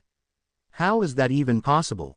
The one that was called Lust asked Ino if she was as she really expected someone could go through all that Naruto did without there being some kind of physiological damage. We all know what his childhood was like, and I think his mind created them to deal with it. They're not the actual sins, but rather manifestations of his pain. After they all took a moment to digest the new information, Sasuke stood and started pacing. Something isn't right. Looking to her boyfriend with confused eyes, Sakura got up and placed a hand on his arm to stop him pacing and turned him to look at her. What do you mean? If it was this wrath that was controlling Naruto 3 years ago, then why did he threaten you? Why not go back to Konaha when he was in control again? Sighing in exhaustion, Kakashi shook his head and stood up. The only one that can answer that is Naruto. You said he sent the Green Titan away. Do you think they knew each other? Definitely. Thinking for a moment, the silver-haired Jonin nodded to himself before turning back to the 6 teens. Then we have somewhere to start. Sasuke, I want you and Hinata to follow the Titans, see if they lead you to Naruto. If you find him, don't approach him, call me and we'll all do it together. After that they all left to get some sleep, and it wasn't until they had all gone that Kakashi realized Shikamaru was still in the room with him. What's on your mind? When are you planning to tell them that even if we catch Naruto there is no guarantee he will be able to send us home? your summoning jutsu doesn't work in this world and it was a reverse summoning that brought us here. We'll cross that road when it comes, for now we have to hope he can." Naruto was doing his best to try and ignore the pair of dark-rimmed green eyes that were staring at him intently as he went through his usual workout, the sound of music around the room doing little to take his mind off of the fact that Gaara hadn't said a word to him since he had told him about asking Raven out. It had been 3 days since the party and his date with the gray-skinned Titian was at 7 p.m. the next day. He had been putting off telling his red-headed friend until now because he was worried he might try and talk him out of it, which, considering the doubts he had been having, wouldn't have been too hard. So there they were, Naruto in the middle of his workout and Gaara stood against the wall next to the door with his usual blank expression on his face. "I think you made the right choice," stopping with his foot mid-kick in the air, which resulted in the blonde ex-nin losing his balance and falling to the ground. Naruto looked at his friend for a moment from his position on the floor in shock. "What?" Raising an eyebrow at Naruto's reaction, Gaara waited until he got back to his feet before he explained. "You like her, even I am able to understand that. We are in a new world where all but 7 people know who and what we are, and you spend all your time either working in your bookstore or training underground. You've been here 3 years and until recently hadn't made a single friend that isn't to do with work other than the Titians, and even then you keep them at arm's length. It will do you good to have a girlfriend." Looking at the floor so he didn't have to meet his friend's eyes, Naruto tried one last time. "But what about keeping a low profile? If I get involved with her it will be all over the Jump City News in a matter of hours." Letting out a sigh, Gaara walked over to stand next to his first and oldest friend and rested a hand on his shoulder, trying to convey just how important his next words were. "Naruto, no matter how hard you try, nothing about you will ever be low profile." For a moment neither of them said anything, Naruto not sure how he should respond and Gaara falling back into his usual silence. He wanted to tell him he was wrong, that he could have a normal life if he tried, but for some reason the words just wouldn't leave his lips. After several minutes the blonde Jinchuriki shook his head, turned off the music and without another walk left the gym and straight into his study, locking the door behind him. XXX Raven was having a panic attack, something that was obvious from the clothes laying all over the floor of her room and the remains of what had at one point been her bed, now a pile of splinters because of her powers, which had been moved to the corner of the room out of the way. Naruto would be at the tower to pick her up in an hour and she couldn't calm down no matter how hard she tried. Sat on the floor in the middle of the room, watching as the gray-skinned teen continued to throw her clothes out of her closet were Starfire and Terra, the red-headed alien looking on with wide-eyed innocence and the blonde with slight confusion as to how so many clothes could be coming out of such a small space. Shaking her head, Terra shifted so she was lying on the floor, leaning her head on her elbow. "I don't get why you're so worried, you go for tea with Naruto all the time, what's the difference?" Pocking her head out of the door and leveling a blank look at her blonde friend, Raven shook her head before vanishing back inside to continue her hunt for something to wear. "The difference is that he asked me out on a date, not just as friends." Getting a confused look on her face at Raven's words, Starfire took a moment before asking something that got both of the other girls' attention. "What is a date, friend Raven? Are you and friend Naruto going to eat fruit?" Shaking her head at the innocent girl's question, though she was glad Robin had finally got her to stop swearing like a sailor, the gray-skinned teen sighed and gave up on her search for the moment and moved to sit next to Starfire. "It's not that kind of date, Star. Don't your people have some kind of thing where you get to know someone you want to have a relationship with?" Taking a moment to think, a look of realization suddenly came to the red-headed alien's face and without warning she started to giggle to herself, setting off warnings in the dark Titian's head. "Oh, I understand you and friend Naruto are starting your courtship. That is great news. You must tell me when you are to marry."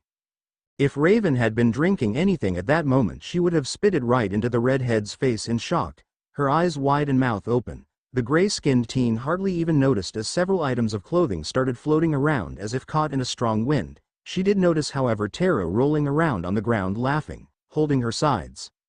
The whole time Starfire never lost the innocent look on her face.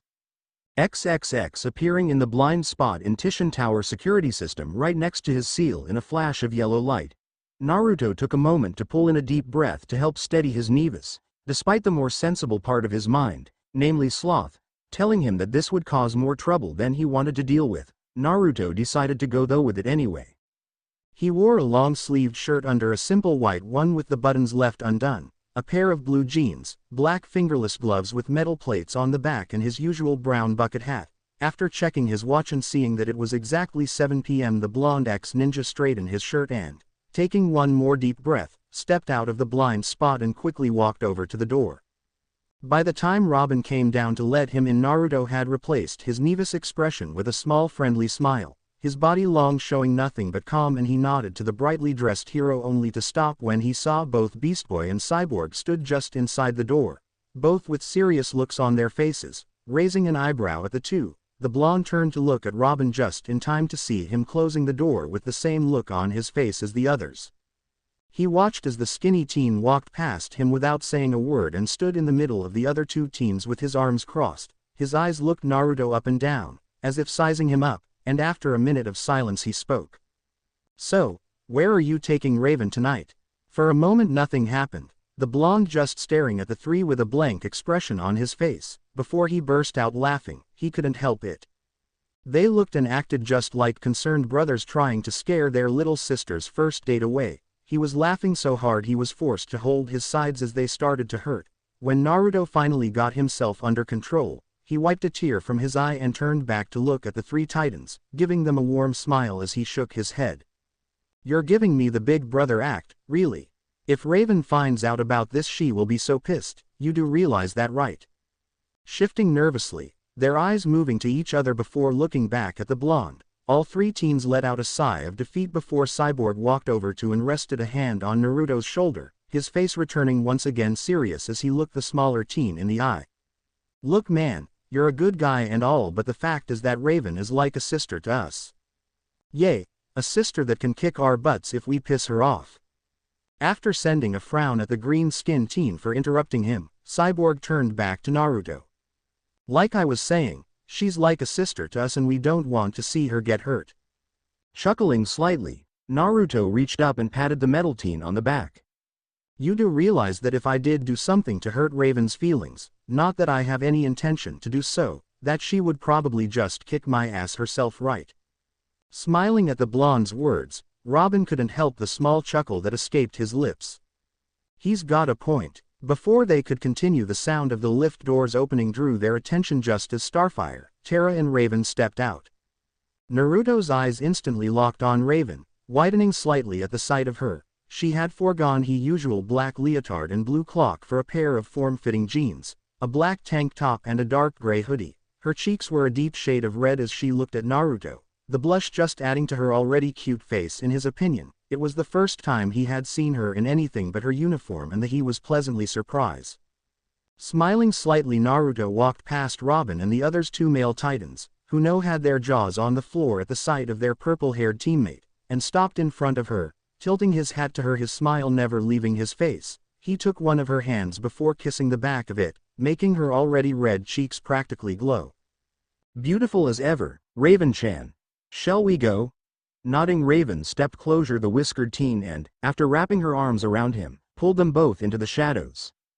XXX. After the movie, an action film that Naruto found a little boring, the two teens decided to go and get some tea at their usual spot. He even got Raven to try some of his green tea after a little persuasion, and she ended up ordering one for herself. They spent a lot of time talking, though it wasn't long before Raven realized that she was doing most of the talking while Naruto asked questions, and, after about half an hour, she had had enough of him dodging her questions. "You do realize that at some point you will have to tell me about yourself, right?" Raising an eyebrow at her as he took a sip from his cup, Naruto chuckled quietly and smiled. "That's where you're wrong, Raven-chan. I am more than confident in my ability to dodge any and all questions that I don't want to answer. It's both a gift and a curse, really." Rolling her eyes, the gray-skinned teen looked away from her blonde date and tried to hide her face by taking a sip from her own tea, making no effort at all to hide the fact that she was upset by his unwillingness to tell her about himself. After a few minutes passed without either of them saying anything, Naruto scratched the back of his head and, letting out a sigh of his own, leaned forward slightly to get Raven's attention. "3 questions, I'll answer anything you want." After looking into his eyes for a moment to be sure he was serious, the purple-haired teen thought for a moment about what she wanted to ask him. If she was honest, there were a lot of things she wanted to know about the blonde. His life before he moved to Jump City, the fact that he collected some of the rarest and most dangerous books on the planet, the full story of how he met Gaara. But then something else popped into her head, a word, nothing more than a single word that she had only heard once but for some reason had stuck itself to the back of her mind and stayed hidden right up until this moment, before Raven even knew what she was saying. The question left her lips. What is a Jinchuriki? Whatever reaction he was expecting, this wasn't it. Naruto's whole body went tense, his eyes widened, he stopped breathing and his skin started to go a little pale. After several minutes passed and the blonde still hadn't moved, Raven was getting worried and was about to ask if he was okay when he spoke, his voice slightly strained.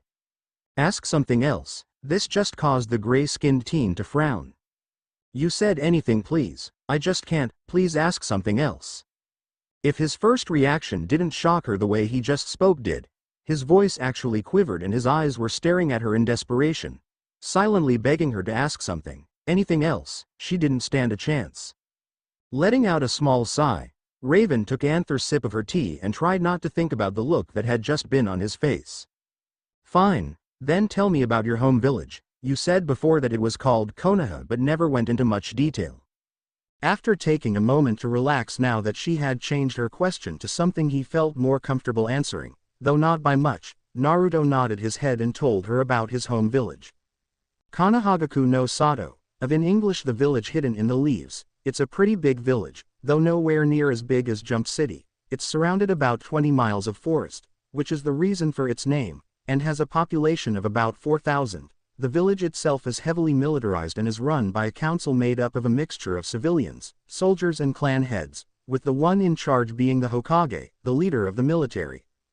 Raising an eyebrow at the oddly dull explanation of his home, and the fact that it seemed to be run by a dictatorship, Raven decided to push for more information. What were the people like?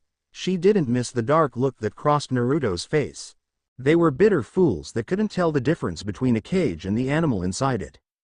Getting a confused look on her face at the way he talked about the people of his village, and the odd image he used to describe them, the purple-haired girl let it drop for the moment and they once again fell into silence. When she did ask any more questions after a few minutes had passed, Naruto decided to try and get the conversation going again. You still have one question, you know, too. Raising one of his eyebrows at her, the blonde teen shook his head, a small smile stretching across his face. I don't think so. You've asked 2 so far. I said 3. You made me drop the first question, so I think I should get one back, unless you want to answer it? Naruto's smile turned into a grin. He could help it. Fair enough. So what do you want to know now? Thinking for a moment, Raven sat back in her seat, a slightly smug look on her face at having outwitted him. I think I'll save them, never know when I might need them. After nodding his head in agreement, the two started talking normally again for the rest of the night and about an hour later left the tea shop and started making their way down the street towards the store. They were both in a good mood, small smiles on their faces as they chatted about different books they had read. They had just reached the door to his shop. Then it happened again. For the second time that night, Raven watched as Naruto's whole body froze. His eyes fixed on something and a small gasp escaped his throat. Turning to look at what he was staring at, the Dark Titan frowned. Hanging from the door handle was a dark blue cloth. A mental plate attached to it with a strange mark engraved into it that looked like some kind of leaf and a long, deep scratch running straight through it. Without thinking, she reached out to take it only to stop when Naruto grabbed her wrist. This was when she noticed the difference between now and when he froze before.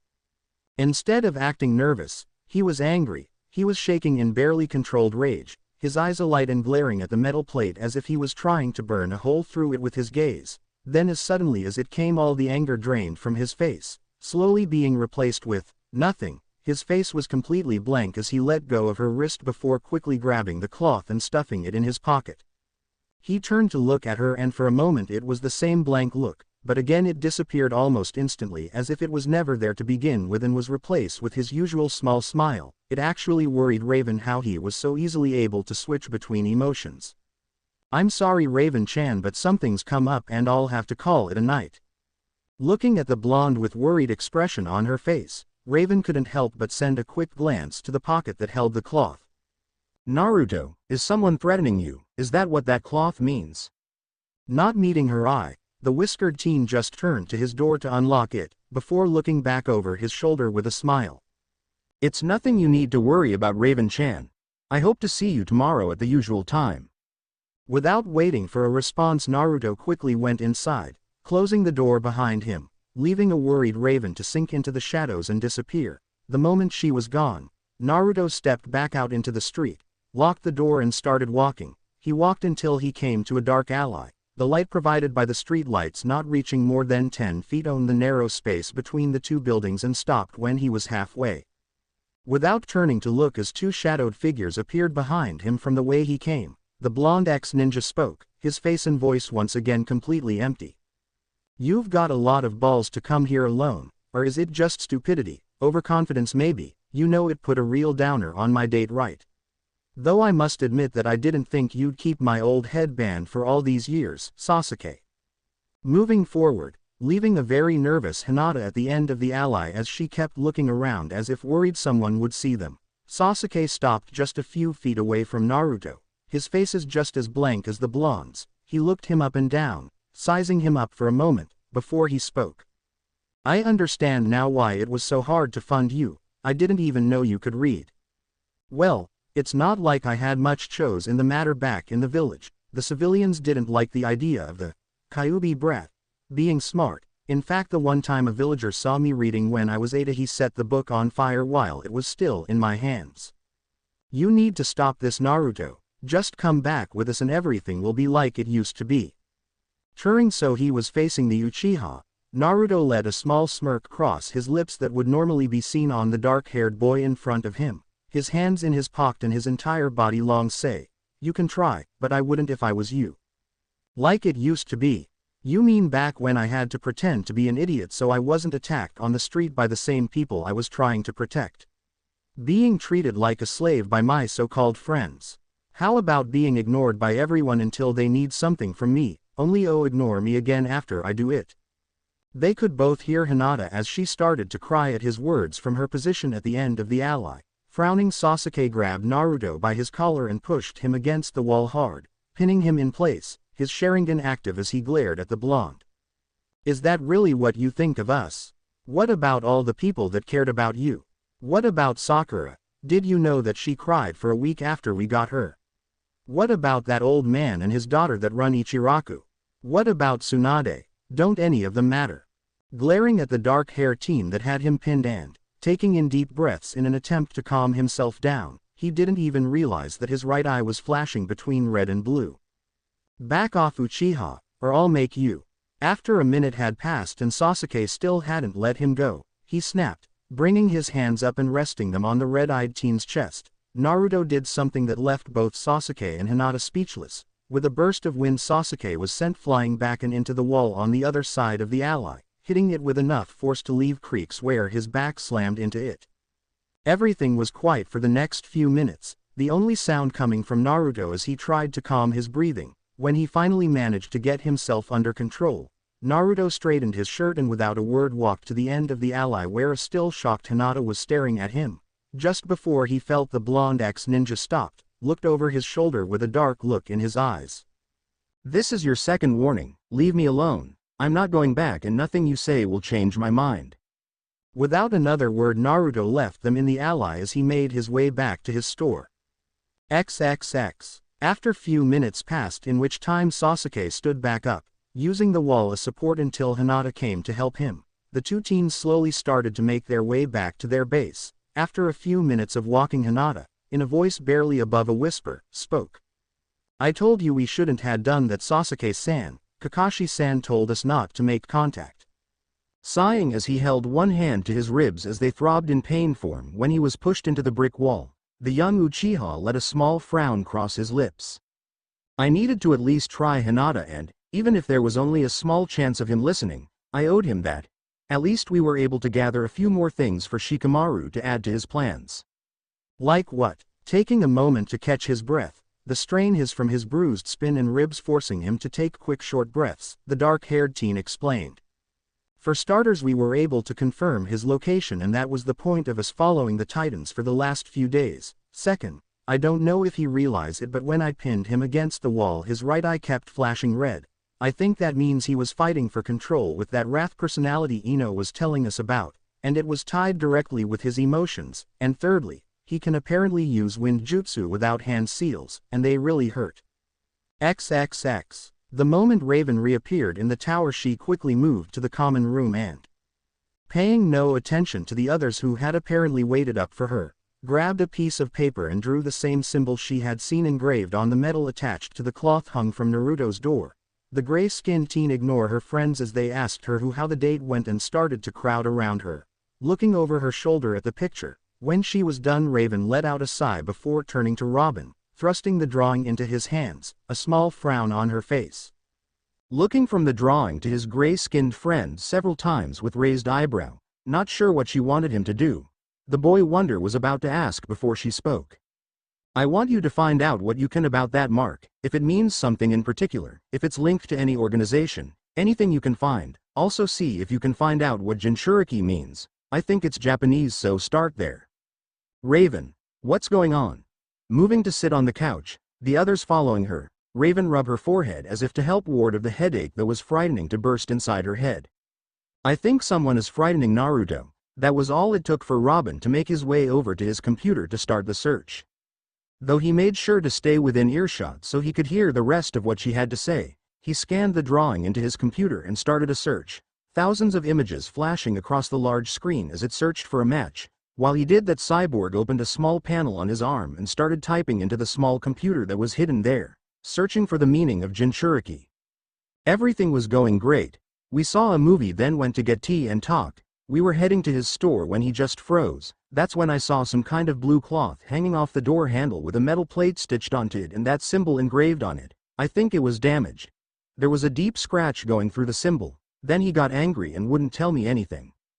They all shared looks with each other at the fact that Naruto had been angry. It was actually a little hard to picture. They had seen him annoyed a few times, but other than the time he first met Terra, he was almost always calm and collected, not letting anything shake him. They had seen him brush off a gun to the head as nothing more than annoyance, yet whatever this symbol meant had made him lose his cool.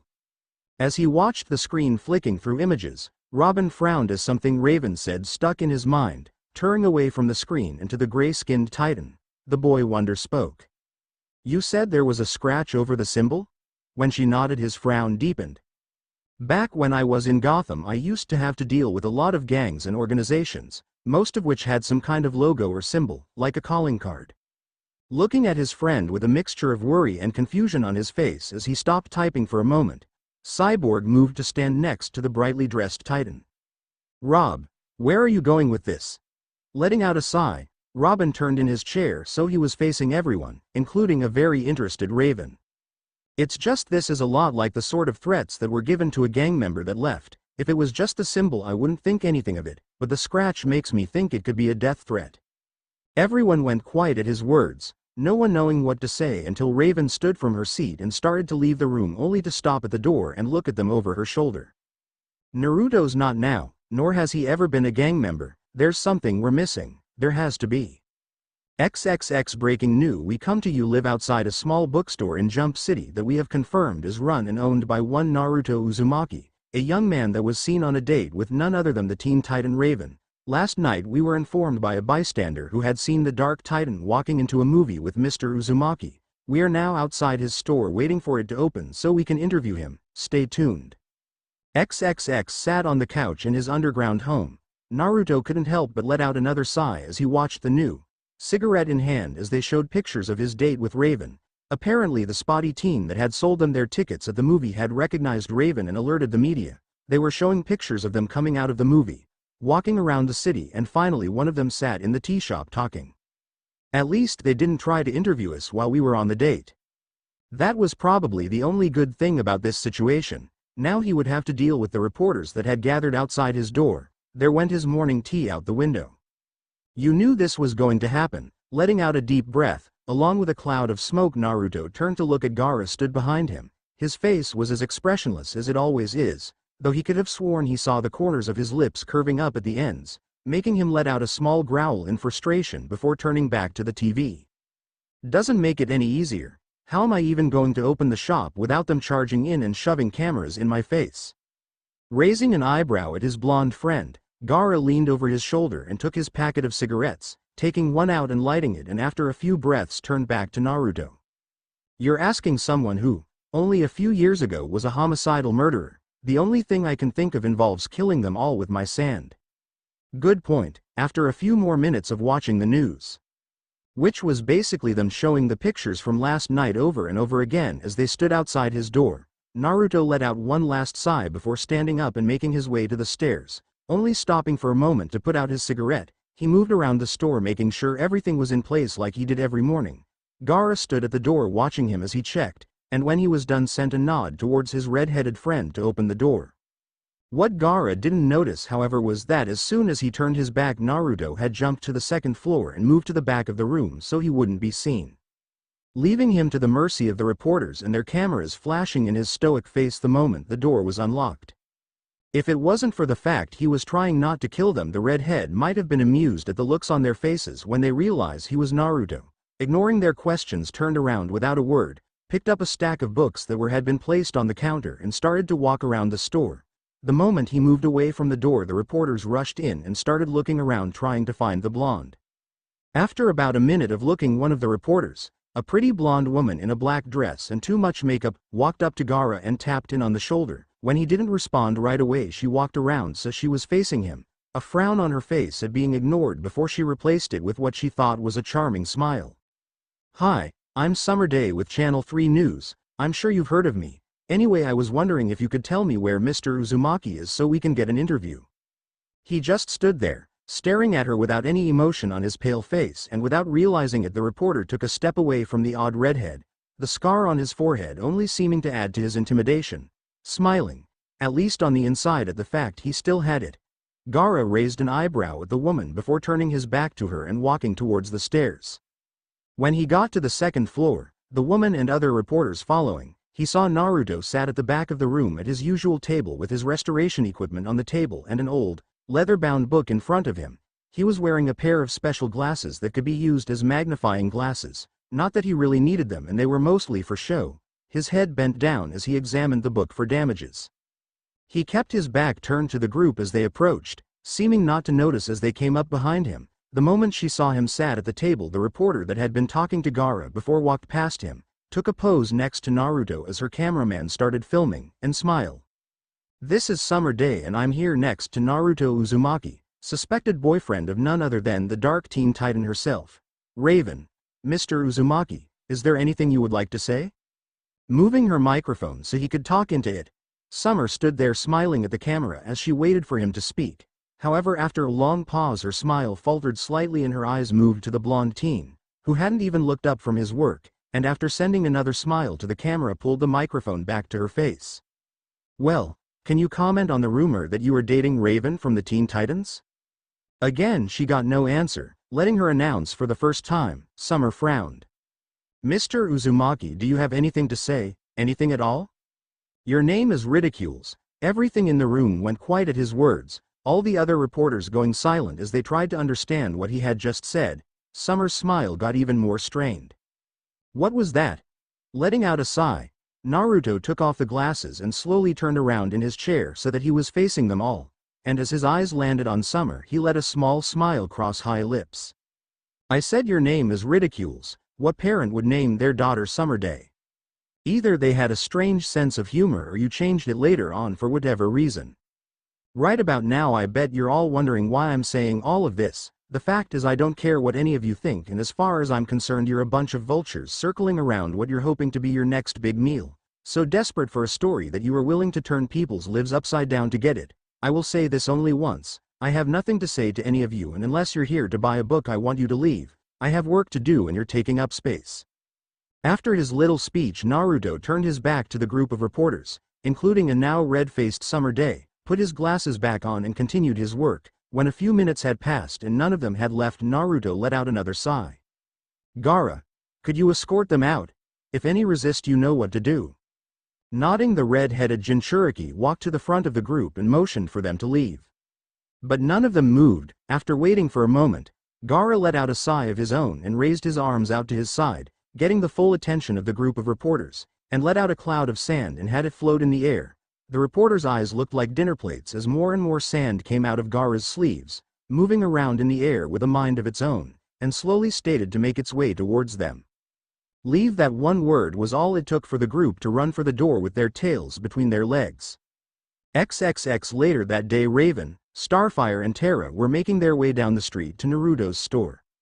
They had all seen the failed interview on the news in the morning and weren't sure if they should be worried or if they should laugh. The looks on the reporters' faces when Gaara had brought out his sand was priceless. He was now almost as big a story as Naruto himself, and the new were putting pictures up of the redhead as he let his sand out with question marks around him. There were even rumors of him being a new Titan. Except for Terra, who was new to the team and had yet to join them, in the field, as Robin called it.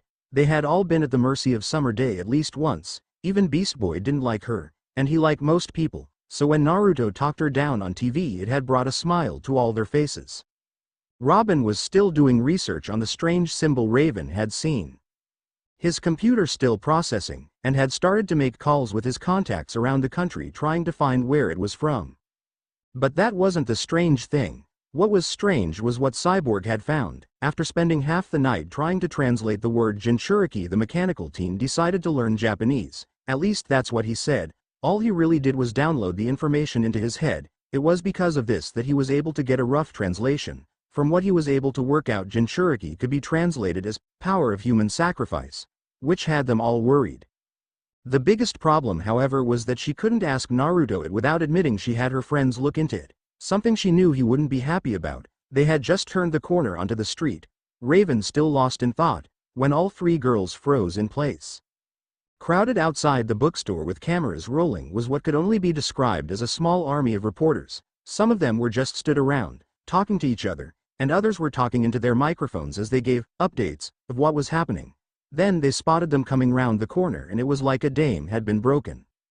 It wasn't much of a surprise when the first to reach them was Summer Day, her smile in place as she turned around to her cameraman. I'm here outside the bookstore of Mr. Uzumaki with none other than Raven and Starfire. Raven, could you spread some light onto the relationship you have with Mr. Uzumaki? The whole country wants to know.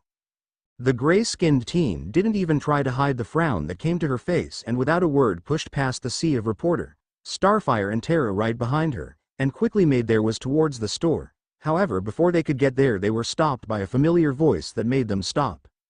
Long time no see. Raven, come to visit your little boyfriend? Before they had time to think, the three teen were forced to jump out of the way as a car came flying towards them and smashed through into the front of the store. The reports that had been following Tem all ran as far back as they could, but stayed in the area so they could record what was happening. Turning in the direction the voice had come from, the three titans saw three very familiar faces. Across the street with smug looks on their faces were Jinx, Mammoth, who was wiping the dust off his hand from just throwing the car, and Gizmo. Ha ha, how'd you like that? But Munch, letting a small growl leave her throat as she got back to her feet. Raven, followed shortly after by a serious-faced Starfire and a worried Terra, and standing side by side stared at the three Hive students. Jinx just smirked. So we heard you had a boyfriend and decided to pay him a visit. I guess we got lucky and ran into you on the way. Before anything else could be said between the two groups, the car, which was still lodged in the front wall of the bookstore, burst out as if it was shot by a cannon with a trail of sand behind it, and for a minute no one said anything as they waited for the dust to clear. It was while they were watching that two shadows appeared, a little fuzzy around the edges, but still clearly human. When the dust finally cleared, it was to the sight of both Naruto and Gaara stood side by side, the redhead with his usual stoic self, looking at the three teens stood across the street and giving nothing away. However, it was easy to see the annoyance on Naruto's face from a mile away as he walked forward, past Raven and into the road between the two groups, his eyes locked on the large form of Mammoth. Did you just throw a fucking car through the front of my store? Blinking in confusion for a moment, the large teen scratched his head. YH. Are you going to pay for it? For a moment everything went silent, everyone who was within hearing distance of the blonde staring at him as if he was insane. After they got over their shock at the, in their minds, stupid question, the three teenage villains started laughing, Jinx the only one able to speak through her laughter. Are you kidding? You really think we would pay for it? Ha ha ha. Naruto just ignored the laughter, his frown deepening slightly as he crossed his arms over his chest before, without warning, he disappeared. Yes, before anyone had time to realize what was going on, Naruto reappeared in the air right in front of Mammoth's and, turning in mid-air, the blonde kicked the large red-headed teen in the side of the head. What happened next was even more shocking as the large form of Mammoth was sent flying through the air and crashed into a wall on the other side of the street. Landing in a handstand on the ground in front of Gizmo, Naruto used the toddler-sized villain's shock to his advantage, flipped over his head so he was on his feet, kicking him into the air. The whiskered teen followed this by slamming both his hands into Small Genius's back, destroying his backpack and sending him into the same wall as Mammoth, who was groaning on the ground when Gizmo landed on his stomach. By this time Jinx was able to recover from her shock and sent a bright pink wave of bad luck energy straight at Naruto, who, seeing the energy wave out of the corner of his eye, jumped up into the air, his feet tucked in as it sailed under him and hit a post box, causing it to explode. Landing in a slight crouch, the blonde rushed, his form starting the pink-haired girl, who kept sending out waves in a desperate attempt to him, and when he was close enough he rested his hand on her shoulders. The world seemed to go into slow motion around her as Jinx got her first look at his eyes, which until this point had been shadowed by his hat, or more specifically his right eye. His red eye that seemed to be staring at her with uncontrolled rage. It was a complete contrast to his left blue eye that seemed to be filled with nothing but regret and sadness, as if he was sorry for what was happening. Then time went back to normal and she had just enough time for her eyes to go wide before Naruto head-butted her. Jinx's eyes rolled into the back of her head as she lost consciousness. The last thing she saw, those same two eyes and a strand of blonde hair sticking out from under his hat, taking his hand from pink-haired villain's shoulders and letting her fall limply to the ground, get out a sigh and scratch the top of his head. It was as if a switch had been thrown as his body fell into a more relaxed stance. His body long showing nothing but indifference, and when he lifted his head to look at the shocked faces of the small crowd that had gathered, his eyes were once again the same sky blue they had always been. After a moment of looking, his eyes landed on Raven, who was looking at him with the same expression on her face as everyone else. He sent her an uncertain grin much like the ones he used to give people back when he was in Konaha, rubbing the back of his head in embarrassment.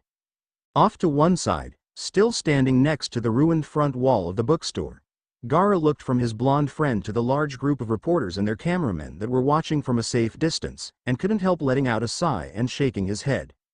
Low profile, yay right, what the hell was all that? Naruto sighed. He was doing that a lot lately, as he looked at the angry face of his girlfriend. After the incident outside ended and the police had taken the three unconscious teens, Naruto had led Raven, Starfire and Terra into the back of his store where he had his fake home set up, Gaara right behind them. He was now sat on the couch in his living room, Gaara next to him, as Raven stared down at him from her standing position in front of them. He should have known better, losing his temper in front of so many people, reporters with fucking cameras nonetheless. His head was killing him and he felt like someone had taken a hammer and bashed it into his temple. The moment they arrived in the room, Naruto knew it was going to be a long day. The look on Raven's face practically screamed for answers. She even had Terra and Starfire stand next to the door to prevent them from escaping, not that they could stop them if they wanted to. Leaning back into the couch, Naruto let a small amused smile cross his lips, which just seemed to infuriate Raven even more, and shrugged his shoulders. I don't know what you mean, Raven-chan. Narrowing her eyes at her blonde boyfriend, the gray-skinned teen put her hands on her hips and leaned forward so she was staring directly down at him. I'm talking about the fact you moved so fast you were invisible to the naked eye. I'm talking about the fact you kicked Mammoth over 30 feet away and through a wall. I'm talking about the fact you just took out a team of villains that takes all the titans to beat like they were children. I'm talking about the fact you never told me you had powers. At the end of her rant, Raven's voice had become little more than a whisper, her eyes not even looking at him anymore. The smile left his face instantly when he saw the hurt in her eyes, and without even thinking, Naruto stood up and wrapped his arms around her, pulling her into his chest as he gently stroked her back.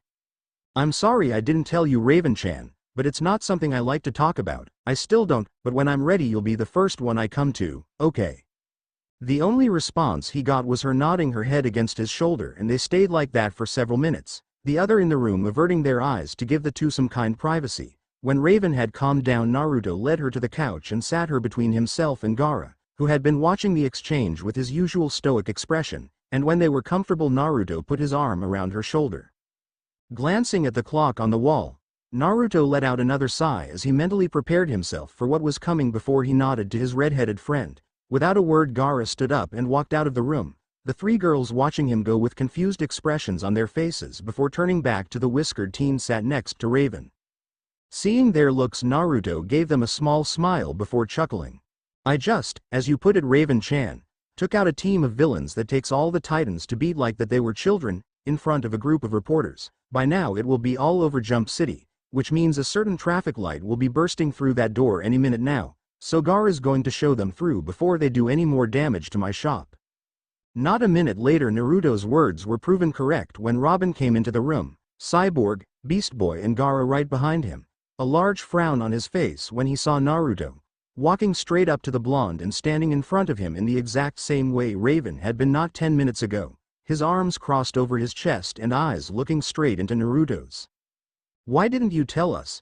Taking his arm from around Raven's shoulders and, leaning forward so his chin resting on his hands as he tried to ignore the pounding in his head, Naruto raised an eyebrow at Robin. I don't like your tone, traffic light-san, practically growling at the blonde. Robin's frown only increased at his words as his face turned red. Why didn't you tell us you had powers?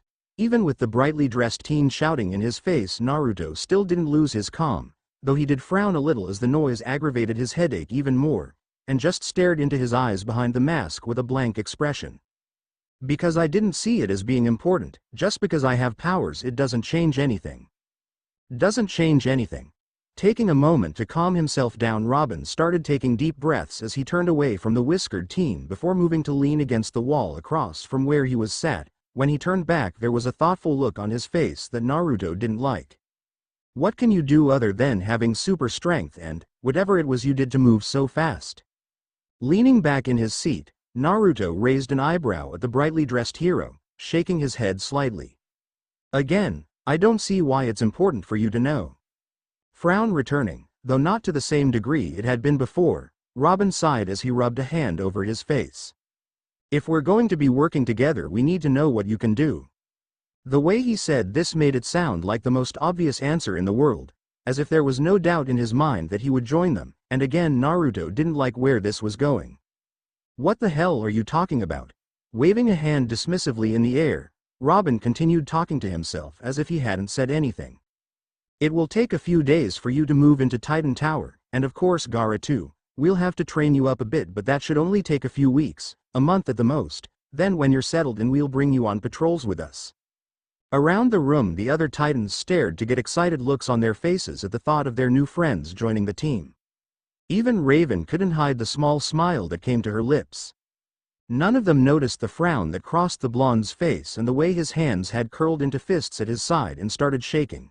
No one except Gaara, who was slowly edging away from the blonde in slight fear when he saw the look in his friend's eyes. As for Naruto, it was taking all of his self-control to stop himself from jumping up and punching Robin in the face, his head still pounding as he listened to the teen talk.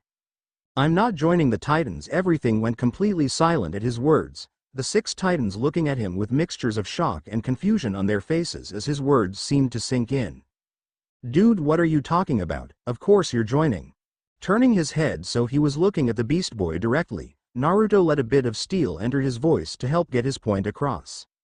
No, I'm not. If Gaara wants to he can, but I'm not. I just want to live a normal life. Frowning, Robin moved so he was once again standing in front of the blonde teen. If you have the power to do so you have a responsibility to the world to help people. You can't be selfish and just sit on the sidelines because you can't be bothered to. The brightly dressed teen was stopped in the middle of his lecture by the sound of Gaara hitting himself in the head with his hand as he continued to back away, slowly making his way to the door and doing his best not to look directly at Naruto while still keeping the whiskered teen in his line of sight. Before anyone could ask what was wrong, the air in the room started to get thicker, slowly making it harder and harder to breathe as it felt like a huge weight was being dropped on all their shoulders. All those that had been standing when this started, including Gaara, fell to their knees with wide eyes, not understanding what was happening. Then Naruto stood up, seemingly unaffected by whatever it was that was forcing them all to their knees, his hat shadowing his eyes as he looked down at Robin, and at that moment the boy wonder knew, without a doubt, that the blonde teen stood in front of him could kill him without even trying. Before any of them could ask what was going on, Naruto turned and stomped out of the room, slamming the door behind him, the pressure disappearing a moment later as they all took in deep breaths. They all stayed on the ground for a few minutes, none of them being able to shake the fear that had gripped their hearts only a moment ago, before Gaara stood and walked over to Robin. "You were lucky," shakily getting to his feet, not quite able to look the red-headed teen in the eye after what had just happened. Robin took several deep breaths to help calm his nerves before looked the quiet teen straight in the face. "What the hell was that?" Eyes narrowing slightly at the tone, Gaara motioned for Robin and the other Titans, who had all regained some of their composure by now, to sit down before he started talking in a flat, emotionless tone. "Where we are from, certain people are taught special skills. One of the skills we learn is called ki, or killing intent. The stronger the person, the stronger the ki. What you just felt was Naruto's anger and, if he decided to do so, his conviction to kill you." The 6 teens stared at Gaara in complete shock, not sure what to make of his words. Naruto had being willing to kill Robin just because of what he said.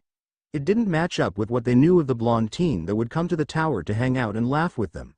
Then again, neither did the blonde that single-handedly defeat the 3 Hive students within seconds without seeming to try. Getting over her shock before the others, Raven reached into a pocket in her cloak and pulled out a piece of paper with a sketch of the leaf she had seen the night before and held it out to Gaara, making a note of how his eyes widened slightly when he saw it. "What does this mean?"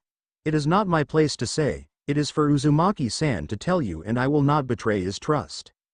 I owe him too much. From what he has told me, he has been giving you clues in an attempt to let you figure it out yourself. All I can say is that you need to think back on everything he has told you since you met, and eventually the answer will come to you. Unfortunately, because of Robin-san, he is probably back at square one, and it will take some time before he is willing to talk about his past again."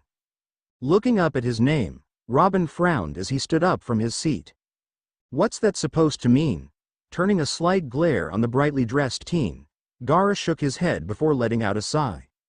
"Where we are from, Naruto was a, as you would put it, hero. To some at least, including myself, unfortunately because of something out of his control. He was also seen as something else. Despite the way he acts, Naruto-san has had a hard life. In many ways harder than even my own, and a few years ago something happened. Or a more accurate explanation would be that he discovered something which finally made him reach his breaking point. Instead of becoming a villain or bad guy, he left and came here, disillusioned as he called it, with the world and humans as a whole. Since I have been here, I have been slowly trying to bring him out of his depression like he did me, and now that he has started dating Raven-san, I thought I was getting close, but then you had to open your mouth and remind him why he left that life behind in the first place. You have ruined weeks' worth of hard work." By the end of his rant, Gaara was practically shouting, showing the most emotion any of them had ever seen from him since they met and causing them all to stare at him with wide eyes as his words sink into their heads. XXX walking down the corridor with a blank expression on his face as he followed the older man past the cells. Naruto took note of just how many of them seemed to be made to hold particular people. Some that seemed to make sense to him and others that just seemed plan-wired. They didn't speak as they made their way to the 3 cells at the end that seemed to have large windows instead of bars on the walls facing the corridor. Inside the 3 cells were the beaten and bruised teens that the whiskered blonde had knocked out for throwing a car through his store, each in their own specially designed straitjacket. Mammoth, the large red-headed teen who had thrown the car, had a straitjacket made out of metal, looking more like some kind of casing, with steel bolts holding it together. Gizmo, the baby-like teen with the foul mouth, was in a standard white straitjacket, and finally Jinx, the pink-haired girl that seemed to be the leader, was held in a jacket covered in 4-leaf clovers and horseshoes and was surrounded by a circle of salt. When they saw the blonde looking at them from the other side of the glass, the policeman that had led him to their cells already walking away, they glared at him with hate-filled eyes, though when compared to the looks he had as a child they were tame. "What the do want? Come to gloat?" Turning to Jinx, his face still expressionless, Naruto leaned against the opposite wall, his hat casting a shadow over the top of his face but leaving his eyes still visible. "I just paid all your bails and got the police to agree to let you off with community service." After taking a moment to get over their shock at his words, the 3 teens all took on the exact same expression of suspicion at the same time, impressive seeing as they could actually see each other's, before Jinx once again addressed Naruto. "Why would you help us?" Smirking slightly, Naruto stood back up and walked forward, stopping so that he was only a few feet away from her cell. "Oh, don't get me wrong, when I'm done with you you'll probably wish they sent you to prison, but the fact is you three are going to fix my store and work off all the money you now owe me. That's your community service. And why the hell would we do what a crud munching shit face like you tells us to do? Turning to face the small teen, Naruto let a too innocent smile cross his face that sent shivers down the spines of the three villains, but a moment later the smile was replaced by a serious expression as the pair of blue eyes took each of them in one by one. Tell me something. Why are you, villains, looking at the blonde in confusion? None of them having expected the question, Jinx answered for all three of them. What else could we be? Heroes. Mammoth is clumsy and because of his strength he destroys almost everything he touches. Gizmo can make stuff sure, but he needs money to get the materials and equipment to make them and no one is willing to give a teen that looks like a toddler money. As for me, well, I'm a Jinx. I create bad luck wherever I go. What else could I be if not a bad guy? Letting a genuine smile cross his face at the answer, Naruto looked each of the three teens in the eye before he spoke again. What if I could give you an alternative? Chuckling at the confused expressions on their faces, Naruto first turned his attention to Mammoth, the large red head that had thrown the car into his store. As you saw earlier, I am very strong, despite my looks, and I can teach you how to control your strength so you don't have to worry about hurting people and breaking things all the time. Seeing the way the giant boy's eyes widened at his offer, Naruto next turned his attention to Gizmo. Over the last 3 years I have accumulated a decent-sized fortune. Most from my dealings in Rear Book, and am willing to offer you funding for your projects. You will have several restrictions of course and I will want to be kept in the loop for all your projects, but you will for the most part be given free range. If you get to a point in time that you wish to sell any of your inventions I will of course want to who they are and what they want it for, along with 15% of the profit seeing as I will be funding it. The only reaction he got from his words was a hopeful look hidden behind one of skepticism before he finally turned his attention to the last teen. But before he could even get the first word out, Jinx spoke. So what are you going to try and offer me? I can tell you now that there isn't any point. You can't change my powers and no one can. I'm bad luck and that's not going to change. Taking a moment to process her words, Naruto let another small smile creep onto his face before answering her. I can offer you several things actually, starting with a safe place to live and a steady job with good pay, at least after you pay off your debt. Secondly, I can help you to both understand and control your gift, also, providing my theory is correct. Teach you several things about your abilities that you didn't even know. By the end of his speech Naruto was met with not one, but 3 stunned faces. Both Mammoth and Gizmo knew how hard it was for Jinx to control her powers. Even the slightest thing could throw all her control out the window and there was nothing she could do about it. The idea that the blonde in front of them might be able to help her was almost too good to be true. After several minutes of silence had passed, in which Naruto just stood in the same spot waiting for their response, Jinx managed to choke out one word in little more than a whisper that he almost missed. Why? Tilting his head up so that they could see his whole face, Naruto gave them a small smile. Because no one has ever given any of you a chance before now, and I think it's about time you were. XXX. By the time Naruto, followed by Jinx, Mammoth and Gizmo got back to his store the sun had already set and the Titans had long since left. He walked into his dummy house to find Gaara sat on the couch watching the TV, which was showing a replay of his earlier fight while a reporter gave a running commentary. The moment he heard them the red-headed teen turned to look at the 4 of them and raised his eyebrow in a silent question which Naruto answered as he passed on his way to the end of the hall. They will be staying with us for the foreseeable future and will be working off their debt on me by fixing the damage to the store and working here. The only response his words got from the quiet teen was a nod of the head before asking his next question out loud. Are they going to be staying here or there? There. While the two were talking, the 3 Hive students took the opportunity to look around the small flat, all 3 wondering where they were all going to be staying before they saw Gaara turn off the TV, stand up and follow behind the whiskered blonde as he walked to the end of the hall and stood before the wall. Before any of them could ask what he was doing, Naruto pressed his thumb into the tip of his canine until he drew blood and started to draw a circle on the wall in front of him. Not a moment later they were blinded by a bright flash of light, and when the spots had cleared from their vision the wall had vanished and they were looking at a long staircase leading underground. After getting over their shock, the 3 were led down the staircase, which surprised them with just how long it was and the fact that Mammoth didn't even need to bend down to walk, until they came to another wall at the end and were led into a large circular room, Turning to look at the three teens, Naruto waited a moment to give them a chance to take the room in before coughing into his hand to get their attention. We are currently 200 feet below the lowest sewer pipe in Jump City, and needless to say I don't want you telling anyone about his place without my permission. The reinforced steel door to your right is off limits, and I will warn you only once that there is no point trying to break in. The next door is my library, again off limits unless I say otherwise. The third leads to several bedrooms, including your own. The one at the end of the corridor is my room, and the one with the steel door is Gaara's room. The next room is the kitchen. It has a well-stocked pantry inside so you can help yourselves. Mammoth, I know because of your size and power you need to eat a lot of food, so don't worry and eat as much as you like. The next room used to be the pantry but is now a storage room for several things from mine and Gaara's homes.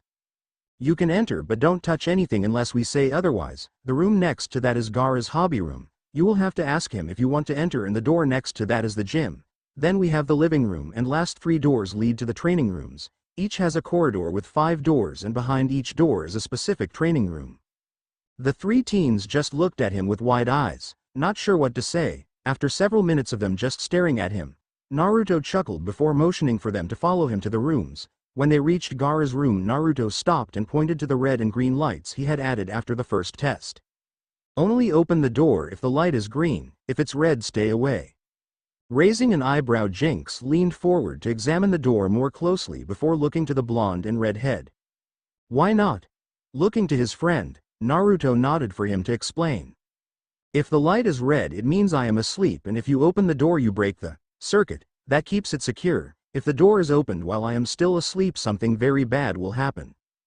Before they had a chance to ask for more details, Naruto moved on before opening 3 doors and pointing to them. All the rooms except Gaara's are basically the same, so it doesn't really matter which you choose. You can personalize them however you want, and each room has its own bathroom. Tomorrow you will start fixing the damage you caused to my store, and in the afternoon we can make a start on the things I promised you.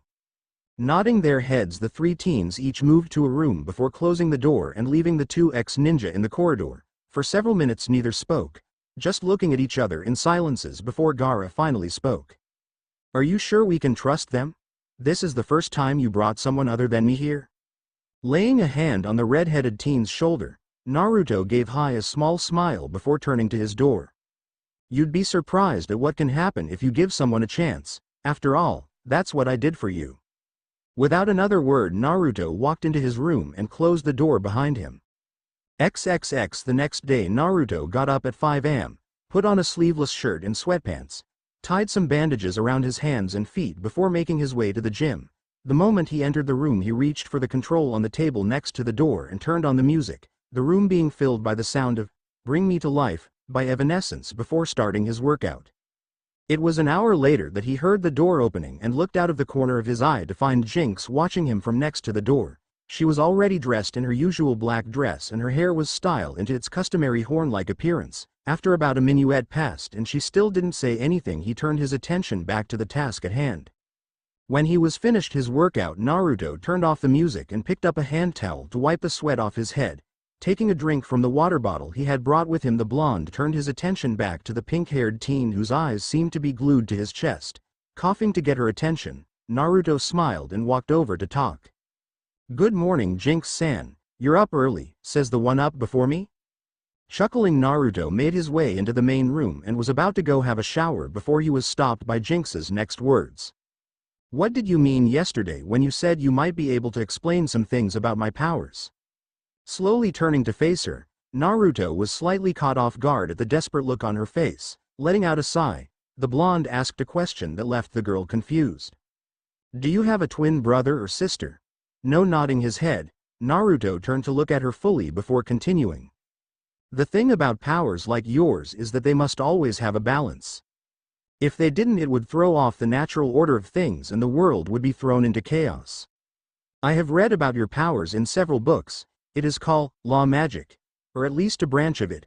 Law magic is where the user controls a fundamental law of nature, such as gravity or even time, but with the exception of twins the user has the power over the corresponding law. You control bad luck, which means that if you don't have a twin you also have the ability to control good luck. It's the only way to keep the balance. For the next few minutes Jinx just stared at the blonde with wide, unbelieving eyes. She couldn't believe what she had just been told. For years Jinx had searched for information about her powers, hoping to find answers to what she could do, and here Naruto was talking about the things she had only dreamed of, like it was no more important than talking about the weather. With a small smile on his face, Naruto walked past the pink-haired teen and went to have a shower, leaving the girl to her thoughts. After his shower, Naruto made his way to the kitchen, unlocking Gaara's door as he passed when he saw the green light, to get started on breakfast. One of the first things he learned after the redhead had moved in was that the boy had next to no skill in cooking, which basically left the job up to him because after the first night he had been able to get to sleep. Naruto had also learned that Gaara was not a morning person. The kitchen was a decent size, with a large round table in the middle of the room for eating that could probably seat 20, with counters, ovens and just about everything else you would need to cook with lining the edge of the room, making it look like the sort of kitchen you would see at an expensive restaurant. By the time the others were up and had entered the room, they were greeted by the sight of a blonde blur speeding around the room as he prepared the food. The only one that wasn't shocked was Gaara because of a mix between having seen this before and being too distracted by getting his morning coffee to care. Within minutes of them entering the room, the table was piled high with pancakes, eggs, sausages, bacon, toast, cereal, fruit and a few things they didn't even recognize. Seeing the three stood staring at the table in shock, Naruto chuckled. "Take a seat and help yourselves," doing as they were told. The shocked expressions still on their faces, the teens started to eat, and after the first mouthful Mammoth was shoveling it in by the handful as if he was scared it was going to disappear. As he was eating his own breakfast, Naruto could be seen writing in a small notebook set on the table next to him as he watched the large teen eat, making a note of both the amount of food he consumed, what he ate most of and any other information he thought might be useful. Seeing this, Gizmo leaned over to look at what the blonde was doing and after finishing his mouthful of bacon spoke. "What the hell are you doing?" The blonde teen didn't even look up from his notes as he answered. "I'm making a note of the amount of food Mammoth eats and what he eats the most of. For example, he ate a lot of meat but hasn't touched any of the fruit. That means his body craves protein, which is more than likely related to his powers. The fact that he needs to eat so much is an indicator of a faster than average metabolism, meaning his body burns through the energy from the food quickly." Frowning slightly at the explanation, the small teen took a moment to think about what the whisked blonde had said before turning to look at him again with a nervous expression on his face. "The way you explain it sounds like Mammoth is weak from hunger most of the time." "He most likely is." At his words, all three of the Hive students stopped eating and started at him, in Mammoth's case with a full mouth of food, as if he had lost his mind, while both Naruto and Gaara carried on eating as nothing was happening.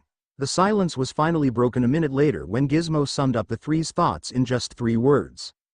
"Holy shit, fucker." Chuckling at their reaction, Naruto finally looked up from his notes and smiled at the larger teen as he went into more detail. "You are strong and have a large body type, there is no denying that, but from what I have seen over the last few minutes, it is likely that your body need at least, from my first calculations, 5 times the calories a normal person does. With time I should be able to make something similar to an energy bar that you can use to help balance it, but the fact is at the moment you are only able to use a fraction of your full strength." The only response he got was a slightly blank look from the larger teen, which prompted him to make several more notes in his book before closing it and standing up from the table, Gaara doing the same before moving to the sink to start on the dishes. "I'll explain it better for you later when we talk, for now it's time you start fixing the hole in my shop."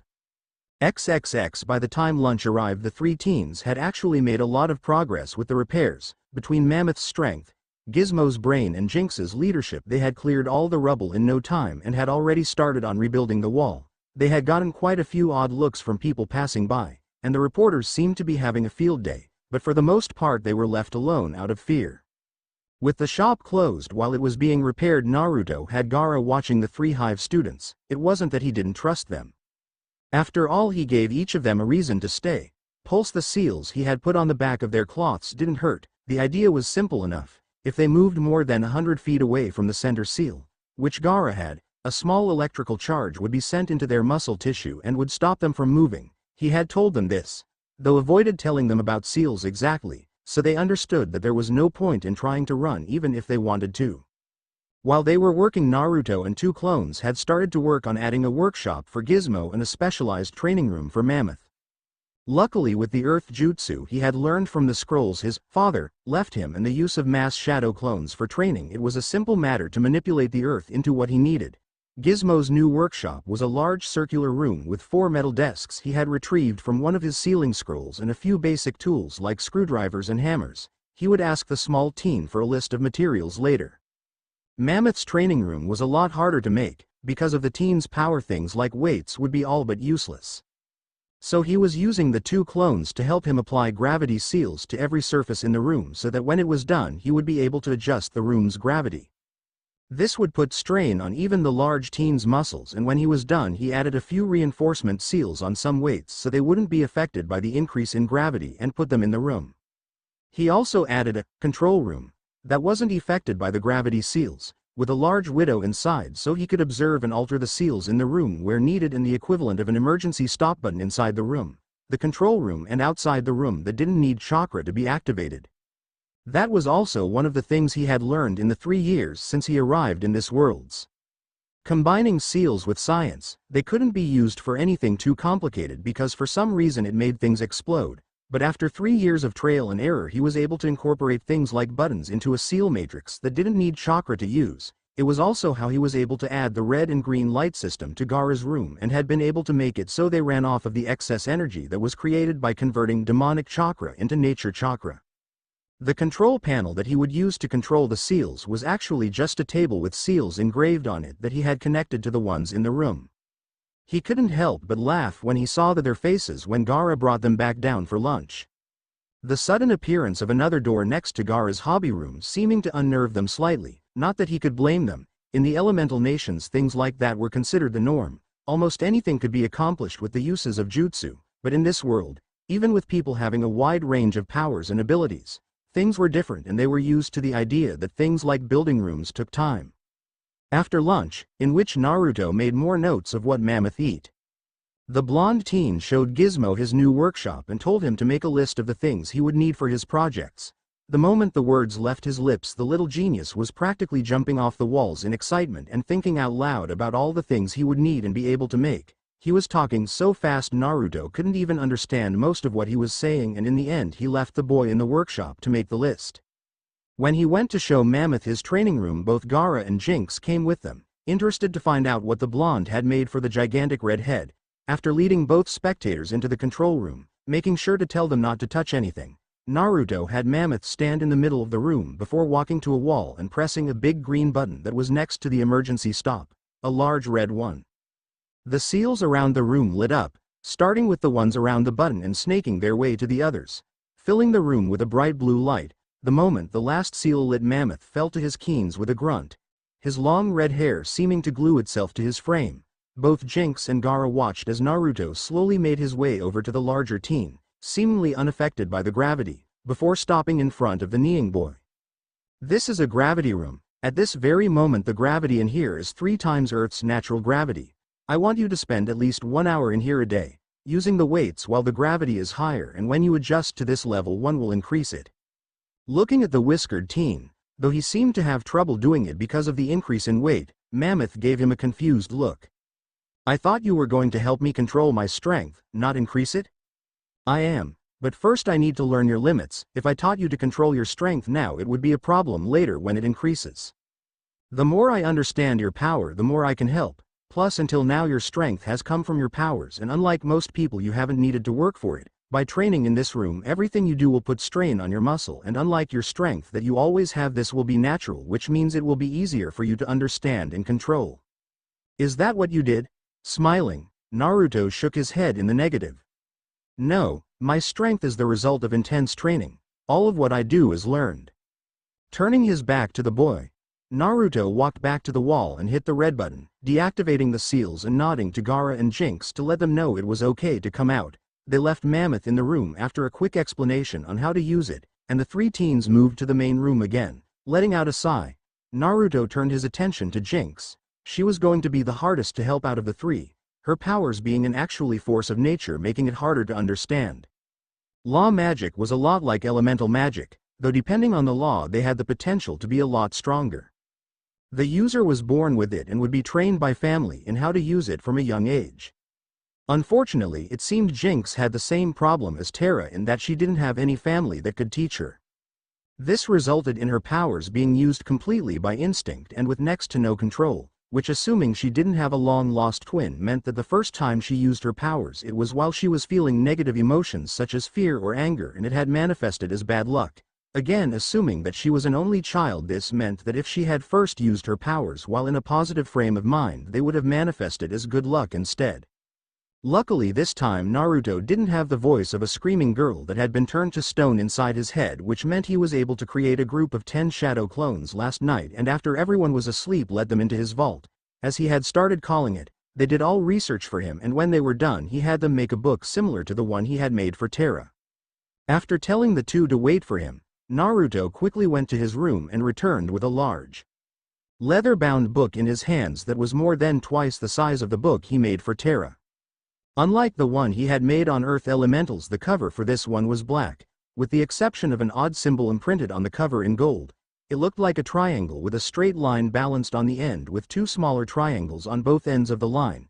Handing the book to the pink-haired girl, who just looked at it with a raised eyebrow, Naruto just smiled and pointed to the symbol on the cover. This is the symbol of law magic, unwavering balance. Her eyes widening at his words, Jinx quickly turned to the first page to see the same symbol with the words, Law Magic, above it and Naruto's name under it proclaiming him the author, all of which was in gold. When she turned to the next page her eyes almost popped out of her head as she read the index. Chapter 1, The History of Law Magic. Chapter 2, What is Law Magic? Chapter 3, The Importance and Meaning of the Natural Balance. Chapter 4, Why does Law Magic exist? Chapter 5, The Different Branches of Law Magic. Chapter 6, How to channel your energy and what effects being a twin has on your power. Chapter 7, How your emotions can affect your control. Chapter 8, How outside influence can affect your control. Chapter 9, The importance of understanding your strengths and weaknesses. Chapter 10, An introduction in the manipulation of law magic. Chapter 11, Level 1 Manipulation. Chapter 12, Level 2 Manipulation. Chapter 13, Level 3 Manipulation. Chapter 14, Advanced Manipulation. Chapter 15, How to discover the most effective way to fight with your law magic.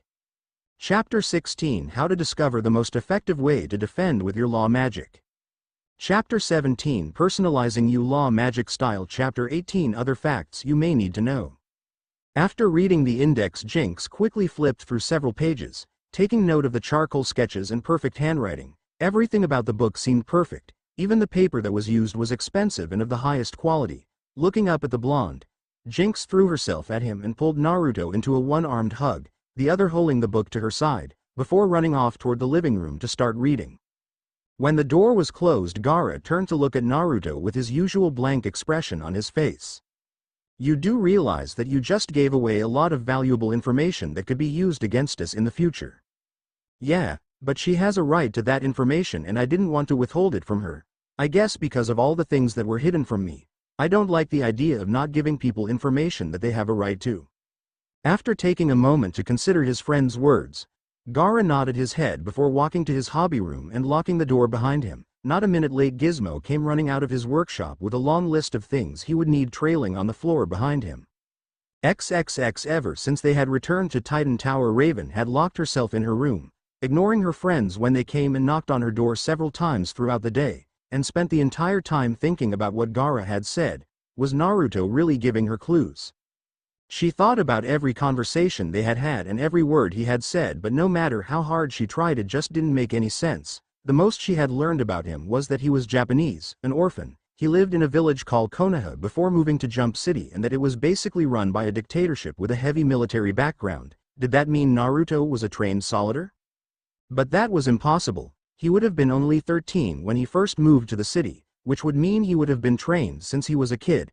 Then there was that word, Jinchuriki, the power of human sacrifice.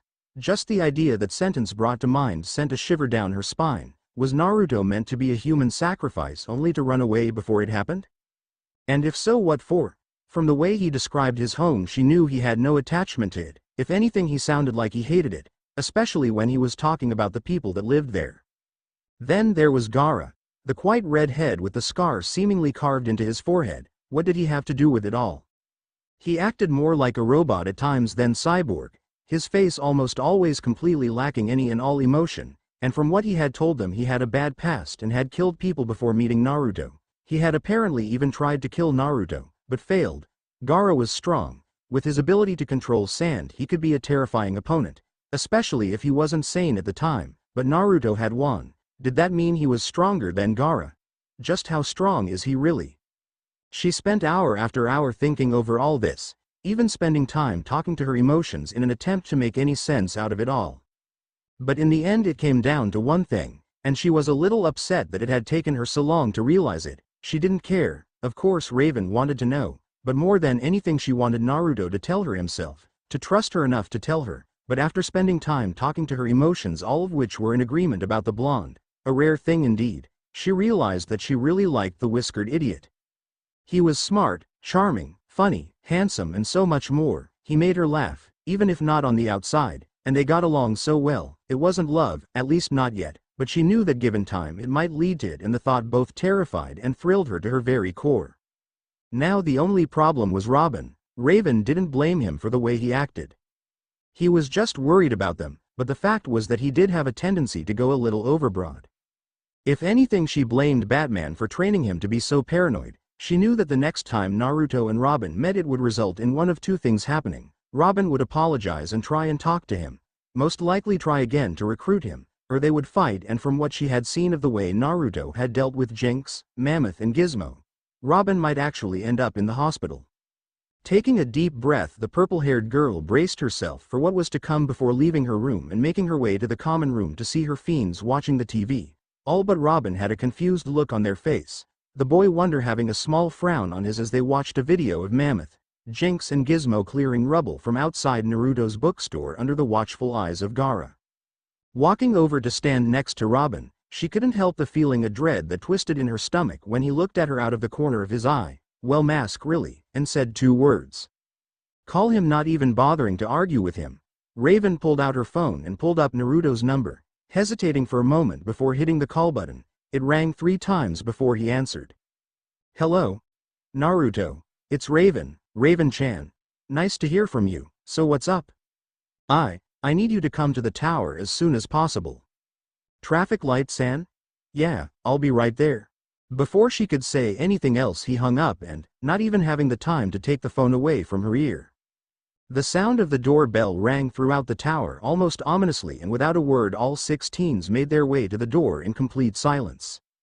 Each shearing uncertain looks as they saw the stern expression on Robin's face. When they opened the door, it was to the sight of Naruto leaning against the wall, as if noting was out of the ordinary. Without a word, Robin turned his back on the blonde and made his way to the training room in a large cavern under the tower, the blonde teen following behind after nodding to the others and resting a hand on Raven's shoulder in a comforting manner. When they got to the center of the room, the boy wonder turned around to lock eyes with Naruto, who had his hands in his pockets. Why are Jinx, Mammoth and Gizmo out of prison and fixing your store? Straight to the point. Fair enough. It's because I paid their bail and talked the police into giving them community service. When they finish fixing the damage to my store, they will be working off the money that they owe me, and after that I have offered them the chance to live with me in Gaara so I can help them with some other things. Why? Have you ever asked them why they became villains in the first place? Because I have. They didn't have a mentor that could train them or look after them. They were considered outcasts because of the things they could do, and because of that they ended up going to the wrong person for help. I offered to help them because no one else ever did. His frown increasing at his words, Robin moved himself into a loose fighting stance. They're criminals. They don't deserve a second chance. They deserve to be behind bars. Letting out a sigh, Naruto looked to Robin with a mixture of disappointment and boredom in his eyes as he pulled his hands out of his pockets, not giving the blonde a chance to make the first move. Having seen just how fast he could be, Robin jumped forward to close the distance and attempted to kick him in the head with his left foot. He didn't know how it happened, not having even seen Naruto move, but just before his foot made contact with the blonde's cheek, the kick was stopped by Naruto grabbing hold of his ankle in a vice-like grip, quickly lifting his right leg into the air and planted it on the blonde's chest in an attempt to break the hold and put some distance between them again, only for him to fall to the ground when it didn't work. Shaking his head, Naruto threw Robin back to where he started with a small frown on his face. You broadcast your moves and it makes you easily to predict. You need to work on your style and maybe your speed a little more. Shut up. This time when the boy wonder charged, he aimed a punch for Naruto's stomach, which was deflected by the blonde's arm, and followed it up with a spinning kick indented for his side which was blocked again. Growling at his lack of successes, Robin let loose a quick flurry of punches aimed at random places in the hope of hitting the whiskered teen. But no matter how hard he tried or how fast he moved, everything was either blocked or dodged with ease, making it even more frustrating. It didn't help that Naruto kept commentating on every move he made. You need more power behind your strikes. Make sure your feet are spread out evenly so you can put more weight behind them. Don't make too many unnecessary movements. It wastes energy and will tire you out faster. Don't forget to time your breathing. The other Titans just stood to one side, their eyes wide as they watched Robin being completely outclassed by the blonde, who was apparently giving him tips even as they were fighting. After another 5 minutes of Naruto staying on the defensive as he picked apart Robin's fighting style, the blonde ex-ninja finally decides to switch to offense. Catching the boy's wrist as he attempted another punch him in the ribs, Naruto pulled him forwards, causing the brightly dressed teen to lose his balance, before landing a soiled punch into his stomach, letting out a gasp as spite flew out of his mouth. Robin tried to back away so he could regain his breath, but Naruto followed, not giving him a chance, and kicked him in the right side of his ribs. It was at that point that Robin realized something. He had seen a video of Naruto kicking Mammoth of all people through a wall with next to no effort. Yet the blows that had hit him were no different to a normal person. Naruto was holding back, a lot, and the realization made him lose what was left of his self-control as he charged at the blonde blindly. But before he even had a chance to throw a punch, Naruto swiped his feet out from under him and, while he was still in the air, followed through with a kick to the stomach that sent him flying across the room before he landed in front of his friend, who just stared at what had happened with wide eyes. Throughout the whole fight, the blonde hadn't lost the bored expression on his face. After straightening his shirt, which had gotten ruffled up during the fight, Naruto casually made his way over to the downed form of Robin, a neutral expression on his whiskered face before standing over the teen and looking him in the eye.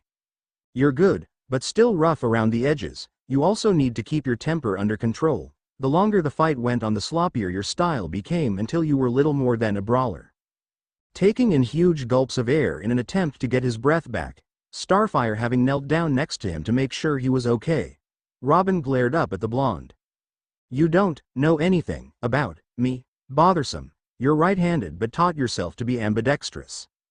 You favor your right leg a little more than your left, but when you need to use it, that disappears. Most likely due to an old, traumatic injury leaving a psychological scar. You were trained by a man that uses his dark clothes to help him fight at night, yet you wear bright colors that attract attention. Meaning that although you were trained by Batman, you want to be seen as separate from him.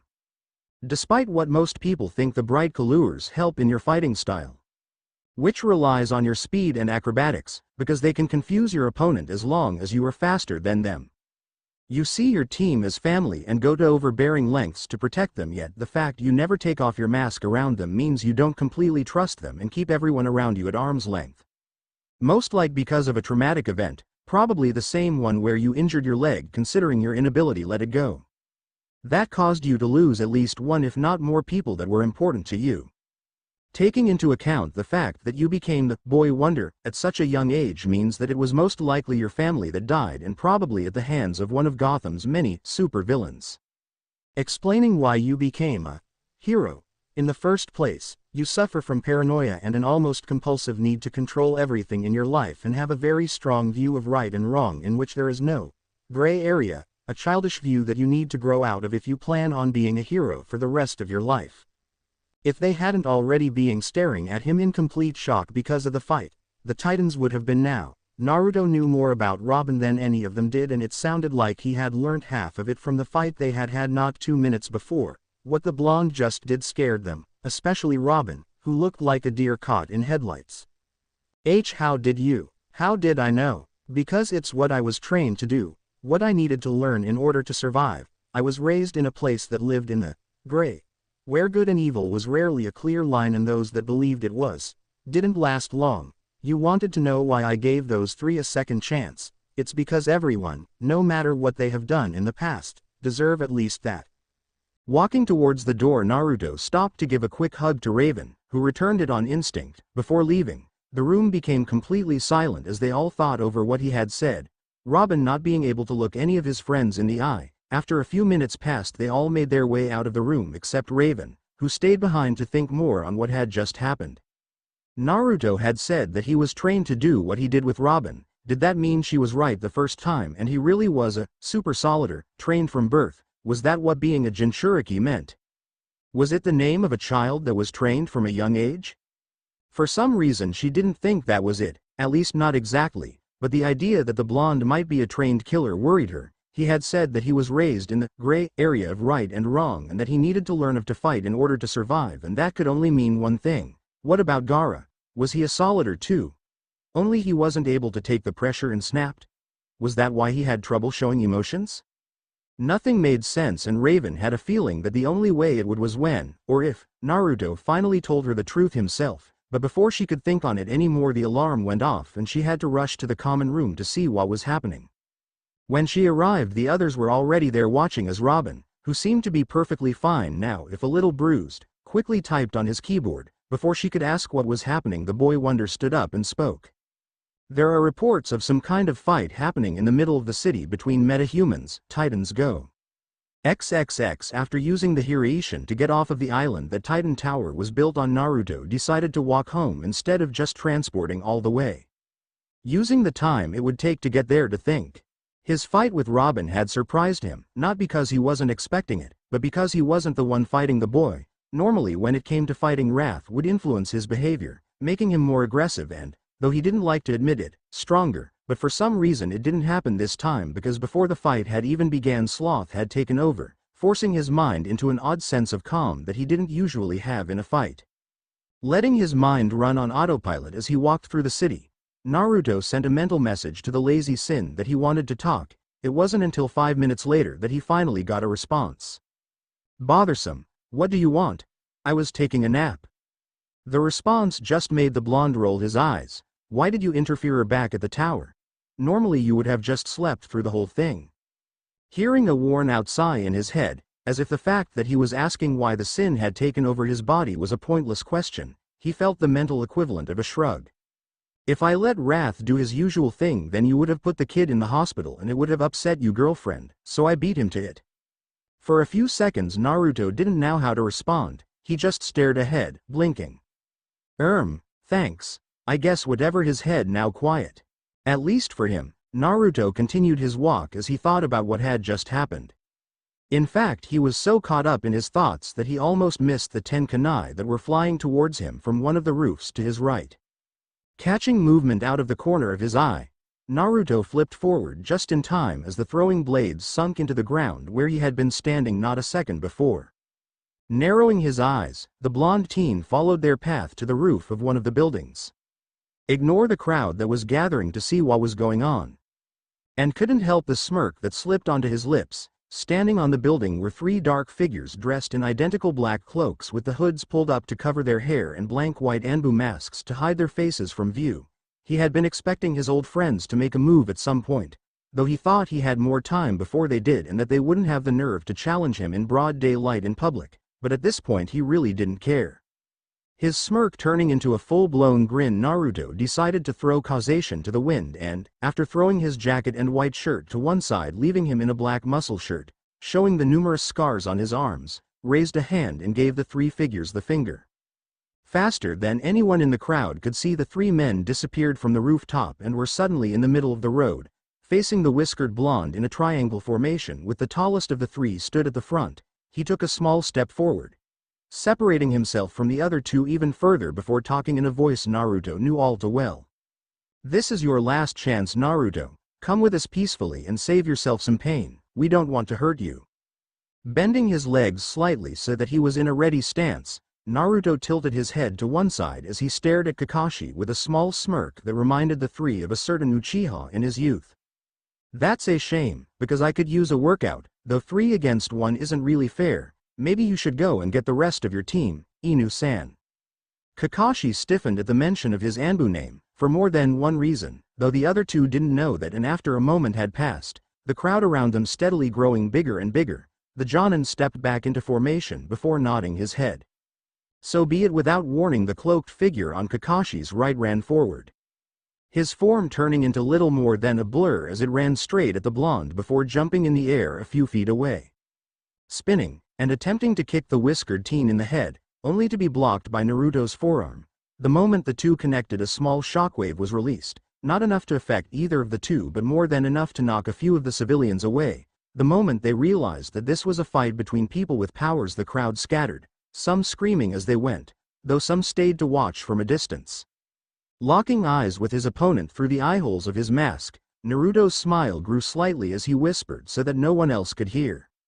"You've improved, Lee, you're stronger, but it's not enough."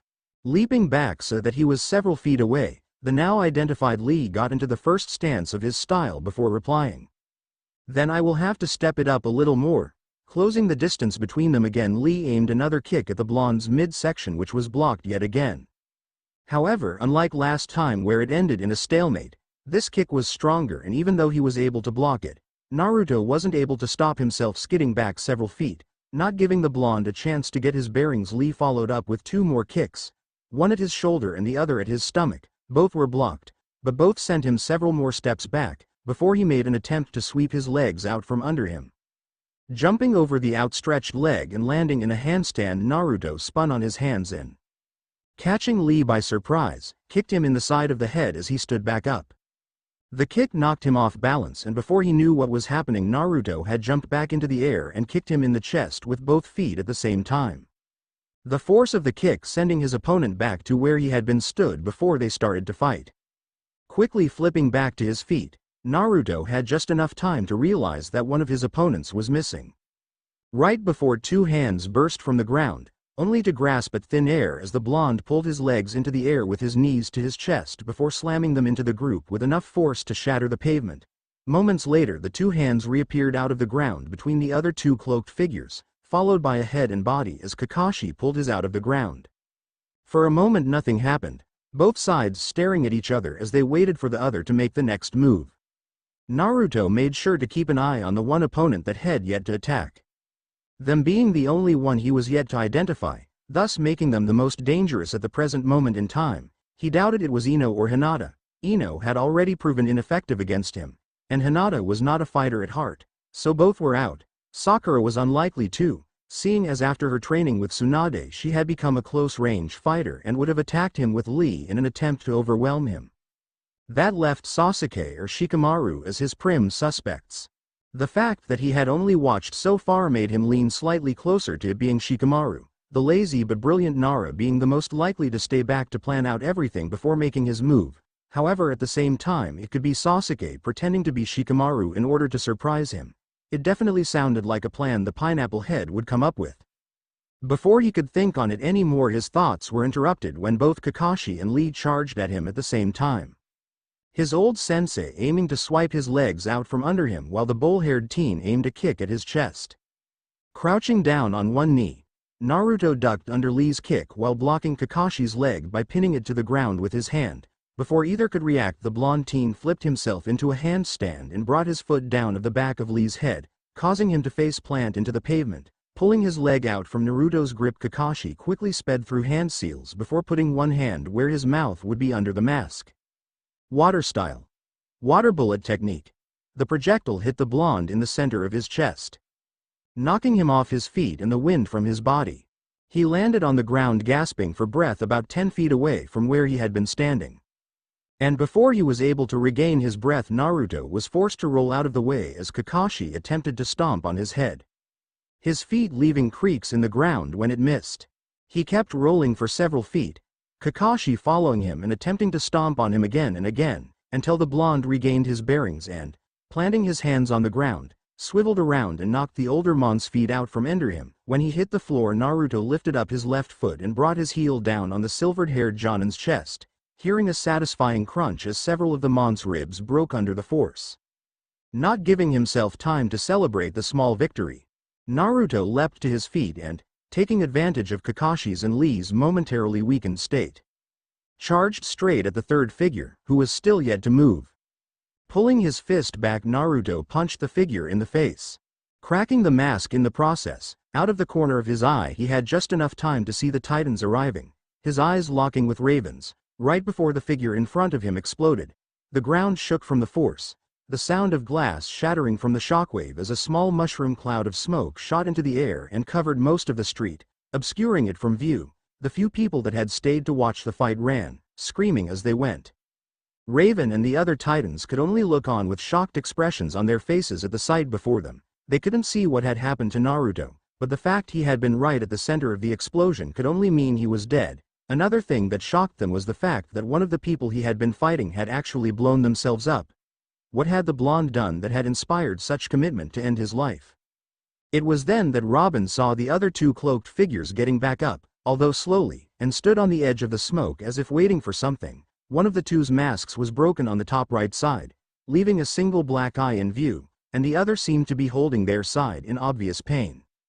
The brightly dressed teen was about to demand they surrender when an all-too-familiar, at least by this point, sensation hit him and the others as they were all forced to their knees as the air grew thick and a feeling of absolute terror smacked into them like a brick wall. He had just enough time to take note of the fact that the two figures, although staggering a little when the sensation first hit, didn't fall to the ground. Without warning, a strong wind that seemed to burst out of the center of the smoke kicked up and blew it away to reveal Naruto stood in the middle of the road. His shirt was completely destroyed, his pants were in shreds and what could be seen of his skin was covered in burns and patches of his hair had been burned off, his hat destroyed by the explosion. His right arm hung limply at his side and the hand was little more than a black husk of charred meat, a small trail of blood dripping from it to the ground. The fact he was still standing was almost as shocking as the fact he was still alive to the Titans. Suddenly, without warning, the blonde's body stiffened before his back arched backwards to a painful degree as his mouth opened wide into a soundless scream.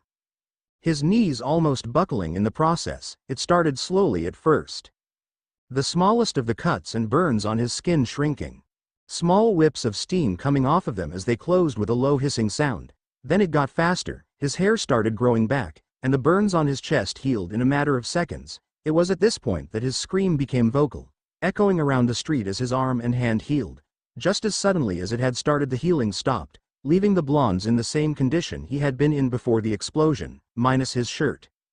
That was when the Titans got their first look at his chest, or more specifically the large, fist-sized scar right next to his heart.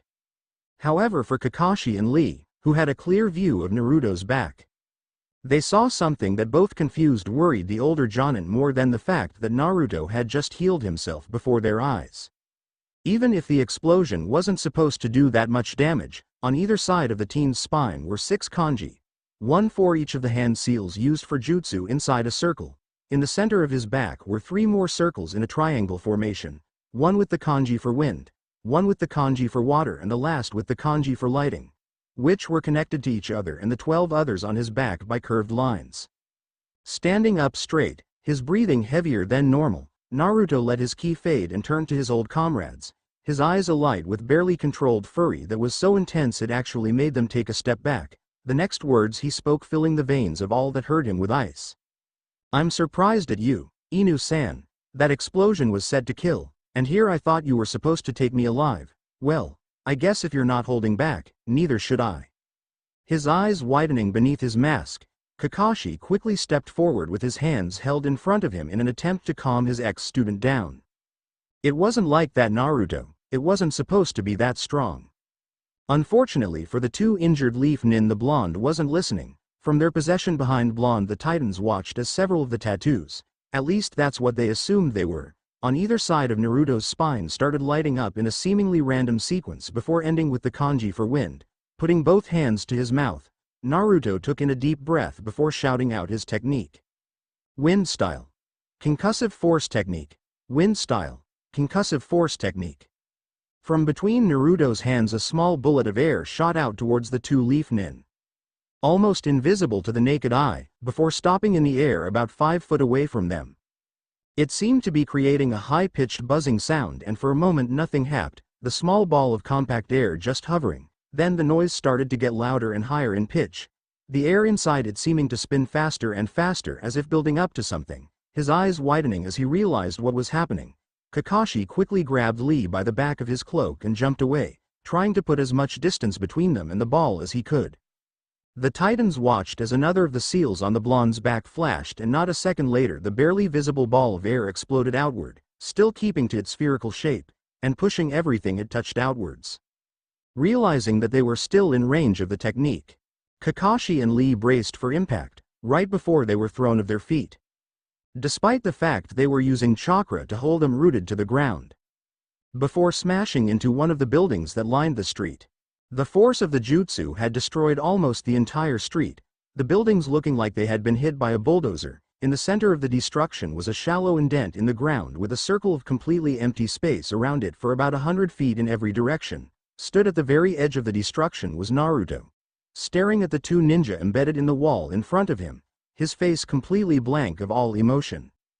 The 6 teens behind him could only look at the damage the blonde had caused in complete shock. That fact that it didn't even seem to tire him out, scaring them more than anything. Were they really this weak compared to Naruto? It was like he was on a whole other level to them. The sound of rock crumbing drew all their attention back to the 2 masked men as they pulled themselves out of the wall, falling to the ground on their hands and knees because they were too weak to stand, panting heavily. For Kakashi and Lee, their thoughts were surprisingly similar to the 6 titans. How had Naruto, the dead last in the academy, the loud-mouthed idiot that always made them laugh, become so strong? They had been cut off from the elemental nations ever since arriving in this world, having to rely on the jutsu and fighting styles the silver-haired Jonin had copied over his years as a leaf nin to continue their training, but that was more than the blonde had. Yet Naruto had completely outclassed them at almost every turn. Looking up as the sound of footsteps echoed around the silent street, they watched as the whiskered teen slowly walked towards them before stopping a few meters away. "I gave you 2 warnings to leave me alone. This was your last strike. It's time I send a message to the rest of your team." Instead of the seals on his back flashing like the last time he used a jutsu, this time the blonde used his hands to make the seals. Fire style. Great fireball technique.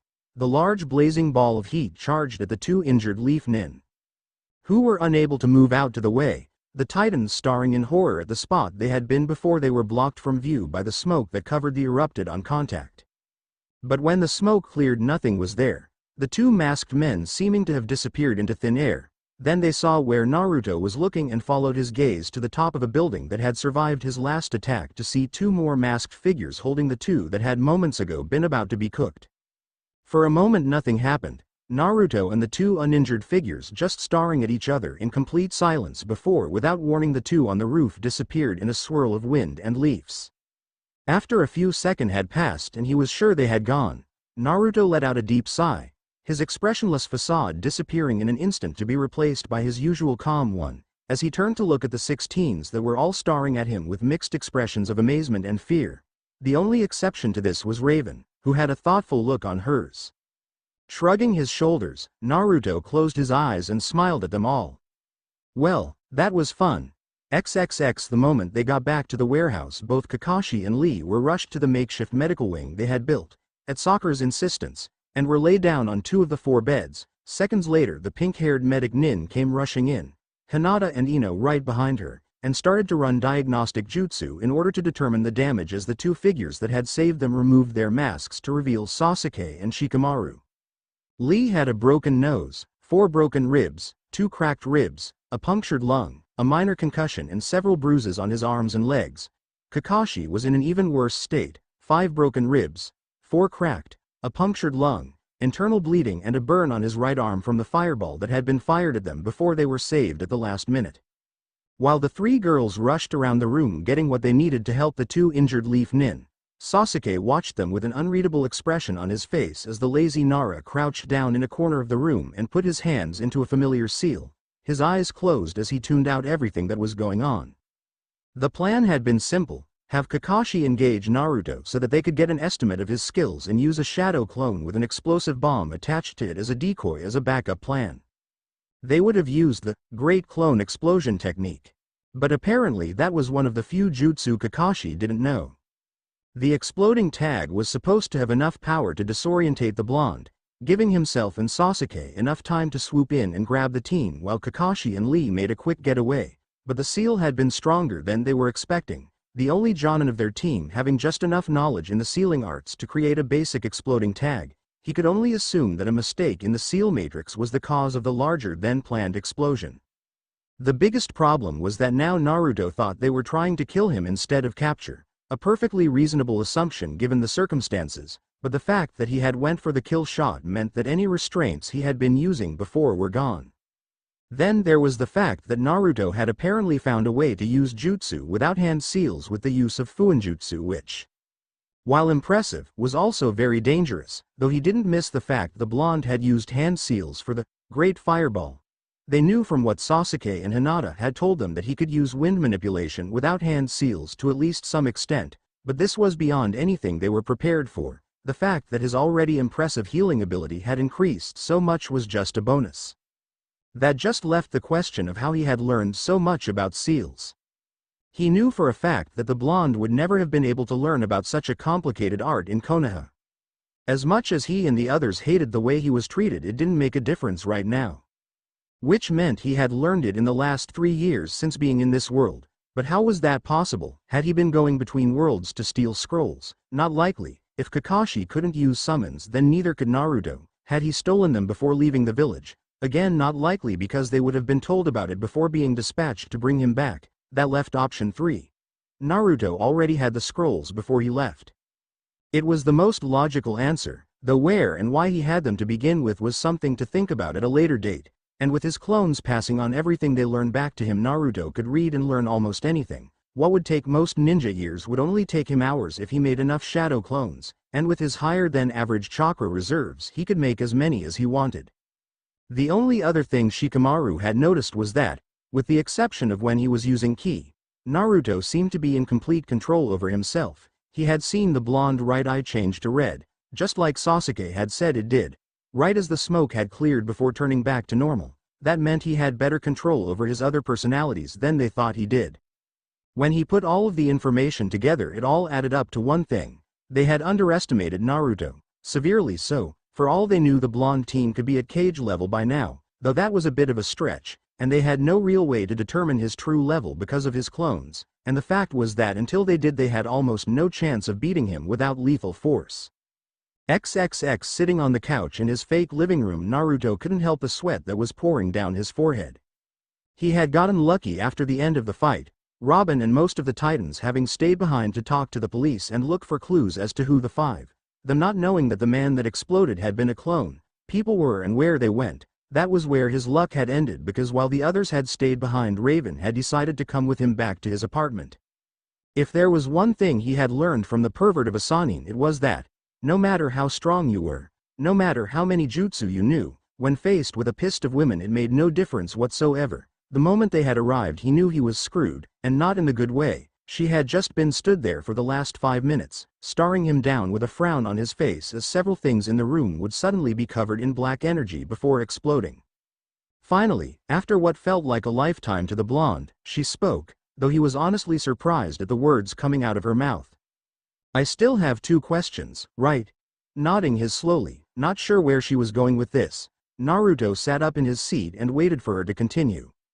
"I've been thinking about a lot of things since yesterday. What you can do, the symbol that was left on your door, the fact you have so many secrets. I don't care that you have powers. It doesn't make any difference to me, and the fact is everyone has secrets, me included, and I can't be mad at you for having them. I know that you will tell me in time, when you are ready, or at least I hope you will, but that doesn't mean I can't be mad at you for not telling me that there are apparently people that want your head." Flinching slightly at her shout, a lamp exploding in the corner of the room, Naruto tried to put on a charming smile that came of more nervous than charming. "In my defense, until that bomb went off I thought they only wanted to capture me." Raven's glare only seemed to intensify at his explanation, before she let out a sigh, her features easing back into her usual stoic expression, before crossing her arms under her chest. "My second question is this, and before you say anything, everything I ask for the next few minutes will count as one, so don't even think about trying to use a loophole. Who were those people and why did they try and kill you?" Letting out a sigh of his own, Naruto stopped trying to smile and let a serious expression cross his face as he nodded for her to sit next to him. When she did, he leaned forward and rested his elbows on his knees with his head on his hands, looking everywhere except her. "They were from my village. Why did they attack you?" "Because I left." Frowning at the short answer, the purple-haired teen was about to yell at him for the short answer, when she saw that his hands were shaking, fidgeting slightly. Naruto continued. "I told you before that Konaha is a very militaristic village. What I didn't tell you is that the soldiers are trained from the age of 5 and start active duty at 12. They are sent to the academy for the first 7 years and trained in the basics: hand-to-hand combat, weapons, biology, anatomy, stealth, and anything else they will need to know in the future.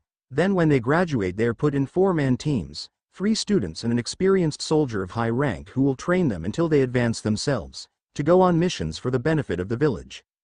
You mean like mercenaries? Yeah. He waited several minutes after confirming her question, giving her time to process what he had told her so far, before moving on. One of the laws of the village is that any orphan that meets the requirements to be a soldier is sent to the academy because they are considered wards of the village. Therefore it is expected of them to join to repay the kindness of the village for taking them in. At this point Naruto looked to Raven out of the corner of his eye and saw the realization that came to her eyes, as if something she already knew had just been confirmed. You were forced to join the military like the other orphans. The only answer she got was the blonde nodding his head, and then something else came to her mind. What about Gaara? You said he was from another village, but he was obviously trained too. There is more than one village, though 5 stand out from the rest: Konaha, Iwa, Suna, Kiri and Kumo, the 5 great hidden villages that were in a constant state of war. Gaara was from Suna, who are allies of Konaha. Nodding her head in understanding, Raven decided to get back to her main question. You still haven't told me why they attacked you. It's because I left the village, or abandoned it you could say, and by law that makes me a criminal, so they sent a team to bring me back. At least that's what I thought. I guess they were told that if they couldn't bring me back then they needed to kill me so I couldn't be a risk to the village later on. For the next few minutes neither of the 2 teens spoke. Naruto waiting for her reaction to what he had told her, and Raven thinking about everything he said. He had confirmed a lot of what she suspected. He was a soldier, well, mercenary, and the people that had attacked him were from his village. She was worried about them trying to kill him, but if she had anything to say about it, which she did, that wasn't going to happen. But even with all the things he had explained, there was one thing that still didn't make sense to her. So is Jinchuriki what your village calls its military force? I mean, what with them training kids and all, is that why they call themselves the power of human sacrifice? Just like the last time she had asked him about the word, Naruto's entire body stiffened, his breath catching in his throat as he turned to look at her with wide eyes, his words barely above a whisper as he looked at her in fear. How do you know what it means? Cyborg downloaded Japanese into his brain and translated it, so am I right or not? Looking away from her, his eyes on the ground, the blonde teen slowly shook his head in the negative. No, that's not it. After a few minutes passed and he still didn't continue, Raven let out a sigh knowing that he still wasn't ready to tell her the full story yet. Leaning into her blonde boyfriend's side, the 2 sat in comfortable silence, the tension that had been between them moments ago gone as they just enjoyed the simple human contact. Reaching into her pocket, Raven pulled out her communicator and handed it to Naruto, who raised an eyebrow at her. I'm still not joining the Titans, maybe not yet, but until I can convince you I just want you to have it in case of an emergency. Hesitating for a moment, Naruto took the communicator and slipped it into his pocket, making a note to have Gizmo disable the tracker before he took it downstairs with him. Then something else he had said before came to her mind and she looked around the small apartment with a confused look on his face before looking at the blonde. You said that Jinx, Mammoth and Gizmo are staying with you in Gaara, right? Without thinking Naruto nodded his head. So where are they, and how can so many people live in such a small apartment for that matter? Sweating, Naruto quickly went through several different excuses that he could use that would satisfy her, before quickly looking at the clock on the wall and jumping to his feet. Wow, is that the time? I got to go and do the thing at the place. See you later, Raven-chan. Before she could ask what he was talking about, Naruto disappeared in a bright flash of light, leaving a frowning Raven on his couch. Naruto. XXX. Breaking news. This is summer day and I am yet again standing outside the bookstore of Naruto Uzumaki. Confirmed boyfriend of the Dark Teen Titan herself. Raven. It seems that Mr. Uzumaki has been busy since the last time we saw him. Not only has he convinced 3 of Jump City's 3 most well-known villains into fixing the damage they have caused to his store. It is also confirmed that just yesterday he was seen fighting 3 unknown villains. At this point we do not know the full details on who these people were or what they were doing, but from what we have been able to gather from eyewitness reports, one of the villains actually used explosives that were apparently hidden on their body in an attempt to kill both herself along with Mr. Uzumaki. After the incident yesterday, we at Channel 3 News did a little investigation into Mr. Uzumaki and found out that he is more than he seems. It turned out he is actually the richest man in all of Jump City. Along with his bookstore, Mr. Uzumaki also owns 53% of the building firms in our city, along with several smaller businesses. On top of that, he is the #1 donor to the Orphans Fund, the Children's Hospital, the Veterans Fund and several other charities. There have also been several rumors going around that both Mr. Uzumaki and the newly identified Sabaku no Gaara, who we met the last time we were here, are the newest members of the Teen Titans. Unfortunately, neither the Titans nor the two in question have been available for comment, but today we will try and correct that. This is Summer Day, with Channel 3 News, XXX. It was the day after his fight with Kakashi and Lee, and Naruto had just finished watching the morning news, which was the reason he was now repeatedly banging his head against the wall, while Jinx, Gizmo and Mammoth, the large redhead eating a bag of popcorn, watched him from the couch. Gaara was yet to get up, so he wasn't there to see the blonde leaving a decent-sized dent in the wall. How did they find out about him being rich? He was so careful in covering his tracks, damn it. They even found out about his donating money to charity, which he had done without giving a name. It didn't make sense. As if all the attention he had been getting from dating Raven wasn't bad enough, the fact that he was the richest man in Jump City was going to make it even worse, because now he would be getting people coming to him to ask for money all the time. After several minutes had passed, Naruto let out a sigh and just leaned his head against the wall, before, his head never leaving its spot in the wall. He called to the three teens watching him in a flat voice. "Can you go and let Gaara out? He should be awake by now."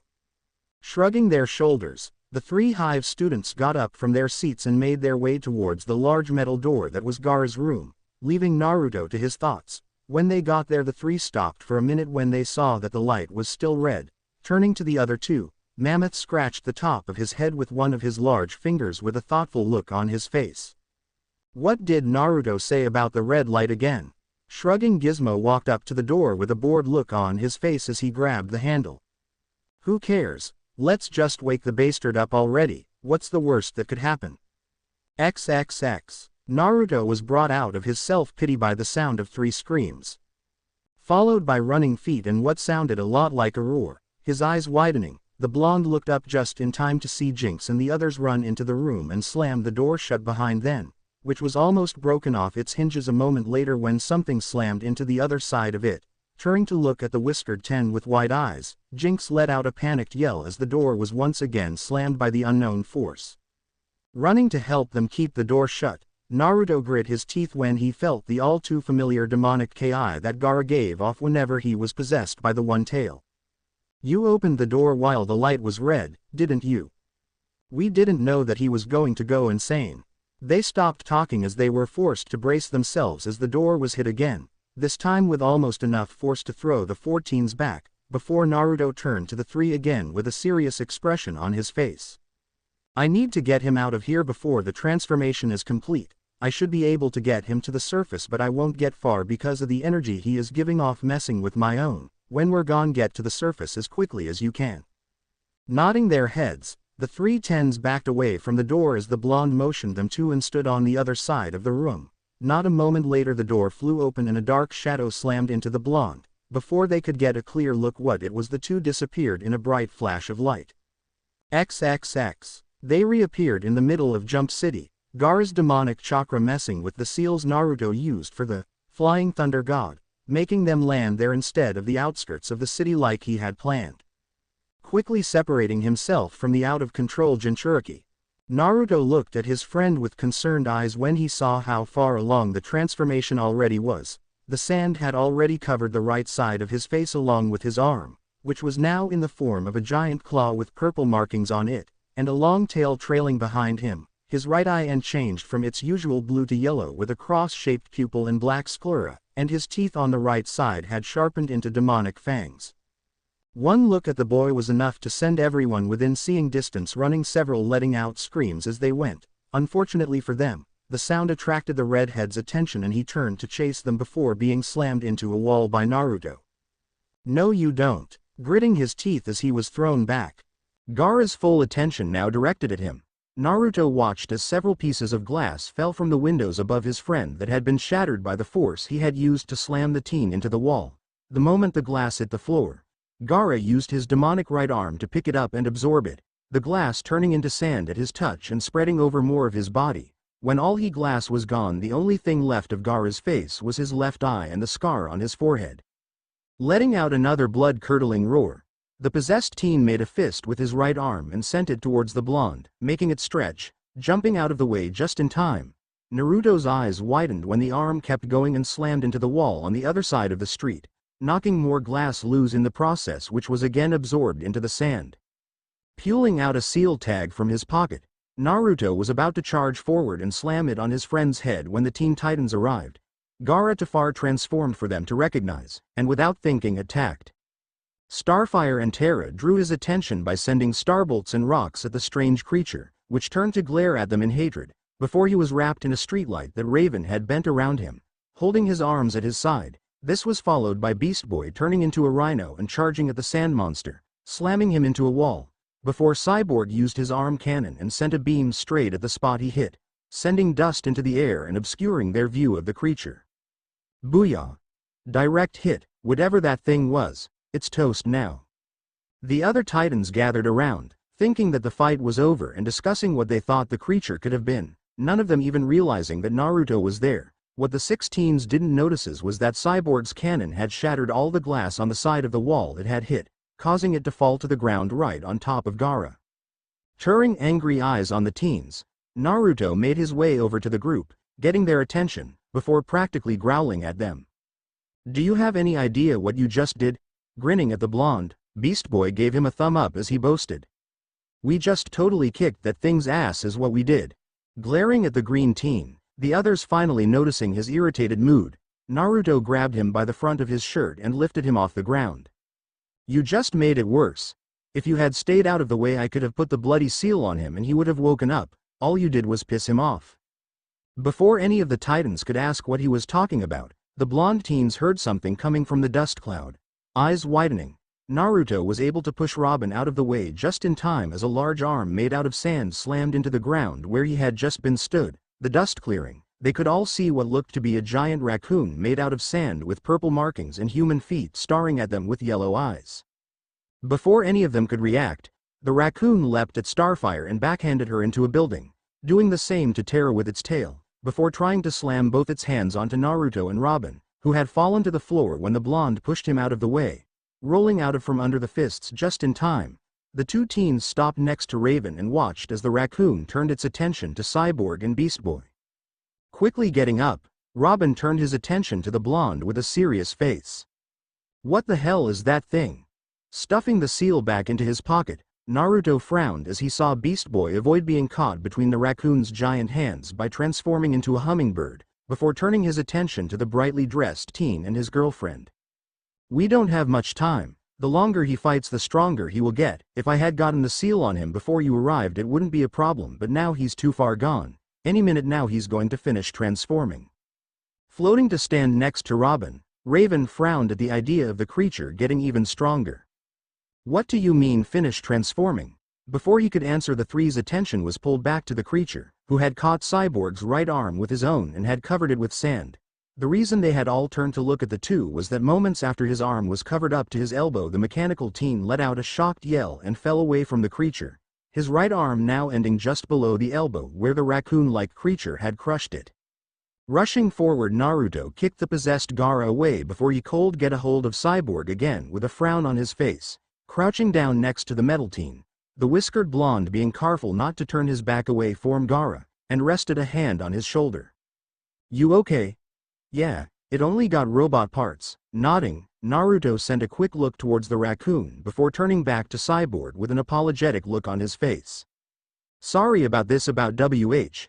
Before he could even finish the question, Naruto grabbed onto Cyborg's shoulder and, spinning on the spot, threw the metal teen back towards the rest of the Titans that had regrouped. Not a moment later, the raccoon slammed into him, making the blonde skid back despite his strength, before they stopped in a grappling position, quickly breaking apart before the sand had a chance to cover him. Naruto sent a double kick into its chest before backflipping to the Titans, once again sending the raccoon into a wall. Looking around, Naruto tried to think of a way to wake his friend up, plan after plan running through his head as he tried to think. Then it hit him. The last time he had woken Gaara was when he was at his strongest, but also when he was the most venerable. Turning to the six titans, a small smirk on his face, Naruto stepped away from the group. "You're going to want to cover your ears," shrieking Banshee technique. Pulling in a deep breath, his chest visibly expanding to a degree that was obviously impossible for a normal person. Naruto held it for about 3 seconds before letting it out. The air was filled with the sound of a blood-curdling, high-pitched scream that echoed all over the city. The Teen Titans had just enough time to cover their ears before the sound could take full effect and burst their eardrums, but unfortunately for Beast Boy, whose ears were more developed than those of his friends, it still made them bleed from the noise. Luckily it also had an effect on Gaara, his demonically charged ears amplifying the sound tenfold in his head, ensuring he was in too much pain to attack. When the scream hit its apex, it was joined by another sound. The sound of breaking glass. Every window within a mile's radius of the blonde shattered into thousands of pieces, falling to the ground like rain, glittering as they fell when caught by the light of the sun. As suddenly as it had started, the sound was gone, the whole city seeming to fall into complete and total silence with the exception of the ringing it left behind in people's ear. Then without warning, the shards of glass started to lift into the air and start to flow toward the raccoon-like creature in streams, flowing into Gaara and turning into sand on contact. Turning to look at the Titans, spearing a sorry look to the green teen on the ground holding his ears in pain, Naruto slowly stepped back from the possessed Gaara, the glass still being absorbed into him as he started to grow bigger and bigger. "This is the part where we run away." They watched in confusion as the blonde ran past them in a blur, grabbing Raven's hand as he passed and dragging her with him. Robin took the time to look back at the creature they were fighting, seeing his growing form with the millions of shards of glass flowing into him, before lifting the still immobilized Beast Boy onto his shoulder and following Naruto with a shot to the other 3 members of his team to follow him. They were about 3 streets away when they stopped, the sound of a humongous creature roaring filling the air, and turned to see a giant raccoon with purple markings over its entire body standing as tall as several skyscrapers. Turning back to the whiskered blonde, Robin handed Beast Boy to the one-armed cyborg before running up and grabbing the front of his shirt. "What the hell have you done? Why did you make it bigger?" Frowning at the boy wonder, Naruto pushed him away with ease before pointing at the top of the now rampaging creature's head. Following the direction he was pointing, the Titan saw a small dot on the creature's forehead. Using his bionic eye to zoom in of the dot, what was left of Cyborg's skin went pale. "Is that Gaara?" The others turned to Naruto with shocked faces, hoping to see the blonde deny the question, but to their further shock he just nodded his head. Turning to her boyfriend with her usual stoic expression mixed with a small amount of confusion, Raven grabbed his arm to get his attention away from the giant raccoon. "What the hell is going on?" Letting out a sigh, Naruto quickly looked from the possessed Gaara that was in the middle of destroying a building, then back to the purple-haired teen several times before running a hand through his hair. Gaara's powers are complicated. He can control sand, but at the same time it acts automatically. While he's awake he can control it, but when he falls asleep his power takes over his body and goes on a rampage and turns him into a bloodthirsty raccoon made of sand that will destroy anything it sees. I created a special room that he could sleep in that would absorb his power while he slept so he didn't lose control, but unfortunately he got out. Then why the hell did you make him bigger? If you knew he could turn glass into sand, then why shatter it with that freaky screaming thing and add fuel to the fire? Turning to the robotic teen, Naruto once again pointed to the sleeping teen on the giant's forehead before pulling a seal out of his pocket. "Because you guys showed up and pushed him over the point that this would have worked. If I could have gotten this seal on him before he absorbed so much sand I could have stopped this from getting this bad. That left me with only one option. While in this form Gaara is at his strongest, but at the same time he is the most venerable. If I can get up there all I need to do is wake him up and that creature will disappear." Frowning, Robin looked at the giant raccoon before turning his attention back to the blonde before giving him a begrudging nod. "So how are you going to get up there?" Taking a moment to think, Naruto looked from Shikaku to the skyscraper next to him that had yet to be destroyed. Nodding his head, he turned back to the 6 teens. "I need you to draw his attention while I get up there. Whatever you do, don't touch him. If you get caught in his sand you'll end up like Cyborg Sand's arm." Not giving them a chance to ask any more questions, Naruto ran off towards the skyscraper before jumping onto the wall and, to the shock of the teens, continued to run straight up it. The 5 teens, Beast Boy having just regained consciousness, turned wide eyes to the Dark Titan, who just shrugged before lifting into the air and throwing a street light at the raccoon to get its attention. Luckily, or unluckily considering the situation, it worked. The giant raccoon turned its head in their direction, its golden eyes shining with insanity, and started to walk towards them. The rest of the Teen Titans sprung into action, minus Cyborg and Beast Boy. The robotic teen because of his missing arm that would normally be used as a cannon, and the green teen because he wouldn't actually touch the giant raccoon without risking being caught in its sand. While Raven and Terra, the blonde girl using a large rock to float in the air, used their powers to throw rocks, cars and anything else they could at the creature's midsection. Starfire threw her starbolts at the raccoon's head and Robin aimed several exploding discs at its feet. It worked in getting the raccoon's attention, though beyond that all it seemed to do was piss it off. No matter what the teens did, the creature would just use its sand to heal any injuries.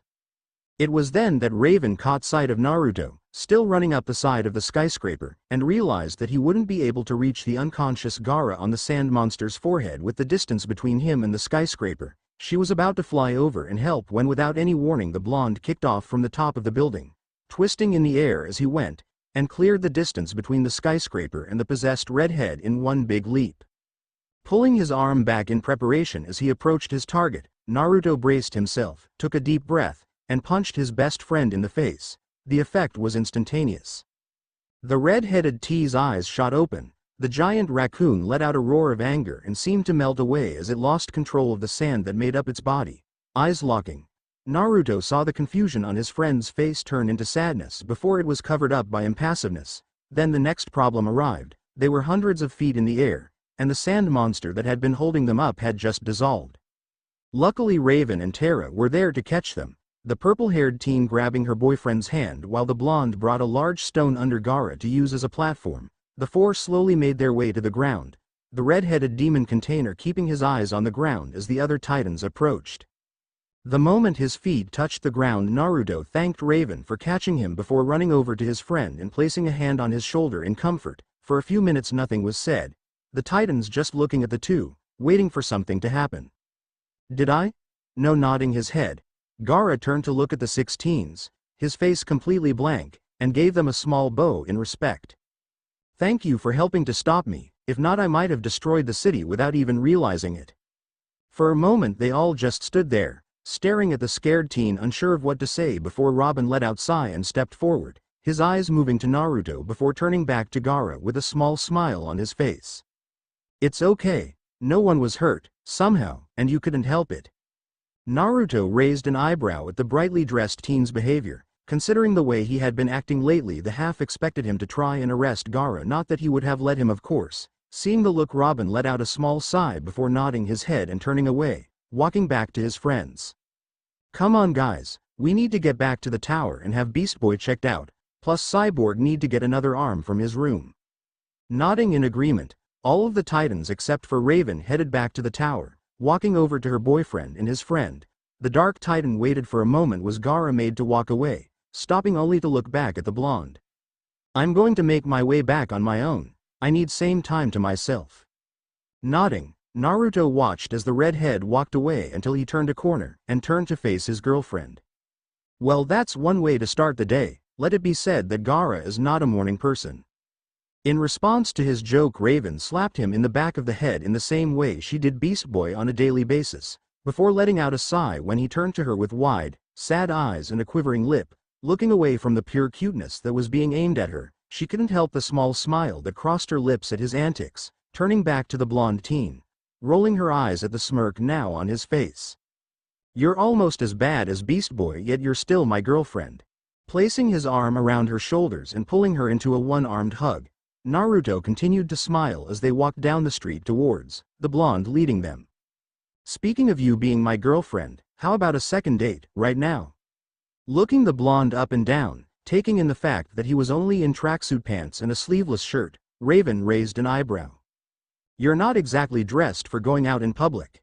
Smirking, Naruto leaned down so he could whisper in the purple-haired girl's ear so that no one else could hear.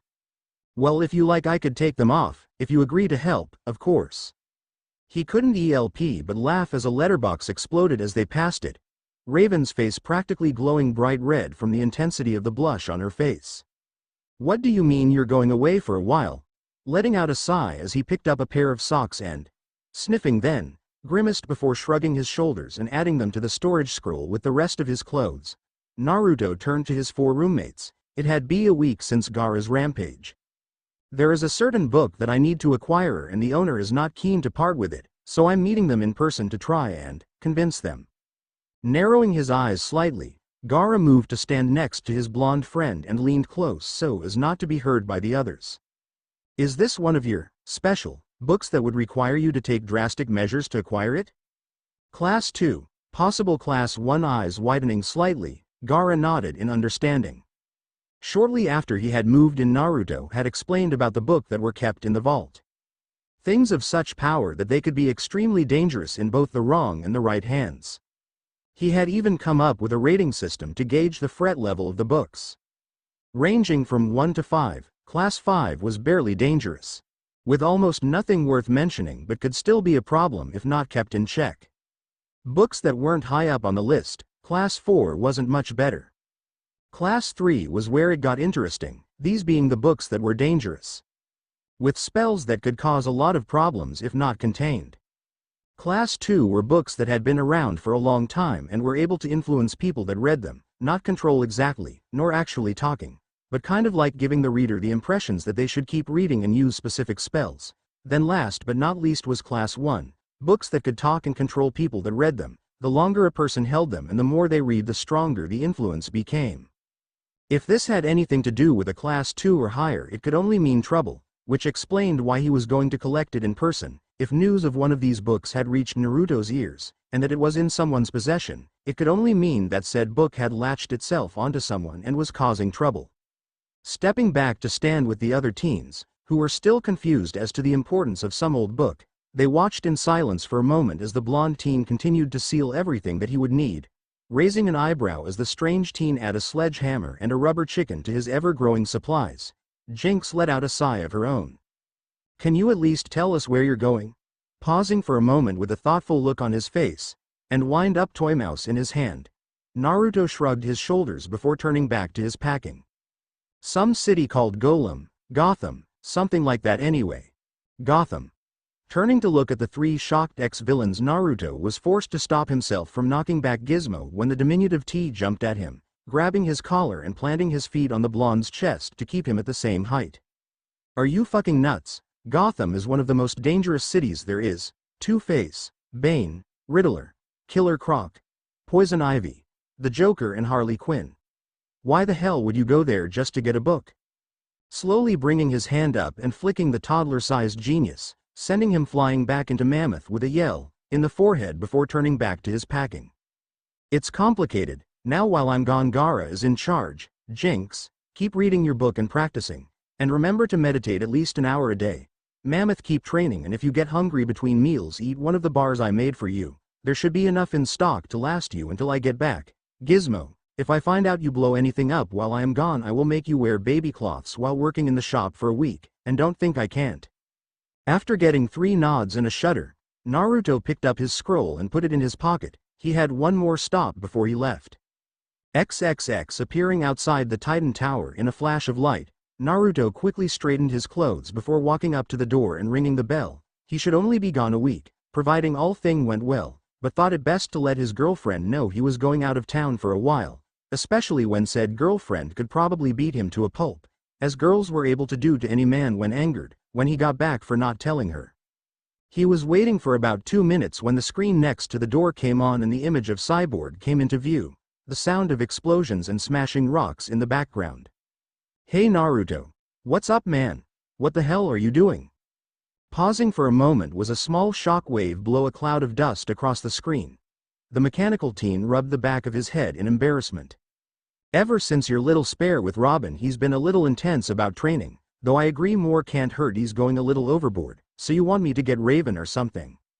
Yeah. Turning away from the screen, Cyborg put a hand to his mouth before yelling at the top of his voice to be heard over the noise in the background. Hey Raven, your boyfriend is at the door. Not a second later, a large piece of rock coated in a black aura smashed into the metal teen, sending him flying away from the screen before it was filled by the image of his girlfriend, her hood drawn up in an attempt to hide the blush on her face. I'll unlock the door and meet you in my room in a few minutes, okay? Sure. Raven-chan quickly making his way through the tower. Naruto soon found himself in Raven's room. It was the same as the first time he had seen it, dark walls, with the curtains drawn. Odd objects all over the place. The only real difference was the picture at the side of her bed. Walking over and picking it up, a small smile crossed his lips as he thought back to when and where it was taken. It was a picture of himself sat on a bench in the park, gray sleeveless shirt and tracksuit pants with his customary bucket hat in place, with birds at his feet as he threw them bits of bread with a large smile on his face as he looked to the person taking the picture. It had been taken the week before, on his date with Raven after Gaara's rampage, and despite what had happened before the date he had enjoyed it. Putting the picture back on the table, he caught sight of something that had been behind it on the table and without thinking reached to pick it up. Only to let out small gasp as he felt a small electric shock run up his arm and into his head from where his fingers had touched it, pulling away. Unsure what had just happened as a small headache started to form in the back of his head, Naruto was brought out of his thoughts by the arrival of Raven, the sound of the door alerting him to her presence. Before he could even say a word she walked past him and sat on the bed, letting out a tired sigh, before turning her eyes on the whiskered blonde. Robin asked me to invite you to our training session, so whatever you need to talk about, feel free to take your time. Chuckling, Naruto sat down on the bed next to the purple-haired teen, putting an arm around her shoulders and pulling her onto a one-armed hug. Is traffic light sans training that bad? Leveling a half-hearted glare at her boyfriend, the Dark Titan poked him in the chest to emphasize her point. He's turned into even more of a slave driver than usual, you have no idea. At one point in my training my sensei threw me off the edge of a cliff. Believe me when I say your training at the moment is nothing compared to the hell I was forced to go through. Pausing for a moment to look at his face, checking if he was joking or not, and when she saw the serious face he wore got a shiver down her spine, before shrugging it off for the time being. This is still your fault, because of the way you beat him. Robin is training almost non-stop, with the exception of missions of course. That means you should be down in the training area with the rest of us, or you could just join the team. We've been over this, Raven-chan. I'm not interested in joining the Titans or being a hero. The gray-skinned teen let out a sigh. Nothing wrong with trying after all, especially seeing as she was the only one that could ask him without making him angry. Raven shrugged.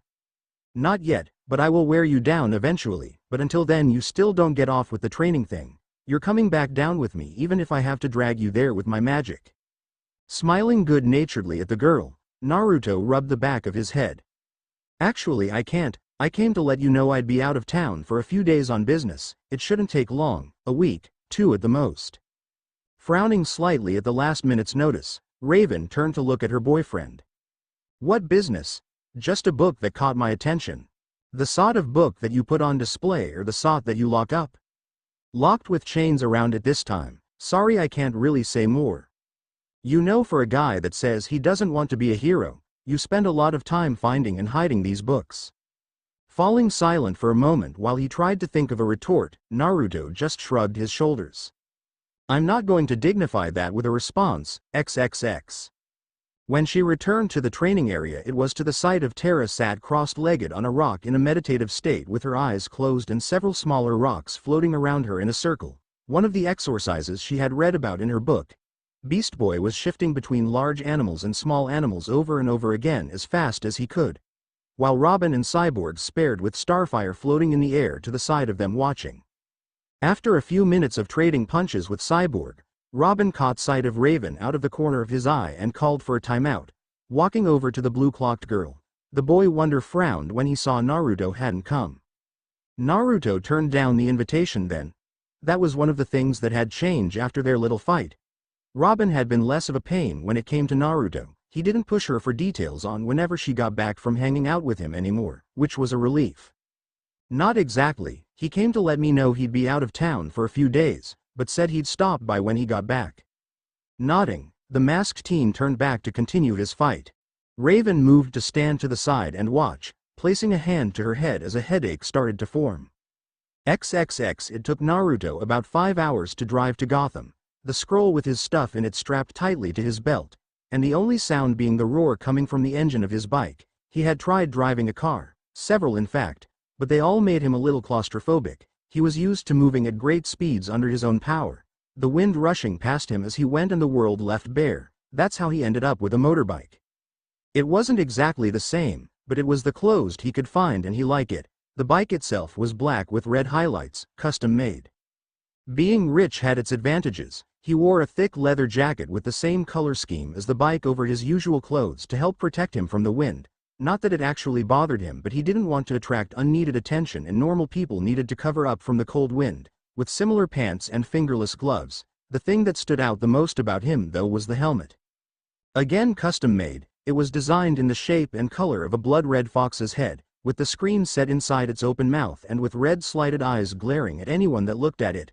The helmet was a bit conspicuous compared to the rest of it, but it also had the effect of unnerving people so that they left him alone. Despite the fact that it was the afternoon, the part of the city that he was currently driving through was dark, the dilapidated warehouses casting shadows on the street below, giving it an ominous atmosphere. It was an older part of Gotham, one that had been left behind as it was expanding and was now full of junkies and gangs that took advantage of the unused buildings. The sight of it made Naruto shake his head in disappointment. It was places like this that made it so easy for villains to hide in Gotham, not to mention the waste of space that could have been used for something else instead of just being left to rot because it was cheaper to just dig up new land outside the ever-growing city instead of knocking down the unused warehouses. Before long he moved out of the older part of Gotham and into the newer, cleaner part. It was like stepping out of one world and into another. The buildings and towers were all new and shiny. The streets were packed with people of all ages and ethnicities. The road was full of cars. It was the complete opposite of where he had just been. Naruto didn't miss the looks he was getting from the people that saw him either. Mostly they would look at him for a moment before quickly walking away. Some frowned, and a few even looked jealous. He just ignored them all, not bothering to give them the time of day, and just continued on his way. Eventually he came to his destination, the Gotham Luxury Hotel. Like most of the buildings in Gotham, it was a large skyscraper, stretching high into the sky to such a degree that it was all but impossible to see the top when stood in front of it, with white marble steps leading to the front door. Without saying a word, the blonde pulled up in front of the hotel. Not missing the raised eyebrow the valet gave him, and after paying the man to take his bike made his way toward the lobby. The front lobby was big, a lot bigger than it would ever actually need to be, that was for sure, with marble floors and crystal chandeliers that looked pointlessly expensive in Naruto's opinion. The front desk was set at the back of the room, right next to several elevators that had a guard stood next to each. He had barely stepped through the door when one of said guards walked towards him, a thin man with brown hair and dressed in a pure white uniform next to him, and when the two men had got closer to him, Naruto was able to see a badge proclaiming him as the manager on his chest. "Whoever you are, you need to leave. I will not have someone like you dirtying this hotel, and you are upsetting the guests." Raising an eyebrow at the man's words, taking a moment to look around and notice that everyone in the lobby had stopped what they were doing to stare at him, Naruto frowned. "Someone like me?" "Yes, someone like you. We don't need thugs in this hotel." Smirking, Naruto moved his hand towards his belt, not missing the way everyone in the room stiffened at the action, or the way the large guard next to the manager moved his own hand to the clearly visible gun on his own belt. The blonde teen pulled out his wallet. He started flipping through the pockets, thinking aloud to himself as he did. "A thug, you say? Well, I see what you mean. Can't have a thug dirtying your hotel." Finally finding what he was looking for, Naruto pulled out his ID and handed it to the manager, whose face suddenly went very pale as his eyes flicked from the ID to the whiskered teen in front of him several times, his hands shaking, his smirk growing. Naruto put one hand in his pocket in a lazy way, showing that he was completely at ease. "If this is the way you treat your guests, maybe I should go somewhere else. After all, I wouldn't want to dirty your hotel with my presence." If it was possible, the man's face went even more pale, confusing the people that had stopped to watch what was happening before he handed the ID back and gave a low bow to the blonde. "I am very sorry, Mr. Uzumaki. I did not know it was you. Please forgive me." Sighing, Naruto walked past the man, making his way towards the front desk with a bored expression on his face. Whatever inside, he was laughing. Before he had left Jump City, Naruto had called the hotel to book a room. Hiding the fact that he was rich was pointless now, seeing as the media had found out, and booked the penthouse suite. The man's face, along with everyone else's reactions, had been priceless. So was the one that the receptionist gave when he told her who he was. Apparently his name had been given to the staff because he had booked the most expensive room in the hotel. XXX Naruto spent the rest of the daylight hours in his room. Which, considering the size, wasn't that hard. It was bigger than most apartments. With lush red carpets, a king-sized bed, a mini-bar and several other things that he didn't even bother looking at. But the thing that he liked the most about this room was the fact it had a large balcony that looked out over a large part of Gotham, the side that didn't have all the old and abandoned warehouses. Because he was in the penthouse, he was on the top floor, which meant he could see over several of the other skyscrapers. This was where he was stood now, a cigarette in his hand and a serious expression on his face, as he contemplated how he was going to find the book. In most cases it wasn't actually that hard to find a class 3 or above, he would just have to follow the destruction, but this time it was going to be a lot harder. This time he was in Gotham City, one of if not the most dangerous place in this world and filled with some of the worst criminal that had ever been born. Before coming here he had spent hours researching every known villain that called this place home. Learning about their habits and behavior, just in case he ran into any of them while here. He had even done his homework on Batman and Batgirl. Most of them he wasn't too worried about, he was all but immune to all poisons because of his healing factor, so the Joker's gas wasn't a problem. He was almost positive he was stronger than Bane and if not definitely faster. Batman, if he was anything like Robin, would be a pain in the ass to deal with, along with Batgirl, but for the most part he wasn't worried about either of them.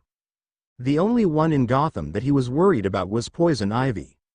With his more animal-like instincts he got from having the fox sealed inside him. Naruto was more at risk from the woman's pheromones than normal people. The response his body would have if exposed to such a thing being unpredictable. Add in the fact that because of his training with the toads making him more in tune with nature, he didn't want to even think about the possible chaos that could ensue, but the chances of him running into the self-proclaimed Mother Nature was small. Gotham was a big city after all, so he didn't spend too much time worrying about it. Letting out a sigh, the whiskered teen finished his cigarette. Take one more look out over the city, before walking back inside his room and grabbing the scroll he had left on his bed when entering the room. XXX Naruto slowly made his way down the street, his hood pulled up to cover the top half of his face from view, and humming absent-mindedly to himself as he went. He was back in one of the older parts of Gotham, meaning it was full of muggers and gangs, and was trying to make himself look like the perfect target for one of the men he could feel hiding in the side alleys waiting for someone to mug. He didn't have to wait long. As he passed between two broken streetlights, making it was darker than the rest of the street, the whiskered teen was pulled into an alley by two large men, one with a hat and the other with a large scar over his left eye, and was slammed hard against a wall, causing his hood to fall off in the process. Without missing a beat, the thug with a scar pulled out a switchblade and pressed it into his throat. "Make a sound and I'll bleed you like a pig, give us your wallet and anything else you got on you." The confident sneers on both men's faces was almost enough to make Naruto laugh. They had no idea of who they were threatening. What was worse was the fact that even if he did scream, the knife wasn't even in the right place to do any major damage. This guy didn't even know what he was doing with the little scrap of metal the people of this world called a knife. He was about to break the scarred thug's arm, forcing him to drop the knife in the process, when suddenly the one with the hat jerked backwards and hit the opposite wall. Deciding to think about it later, the blonde ex-nin used the distraction and grabbed his attacker's arm, put just enough pressure on it to hurt but not break, and in a move too quick for the human eye to follow, twisted it into the thug's back and slammed him face first into the wall, the knife now in his hand and pressed against the mon's jugular. "What was it you said? Make a sound and I'll bleed you like a pig." He heard a small whimper escape the mon's throat, the panic making his pulse increase, making the vein he had the knife pressed to jump, drawing a small amount of blood when it grazed the skin. But before he could say anything else, Naruto was interrupted by a stern, female voice behind him. "That's enough, let him go." Tearing his eyes away from the back of the mont's head, being sure not to release the pressure he had on his arm or move the knife from his throat, Naruto looked at the person stood next to the other thug that was on the ground, his hands tied behind his back. She looked to be in her late teens and was dressed in a gray bodysuit that clung to her form like a second skin, revealing a very well-developed body, with black gloves and boots. She had a yellow belt with too many pockets to count and a yellow bat symbol on her chest. Despite the black bat-shaped mask she wore over the top half of her face, Naruto could still see the long red hair flowing down her to the middle of her back and the pair of stony blue eyes that were fixed on him. He also made a mental note of her scent: lavender, honey, and for some strange reason a damp smell that he usually smelled on animals that lived in caves. If it wasn't for the fact that Raven could beat the crap out of him, Naruto would have wolf whistled. Smirking, the blonde turned back to the man he was pinning against the wall, before chuckling. As much as I would love to, I'm afraid that I still have a few questions I need to ask my new friend here, so I can't, but I'll tell you what. I'll give you what's left of him when I'm done. Even though he wasn't looking, Naruto could practically feel the frown that crossed Batgirl's face at his words. Before she could interrupt him again, he turned his attention back to the thug that had tried to mug him, putting a little more pressure onto the arm he was holding behind the man's back, making him let out a small scream of pain. I'm looking for a man with a large, leather bond book, with an erratic personality. Tell me where I can find him or I'll do something you will regret. The man's panic seemed to intensify at the threat, causing him to start shaking, and if Naruto's nose was correct, piss himself. For the sake of the Sage of Six Paths, he wasn't even using ki. Just how pathetic could you get? I don't know anything. I don't believe you. I don't know anything. Sighing, Naruto pressed the knife a little harder into the thug's throat.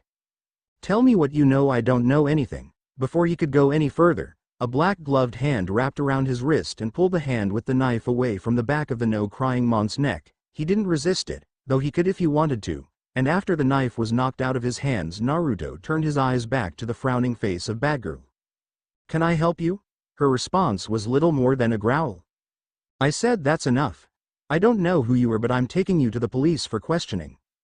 Pulling himself out of her grip, getting surprised look from the masked girl at his strength, Naruto stepped away from the thug and let him slump to the ground, having fainted, brushing imaginary dust off his shoulders and straightening his shirt. The ex-nin couldn't help the sigh that escaped his lips when he saw that Batgirl had moved into a fighting stance. You're almost as annoying as traffic light-san, though I guess it's understandable what with you having the same teacher. I have to wonder if the bat finds people like you have turns you into what you are. Getting a confused look on her face at the strange teen's words, Batgirl was about to ask what he meant before the blonde just shrugged, gave her a little wave, before disappearing in a flash of yellow light that left her momentarily blind. XXX. It took 4 more mugging that night before Naruto was able to get any kind of lead on the owner of the book. Then again, the fact that he didn't have either a name or description of the owner made things a lot more complicated and had led him into several drug dens. Apparently there were quite a few people in Gotham with erratic personalities. Who knew? But finally, after using enough ki to almost give a gang of teens that had been trying to show off to each other by attacking him heart attacks, he was directed to one of the many empty warehouses that belonged to Gotham. Apparently some crazy guy with powers had been collecting followers over the last few weeks, for what they didn't know, and had set up a sort of church inside. This didn't surprise Naruto. Several times in the past when he had collected Class 2 and 1 books, he would have to deal with some kind of cult. When a book latched itself onto a person, they tended to attract people that weren't very stable. The powers the books graded its user, making them almost seem like a god to their followers. Needless to say, it was a giant pain in the ass to deal with. After using a few clones, transformed to look like random homeless people so as not to be noticed, to check the area, the blonde teen decided to return to his hotel room for the rest of the night. He would spend a few days watching, memorizing the people that he saw going in and out of the church, and their routine, before finally making his move. The other reason he was taking his time was that he needed to keep up appearances while in the city.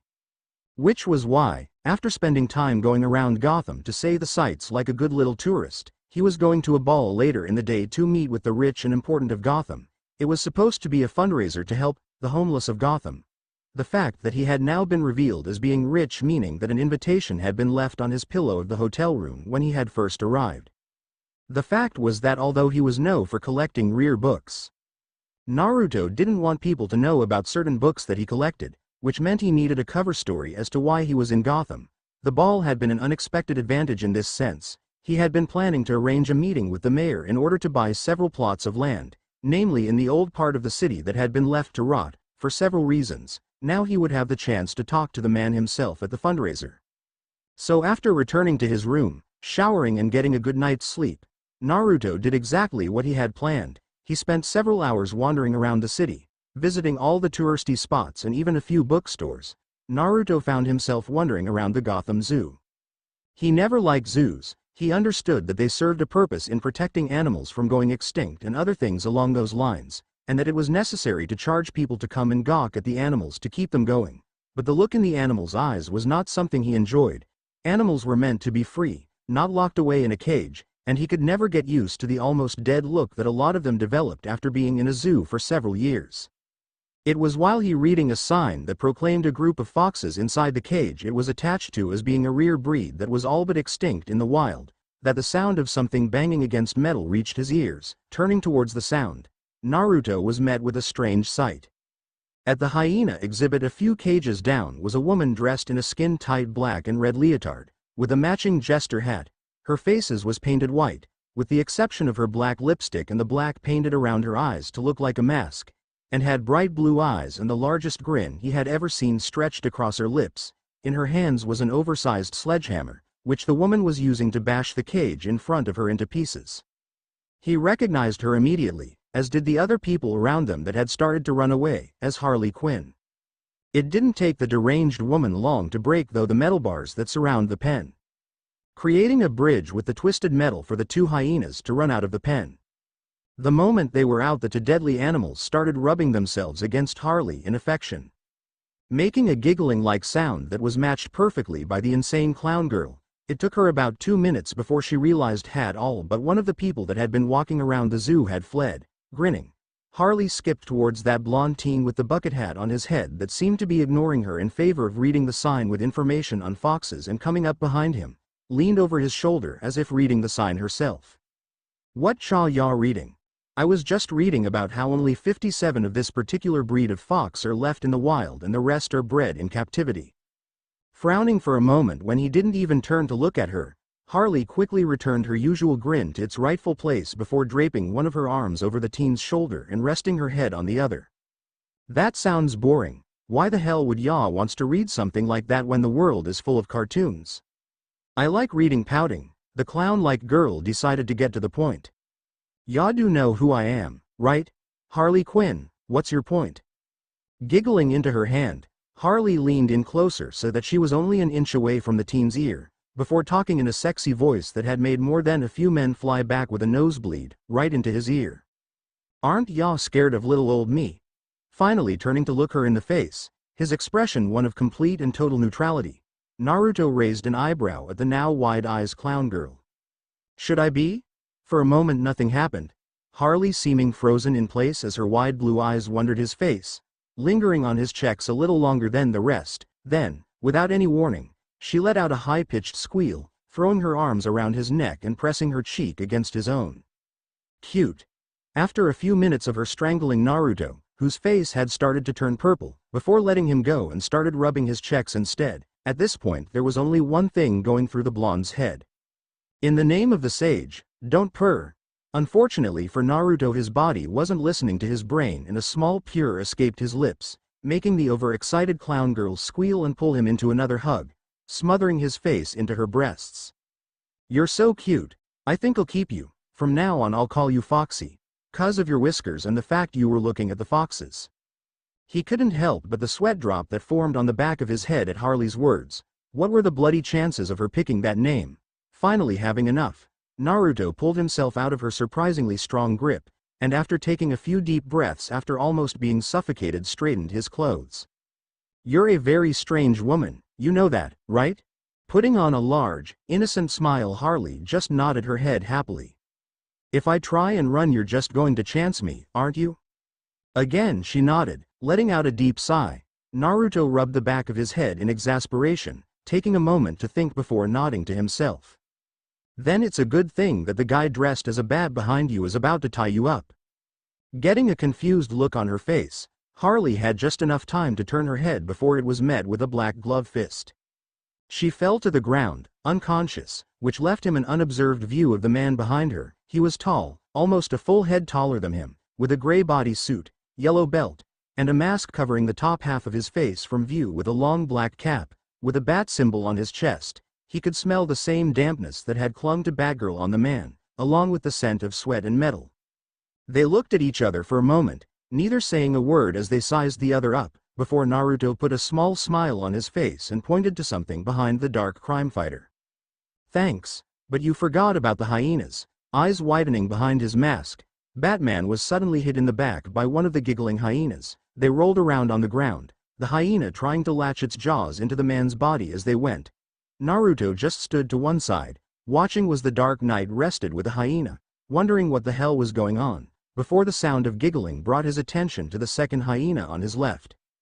They stared at each other for about a minute before Naruto let out a small amount of ki, making the hyena let out a small whine before running off towards the downed form of Harley, picking her up by the back of her collar, before disappearing out of the front gate, the other hyena not a second behind. Turning back to Batman, who was just laying on the ground, Naruto casually walked towards him before nudging him with his foot. "You're not dead, right?" Groaning, Batman slowly got to his feet before looking around with a small frown on his face. Seeing this, Naruto let a small smile cross his face before pointing towards the gate. The hyenas ran off that way with the crazy clown girl. Nodding, Batman took a moment to look at the strange blonde teen, before running off in the direction he was pointing.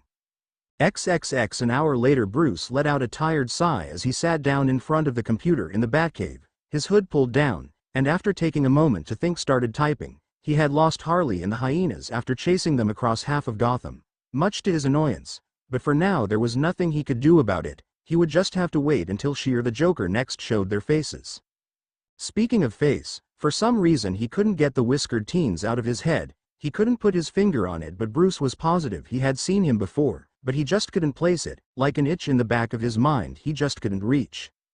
Shaking the thoughts out of his head, the dark hero turned to look at the elevator door as the sound of them opening reached his ears, revealing Barbara Gordon, aka Batgirl, aka the 17-year-old daughter of the commissioner. He hadn't seen her since yesterday, them both having taken different sections of the city to patrol and her having gone straight home after she was finished.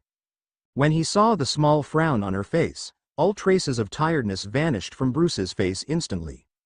What happened? Walking over and leaning on the desk next to him, the red-headed teen let out a sigh before reaching into her pocket and pulling out a piece of paper. Without saying a word, she handed him the paper to show him a rough sketch of a boy, maybe in his teens, wearing a hoodie and jeans with a bucket hat on his head. Then he noticed something off about the picture. Why no face? The alley was too dark for me to get a good look at the guy, but I thought you should know about him just in case. Frowning slightly, the itch in the back of his head retuning before he brushed it off, Bruce turned back to the computer and started typing. What happened? I was making my way through the west side of Gotham when I spotted two thugs dragging teenager into an alley and pressing a knife to his throat. Didn't take much brain work to figure out he was being mugged, so I intervened and took out the thug without a knife as quick as possible, but before I could move on to the next, the teenager grabbed the guy's arm, snatched the knife out of his hand and had him pinned against the wall face first faster than I could follow. Then he held the knife to the guy's jugular vein and started interrogating him. Stopping his typing for a moment, Bruce looked at her out of the corner of his eye. Let me guess, he wanted to know about a man with a large, leather bond book with an erratic personality. Raising an eyebrow, Barbara nodded, waiting for him to explain. I came across several thugs and gangs last night saying they had been beaten by some kid in a bucket hat. What else happened when you saw him? Well, when it got to the point I thought he was actually going to cut the guy's throat, I grabbed his arm and knocked the knife out of his hand. I was about to take him to the police for questioning when he broke my grip on his arm. Oh, and I think he knows Robin. He talked about a traffic light sign and how I was just like him because he have the same teacher. Then he just disappeared in a flash of light. Frowning, Bruce thought over everything she had told him and understood why she is worried. They were always on the lookout for the next villain to show up, and this guy was sending up red flags. He spent several minutes thinking over his next move before slumping a little in his seat and letting out a sigh. Something that didn't go unnoticed by the red-headed teen stood next to him. You're going to call him, aren't you? Without answering, Bruce pulled his mask on, Barbara quickly doing the same, before typing on the computer again. A minute later the large screen was filled with the image of surprised-looking Robin, but the surprise was quickly replaced with indifference. Why are you calling me? Ignoring the stab of sadness that hit them both at the boy-cold reaction, Bruce held up the drawing of the teen with a bucket hat without a face. Do you have any idea who this might be? Even without a face, Robin was able to recognize the image of Naruto without any problem. The two dark heroes watched in confusion as the boy wonder let out a tired sigh before pulling out a communicator from his pocket. Raven, you better come to the common room quick, it's about Naruto. Putting the device away again, Robin tuned back to the screen. His name is Naruto Uzumaki, he lives here in Jump City. Leaning forward slightly, Batgirl raised an eyebrow at his strange behavior. Is he a part of your team? No. Is he a villain? No. Having enough of the short answers, Batman frowned. Then who is he? My boyfriend. Both Batman and Batgirl looked to the side of the screen to see a girl in a blue cloak with purple hair and a stoic expression on her face walking into the room. She moved to stand next to Robin, before looking at the two famous heroes. What did he do? He's going around Gotham interrogating thugs looking for someone. We don't know why or who it is, but his methods are extreme. They both watched as both Robin and Raven frowned before sharing a look, Robin asking her a question in a voice that they could barely hear. Is this about a book? After seeing her nod in confirmation before she turned and walked away, Robin turned back to the screen. You should leave him alone, don't get in his way or interfere. He'll be back here in a few days.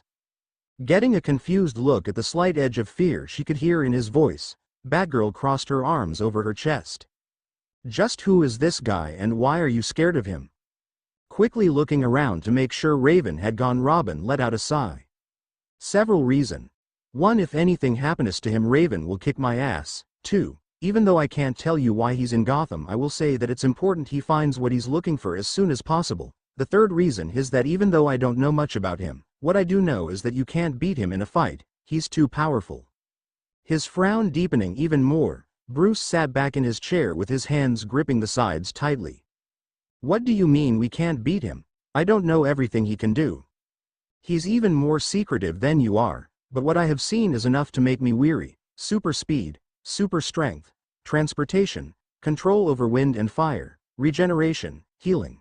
Something I can't actually explain. When he gets pissed off, that is apparently called killing intent. Combat skills, the ability to run up vertical surfaces, some kind of sound manipulation and possible increased intelligence. These are the one we know about, although Raven might know more, I'm not sure. Eyes widening slightly at the list of known abilities the blonde apparently had, Barbara let out a whistle. If he's so powerful, and dating one of your team, why haven't you got him to join you yet? Both saw the uncomfortable look on his face, and before he could answer, Bruce spoke.